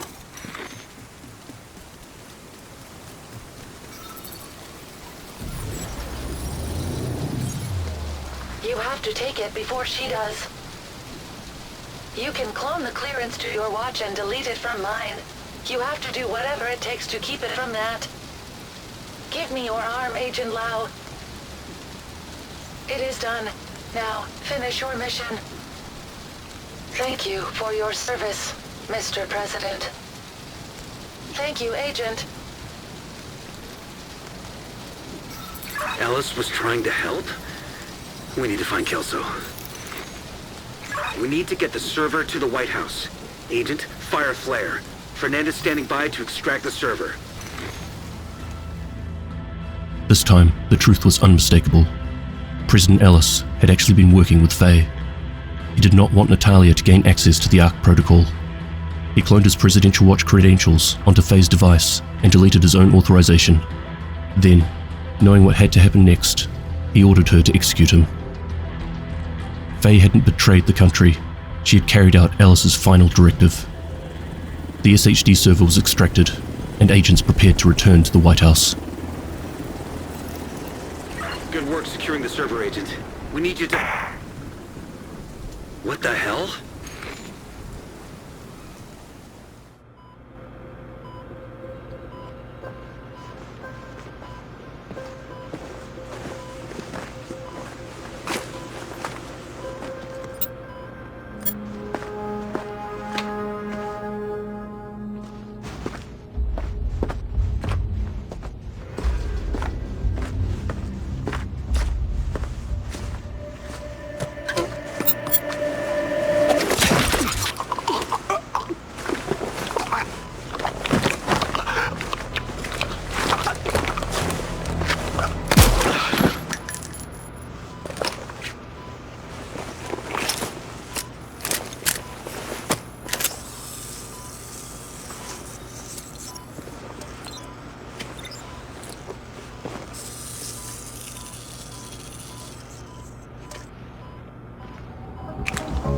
your hands where I can see them. Take down your hood.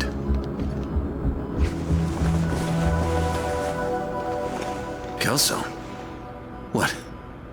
What have you done? Oh, fuck. That hurt. Schaefer? Where's Faye? I need to talk to Faye. I'm sorry. You can't. It's not safe. She knows. Not knows. I need to help Faye before it's too late. How long was I out? 2 months.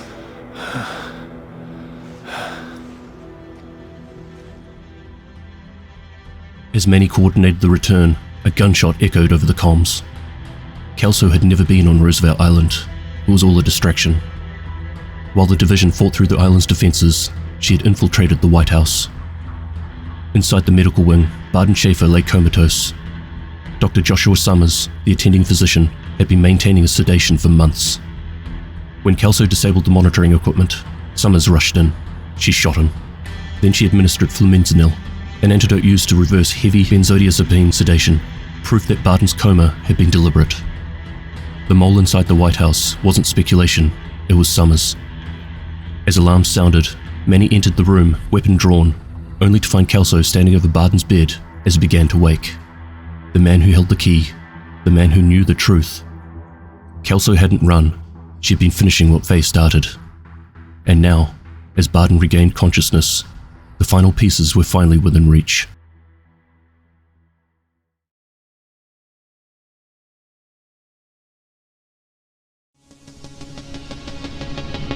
Brooklyn.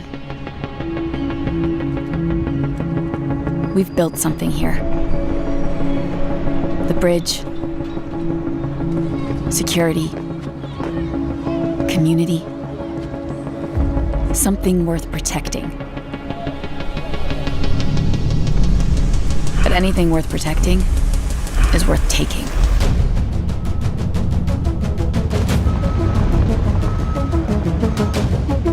You know why we came here! Find it! And burn everything else!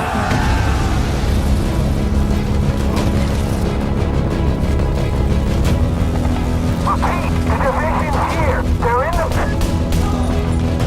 What's up? Grenade!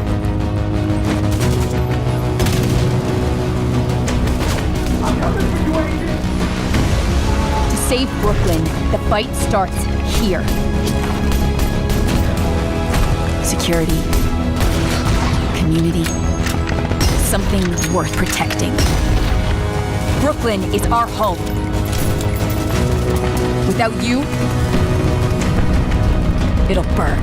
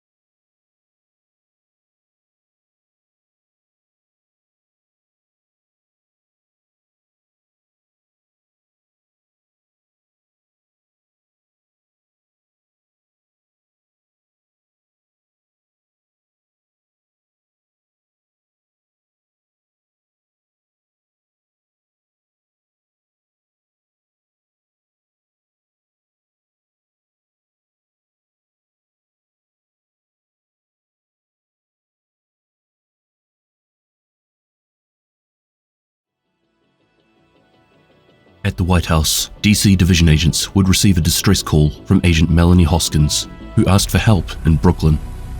Traveling via helicopter, Hoskins informs the agents that Dr. Candle is in trouble and needs recovering. Fighting through the sewers and streets, they would eventually track Candle down to the One Police Plaza. Agents pushed through the heavy cleaner presence on site, but they had to be quick, as Candle's security detail had already been killed. With the cleaners dealt with, they were extracted and brought back to the bridge settlement. Apart from the recent attack on the Merritt estate on Long Island, the cleaners have never ventured into Brooklyn. What are they looking for? And where are they getting this new purple flame?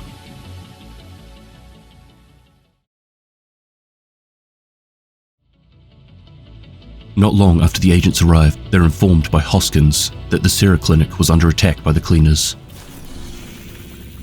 Agent, the clinic is the only real hospital left in Brooklyn. We have medics and field triage, but the maternity ward and surgical center, that's the clinic. Sending coordinates to your HUD. The clinic is the last hospital in Brooklyn. While there are medics and field triage, the clinic has the equipment and surgical center for more extensive medical procedures. The agents head there immediately. On their way to the site, the cleaner path of destruction can clearly be seen.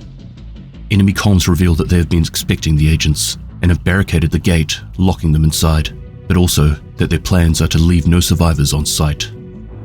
Sadly, it was looking too late.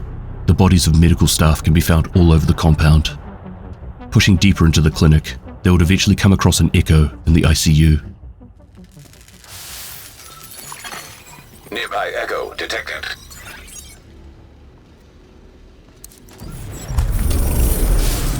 Agent Hoskins? Doc Thompson, are you safe? For now. We're in the fire escape. Should buy you an hour to get us. That's good. Help is on the way. We should have an hour. But you should have 3. What are you talking about? The doors. Each one should take 30 minutes to burn at least. We barricaded ourselves in a room in the ICU, but the fire burned through the door in less than 10 minutes. The fire escape is rated for 3 hours, but who knows? How long have you been there? 15 minutes. We're coming. Help is coming. Just please be safe, Trish. Thanks, Melanie. There's no way out, so I'm counting on you to be my hero.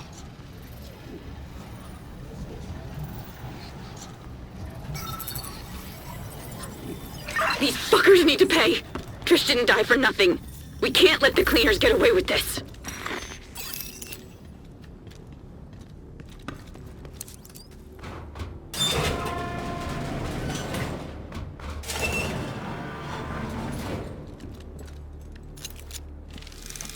Is it ready? Yes, Danvers. My guys have been burning the road behind them. They can't go back. There is only one way forward. Good work. When we're done here, I'll send a gift to your crew at the workshop. Secure the rest of the clinic, and see if you can find any leads on that workshop. With all of the medical staff now killed and their exit blocked, the agents push forward to meet the cleaners head-on. While they know they are walking into a trap, it didn't take them long to eliminate the cleaner presence. However, they would learn of someone called Richard Danvers, who appears to be calling the shots.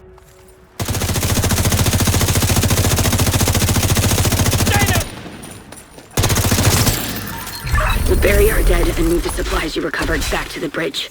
We'll find Danvers and make him pay for this. There's more cleaner activity in Dumbo. I'll check in with scouts and call if we find anything.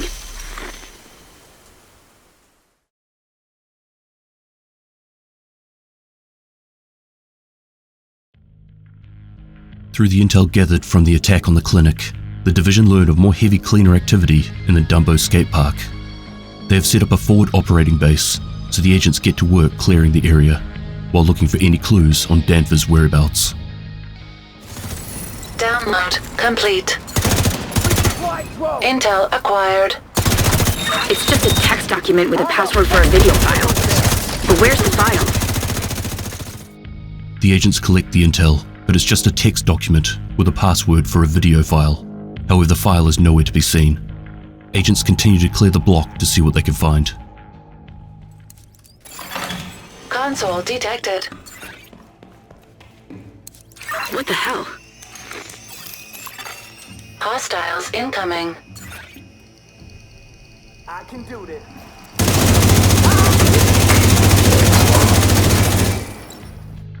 Eventually, the agents would clear the remaining cleaners and come across a series of computers where they would find the video file they've been looking for. Agent, see if there's any video files on those computers.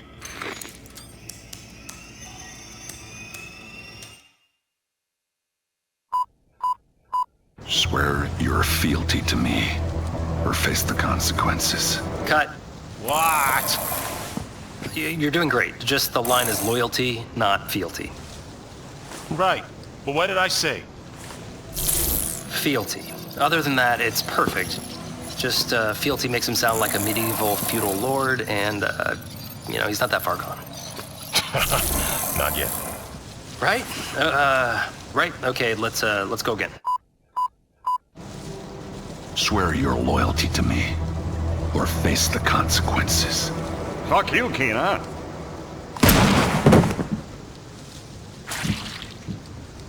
Cut. All right.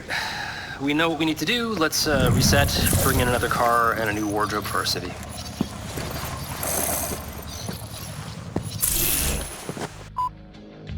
This footage shows the creation of a deepfake video where Aaron Keener is killing a civilian. Creating these videos is an SFX artist called Matthew Grant, who appears to be working with Danvers. This is showing how realistic these videos can be using the Descent simulation program. Fun fact, Matthew Grant, the deepfake director, is voiced by Hollywood director Rawson Thurber. Back at the bridge settlement, Agent Hoskins has managed to locate the source of the new purple flame that the cleaners are using. They're using a remote oil refinery. The agents waste no time and jump into a helicopter destined for the site.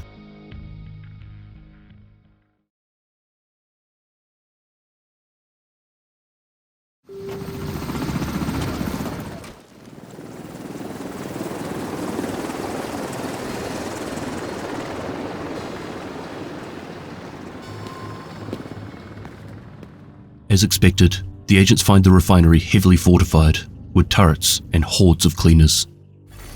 All turrets disabled. Keep going. We need to find the workshop. Purple flame accelerant detected. Hostiles detected.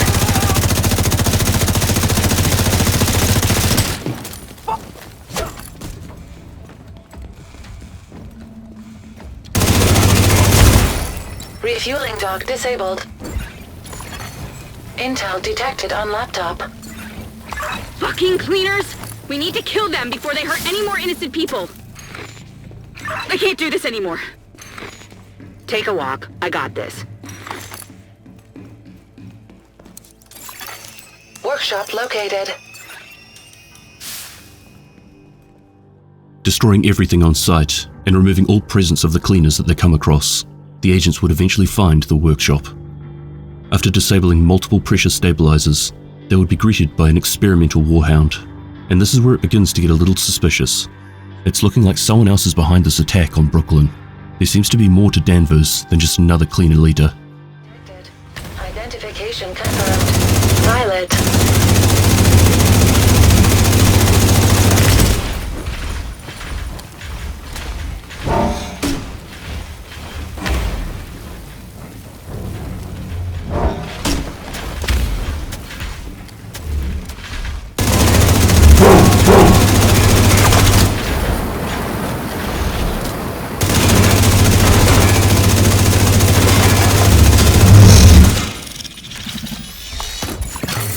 Warhound destroyed. Secure the shipment. Danvers needs that shipment. Kill the hostiles and send the boat. Okay, what's this? Danvers requested a purple flame delivery. Agent, you need to sabotage that boat and destroy that shipment. Intercepting another hostile comms, the agents learn of a shipment that is ready to leave the facility. They need to stop the boat from leaving before it gets to Danvers.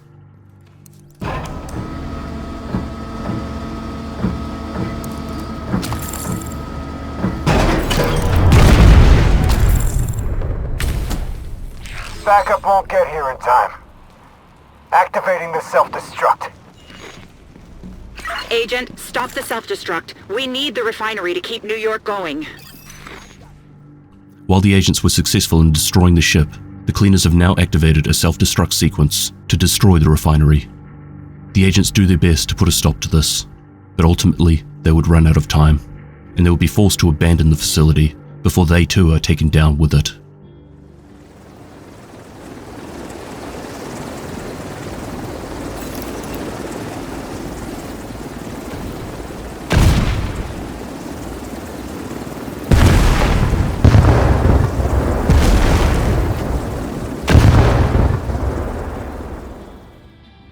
However, while all of this is happening, the Rikers had launched a full attack on the bridge settlement. The agents immediately make their way back to assist in pushing back the attack. Someone by the name of Rat Queen was responsible for this push on the settlement, and once again this hostile is reporting to Danvers. Agent Hoskins is doing her best to organise the defence, but the turrets are down and the Riker numbers are quickly overwhelming them. However, the DC agent is now back from the refinery and is quickly dealing to the attacking forces. Setting up their own turrets, the Rikers begin to focus on the agent, but it's too late. The agent makes quick work of the hostiles, and Danvers orders the Rat Queen to fall back. While all of this was playing out, Theo Parnell has returned to the settlement. Agent, I want to thank you for keeping morale and the baby safe.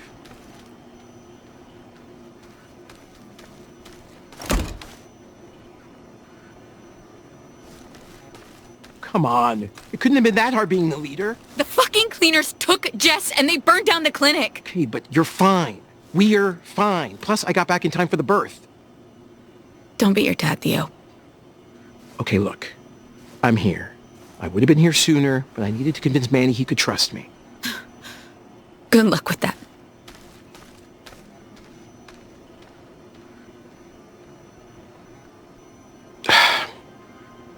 Don't mind Hoskins. Her sister was a cleaner.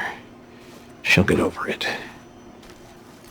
Now that I'm back, let's activate the ultimate backup. Agent, why don't you do the honors?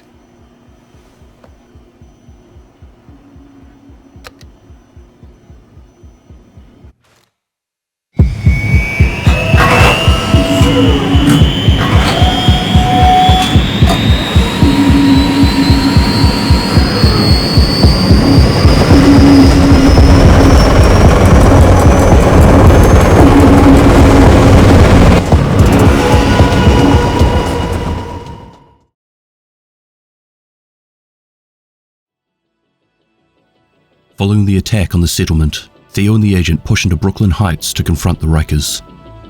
Breaking down their fortifications, they would come across civilians who have been taken hostage, but also learn of a subway station that the Rat Queen needs for her plans to attack the bridge settlement once again. Despite heavy resistance, the agents were able to secure the subway. Pushing forward to discover who the new Riker leader is, they would end up at the Bridge Park Pier. Using security clearance that they had taken from the civilians, the Rikers have secured the pier. Agents would be greeted by a number of missile launches, and this is where Theo would get to play with his new toy, the Marauder-class quadcopter.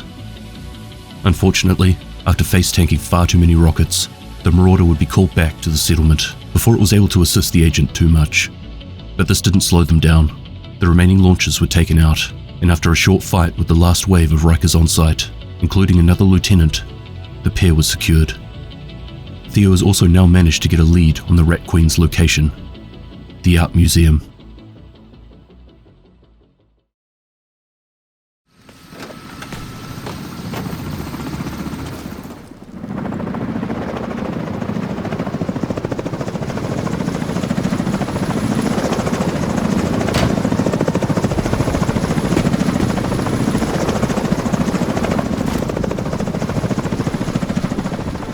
After the attack on the settlement, the Rat Queen and her Rikers fell back to the Art Museum, where they have managed to heavily fortify the location. Using a service entrance, the agent pushes through and is met by a large contingent of Rikers. However, it seems they have been expecting them. Fighting through the compound and coming up against increasingly more difficult defenses, the agents would eventually stumble across an Echo. Echo, nearby. Are we sure about this? Sarah's right. Women don't tend to commit suicide by handgun. They like to leave a pretty corpse. We like to avoid slow, painful deaths. Self-inflicted gut shot is painful and slow. You're right, this is just so we have variation. We don't have much time, so we need to get through the list and then put the footage in the scene and see what plays best with the location. You want to die at Pier 3, right? Yeah. Theo has happy memories there. I would like to destroy those memories. The fuck? The Rat Queen is Sarah? Agent, do not eliminate the Rat Queen. Anna, update mission objective. Apprehend the target. I need to know why. I need to interrogate her. What the hell is she thinking? Fuck! Fuck!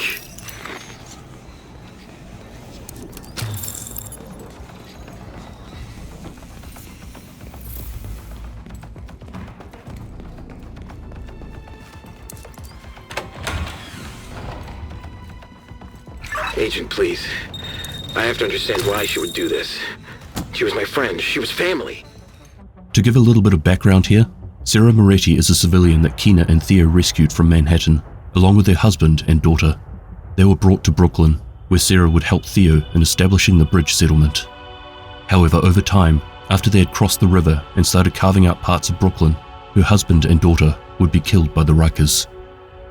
Sarah wanted revenge, but the leaders in the bridge community told her that she needed to deal with her grief in different ways, and this was the point where she snapped. Sarah joined the Rikers, and the first thing she did was kill those responsible for the death of her family, and from there, she took control. Naturally, this was upsetting for Theo to hear. She had been working alongside him for months, but also she knew everything about the bridge settlement, including its defenses, as she was one of the people who helped put them in place.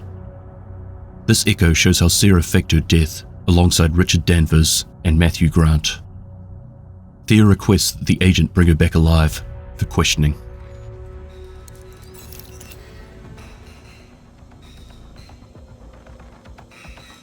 Agent, are you ready to bow before your queen? What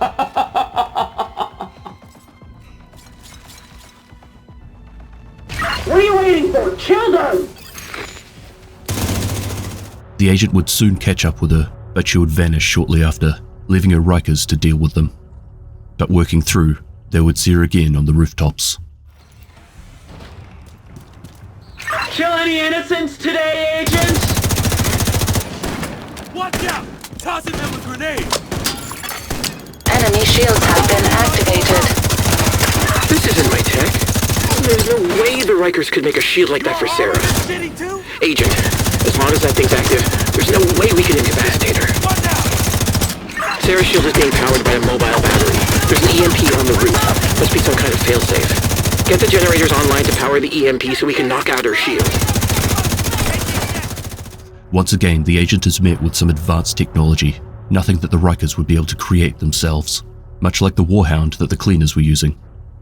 Fighting through the waves of Rikers, the agent is able to disable her shields using the EMP failsafe and render her incapacitated. Theo would then send in a team to retrieve her and the agent and bring them back to the bridge, where Sarah would be brought back to health and then interrogated.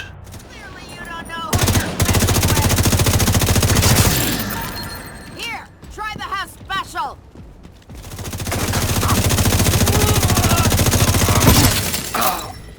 Agent, we need to locate Danvers and end the Cleaner Riker collab. I can't believe Sarah's alive. I need to know why she would do this.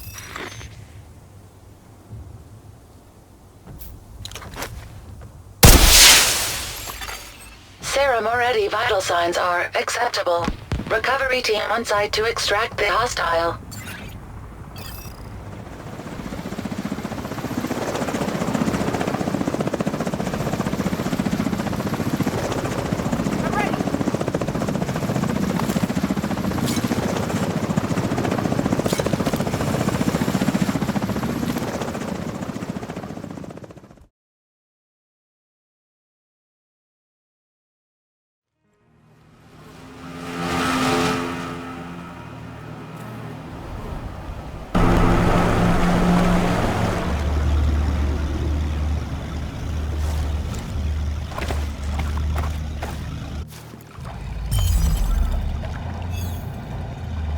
The Cleaners leader is confirmed at the Army terminal. Danvers is your priority. Take out the hostiles and figure out what the hell he's been planning. While in custody, Sarah divulges information on Danvers' whereabouts, and although this looks like a setup, the agents is set forth to the Army terminal. The compound is riddled with Cleaners, and the agents have a tough time gaining a foothold, while also attempting to take out the Purple Flame supply. After heavy fighting, the containment facilities are beginning to break down, so they keep pushing deeper into the stronghold. Hostile radio intercepted. Division breached the terminal. Seal the gates and activate the defenses. All key personnel report for extraction. This is not a drill. Key personnel? Agent confirmed. Danvers is on site and on the move. Fighting through the heaviest cleaner resistance they've met so far, they are suddenly faced with Black Tusk equipment and personnel that have been put in place to slow them down. It now begins to make sense. All of this advanced tech that they've been coming up against, it wasn't the cleaners or the Rikers. Richard Danvers is clearly not just a cleaner leader, he is a Black Tusk officer with deep connections. Having now been exposed as a Black Tusk operation, it's fair to say that the agents have exceeded Danvers' expectations, and he is now throwing everything at his disposal to stop them from discovering his plans. It turns out that it has been the Black Tusks that has been behind all of the recent events in Brooklyn, and that this site has been used for experimental tech as well as being home to a mobile nuclear reactor. SMR signature detected. Perfect. What the hell is an SMR signature? Oh, just a small modular reactor. Nuclear reactor.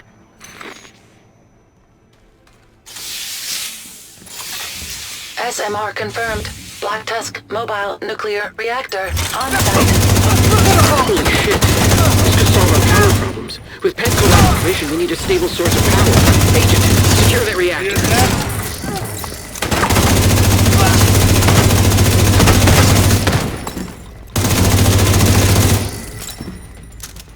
You heard Danvers. Take out the hostile. We can't let them derail the op.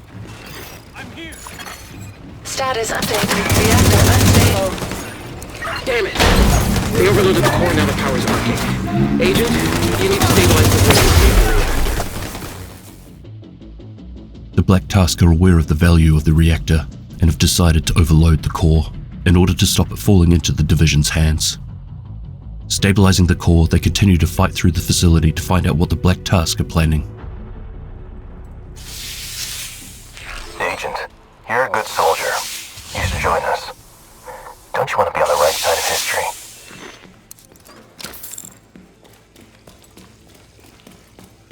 They're approaching the courtyard.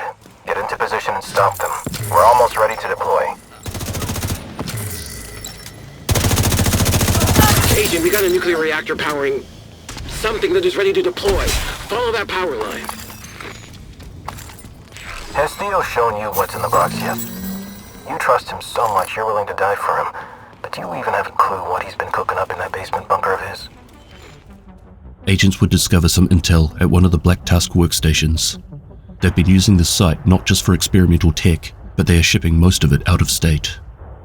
Fighting through to the roof, the agents would eventually discover that the Black Tusk have a Zeppelin that has been equipped with a number of purple flame bombs, and it is destined for the bridge settlement, with Danvers on board.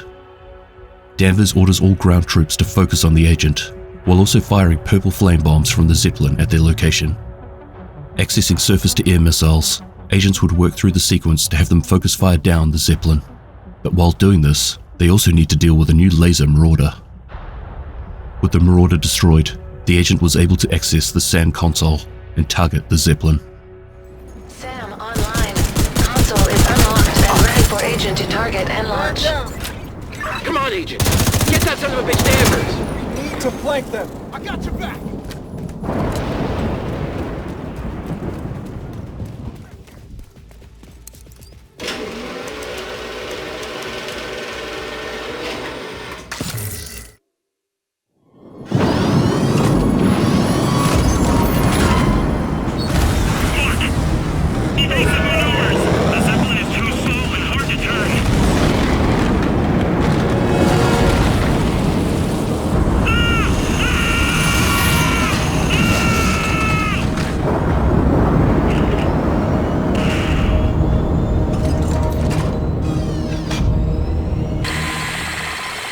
Holy shit!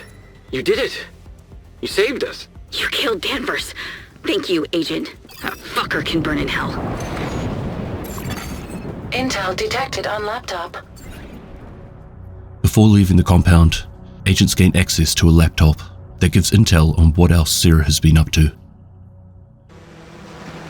They didn't suspect anything? They leave rogue tech laying around everywhere. No one's gonna miss a box or two. Ah, lucky us. The other thing? No way. Now we'll be disappointed. Oh, there's nothing I can do. There's only one key to the vault where they keep the Amherst printer. That key is on a chain around Theo's neck. Only person who might be able to get it is Moral. Can you recruit her? No. She loves him too much to betray him. We just have to be patient. Last time we went out of town, he gave the key to Candle. Much easier to get the key off the dock than an agent. Well, let's give him a reason to get out of town. Agent, clear the site and signal Bell for extraction. This video shows that Sarah was the one responsible for providing Danvers with the rogue SHD tech that would later be used in the attack on the Merritt estate. She also reveals further information about the bridge settlement, saying that Amherst's 3D DNA printer is being stored there, underground, within a vault. And while Theo is the only one with the key, he once gave it to Dr. Jessica Candle while he was out of town, which is why they were trying to capture her at the beginning. However, it was actually sitting with Agent Hoskins. Upon returning to the settlement, the agents would meet up with Theo in his bunker. Hey! You didn't tell her it was here? What the fuck is wrong with you, Theo? Show me. Remember, it's just a tool. It's only a weapon in the wrong hands. That bullshit is gonna get us killed. Don't be ridiculous.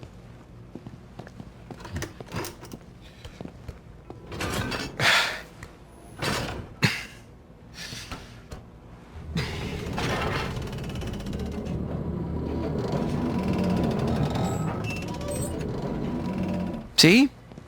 Nothing to be afraid of. You used this to make the Eclipse virus. No, we don't do anything like that anymore. For now.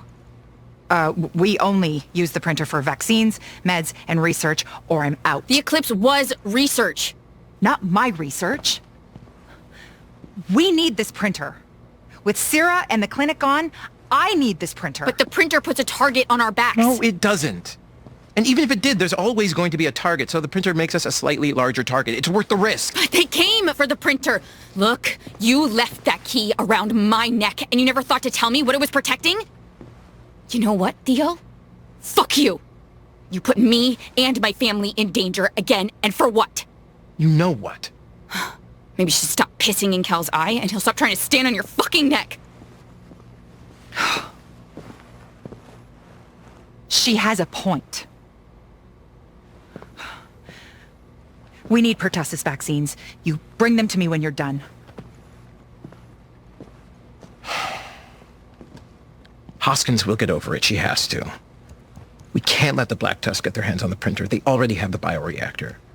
I mean, what does she expect me to do? Hand this over to Manny at the White House? That is insane. No.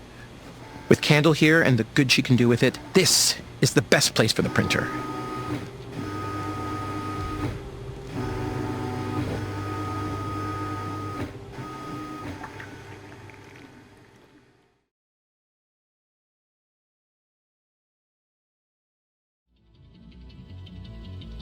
With Barton Schaefer finally awake after 2 months in a coma, buried truths begin surfacing.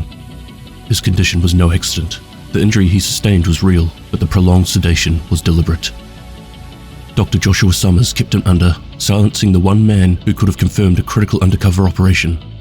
In that silence, confusion spread, and in that confusion, Fei Lau paid the ultimate price. Now with Schaefer conscious, the division begins untangling what those lost months cost them. Schaefer wastes no time delivering hard truths to Manny Ortega. The Black Tusk bunker system isn't a handful of isolated strongholds. It's a sprawling grid, each site reinforcing the next one. In their current state, the division cannot dismantle it piece by piece. The real target is Diamond. Diamond is the backbone of the Black Tusk war machine, a vast digital and logistical framework controlling their bunkers, advanced tech, encrypted communications, and intelligence flow. It's the system that keeps them precise, coordinated, and always one step ahead. Ironically, Diamond shares the same architectural roots with the SHD network. When the SHD went dark during the initial crisis, so did the Black Tusk. Their greatest strength is also their greatest vulnerability. To cripple Diamond, the division must dismantle the Ortiz robotics network that supports it. That means locating Claire Ortiz and securing presidential clearance. Before his death, Andrew Ellis transferred that clearance to Fei Lau. After Fei's death, it passed on to Kelso, which explains why Kelso disappeared. Anyone holding that authority becomes an immediate target. Physically, Schaefer is far from field ready. 2 months in a coma has left him weak, muscles atrophied, stamina drained. Recovery will take time, if he ever returns to full strength. But mentally he's sharp and angry. He informs Manny of an asset still working inside of the Black Tusk, the manager. He is the logistical overseer of Black Tusk operations, responsible for supply chains, resourcing, and movements across the network. Remove the manager, and Natalia's carefully balanced machine begins to falter. Manny pushes for immediate action, and he would soon be found at the Potomac Event Center. Fighting through numerous Black Tusk operatives, traps, drones, and advanced warhounds, the agents would eventually cut through the defenses and come face to face with the manager. He would be extracted and brought back to the White House for a debrief with Manny.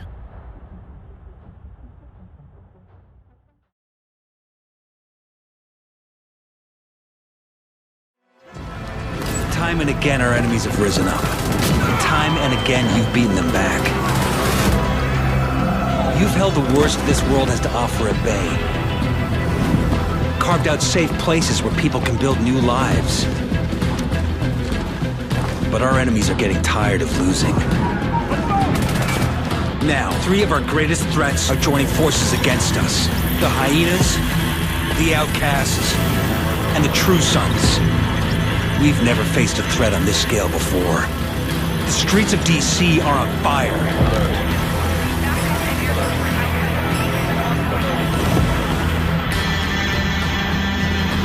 You have to stop them.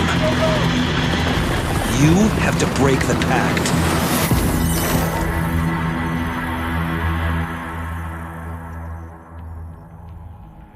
Talking to the manager, information behind Natalia and the Black Tusk's logistics would be divulged. Sokolov concerns production capacity has taken heavy losses. Facilities are destroyed or seized. Personnel are stretched thin, and supply lines are unstable. Resources are being relocated, and what remains of the infrastructure is being pushed to its limits.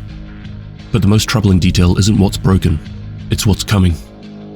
According to the manager, Natalia Sokolova is preparing for something far larger than their current operations. It feels like she's outfitting an entirely new wave of troops. No specifics, just the certainty that something is already in motion. Cross-referencing supply movements and troop activity reveals a pattern centered on Tidal Basin. Smaller settlements are being stripped of resources.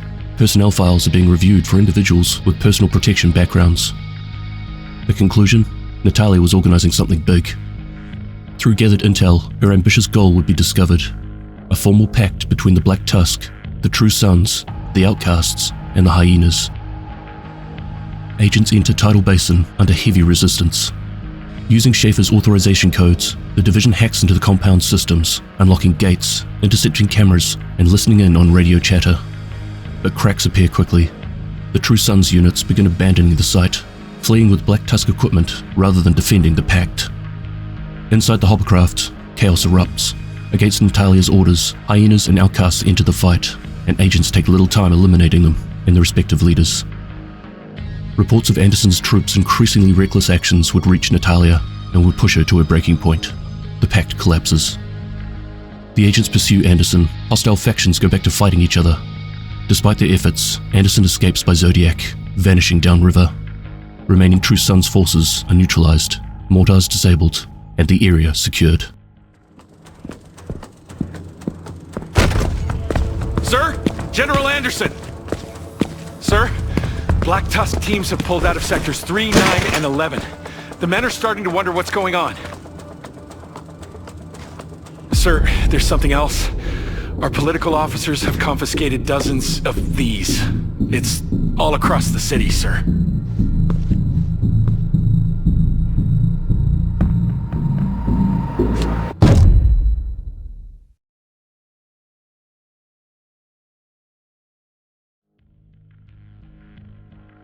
In the wake of the failed alliance between the Black Tusk and the True Sons, General Anderson found his authority crumbling. What had once been a rigid, disciplined force began to fracture from within. Soldiers who had followed him without hesitation started questioning their orders, their leadership, and the purpose of a war that no longer seemed to serve them. What began as quiet dissent evolved into open mutiny. Recognizing the opportunity, the Strategic Homeland Division moved quickly. Defectors were offered protection in exchange for intelligence, turning fractured loyalty into actionable insight. With Anderson increasingly isolated and his command structure deteriorating, the the division shifted its objective: track him down and bring him in. Intercepted communications paint a clear picture. Anderson is panicking. Supply lines are tightening, resources are dwindling, but material shortages aren't the real threat. Morale is. Each ration cut signals decline, confidence erodes, and doubt spreads faster than hunger ever could. For the soldiers, the alliance with the Black Tusk had never been built on trust, only results. As long as Natalia Sokolova's backing kept weapons and supplies flowing, they tolerated it. But once that support evaporated, so did their patience. As division agents cleared supply lines and hunted high-value targets, the scale of the rebellion became clearer. Interrogations revealed that this wasn't a spontaneous revolt. It had been building quietly for some time. Beneath the surface, a coordinated movement was taking form, one driven not by desperation, but conviction. Eventually the name of a planned movement surfaced: Operation Rising Echo. At the center of the mutiny stood Lieutenant Adkins. Through intercepted communications, it became clear that Adkins and the Rising Echo leadership understood the hard truth. They couldn't succeed alone. If they wanted to remove Anderson and stabilize what remained of their faction, they needed division support. Reaching out through Wally, a former True Sons tech with communications to the SHD coordinator, Manny Ortega, he would eventually agree to support Operation Rising Echo, but under one strict condition: Anderson must be captured, not killed. Meanwhile, Anderson would attempt to re-establish contact with Natalia Sokolova, despite the fact that she had previously ordered his death. He was running out of options. Right now, he's fighting for survival. With SHD backing secured, Operation Rising Echo was set in motion. The target, the True Sons occupied foundry. Division agents alongside defectors secured the courtyard and advanced towards the foundry. Inside, the situation worsened. The furnace system malfunctioned, threatening a catastrophic explosion that would kill everyone. Guided by Manny, agents climbed to the upper decks, stabilized the system, and pushed through sewer access points under heavy resistance. As a final measure, Anderson unleashed waves of loyalists to stall the advance. The battle raged around the molten metal and industrial chaos, culminating in a brutal confrontation with Lieutenant Arden, a heavily armored enforcer who absorbed an absurd amount of punishment before finally going down. By that point, Arden's men had cornered Anderson above the battlefield.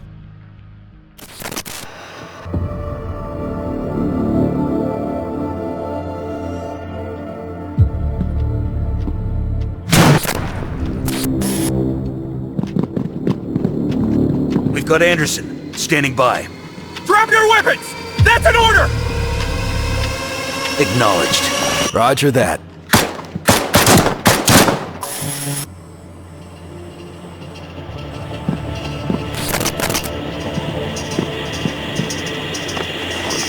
Time's up, General.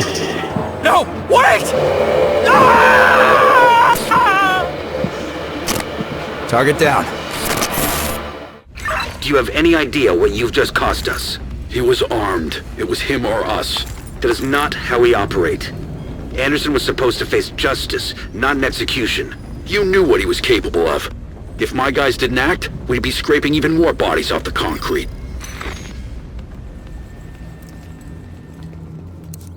Look, Manny, I know this didn't turn out how you hoped, but at least it proves where we stand. The castle will take you in. But if you want to build trust with the division, we've still got a long way to go.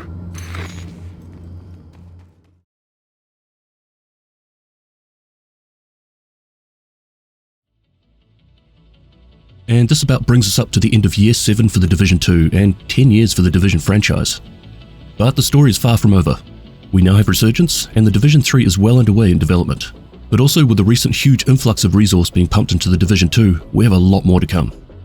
As I mentioned in the previous version of this video, I'm treating this as a live document that gets updated every 12 months or so. So we have a one-stop shop for the full summary of the story that is heavily bookmarked, and we can jump into the seasonal DLC that we need a refresher on. However, note the word summary. The full detail of the story would be considerably longer. We have well over 20 hours of cinematics and audio comms alone. Other multimedia like the novels and audiobook have not been included at this stage, but maybe one day when I get some time. I'll have a link to each of the individual seasons videos in the description if you want to get into more detail. There is around about 10 or 11 hours worth of content there. Anyway, as always, thank you for your viewership and support. I'll catch you in the next one. Extremis Malus, Extrema Remedia.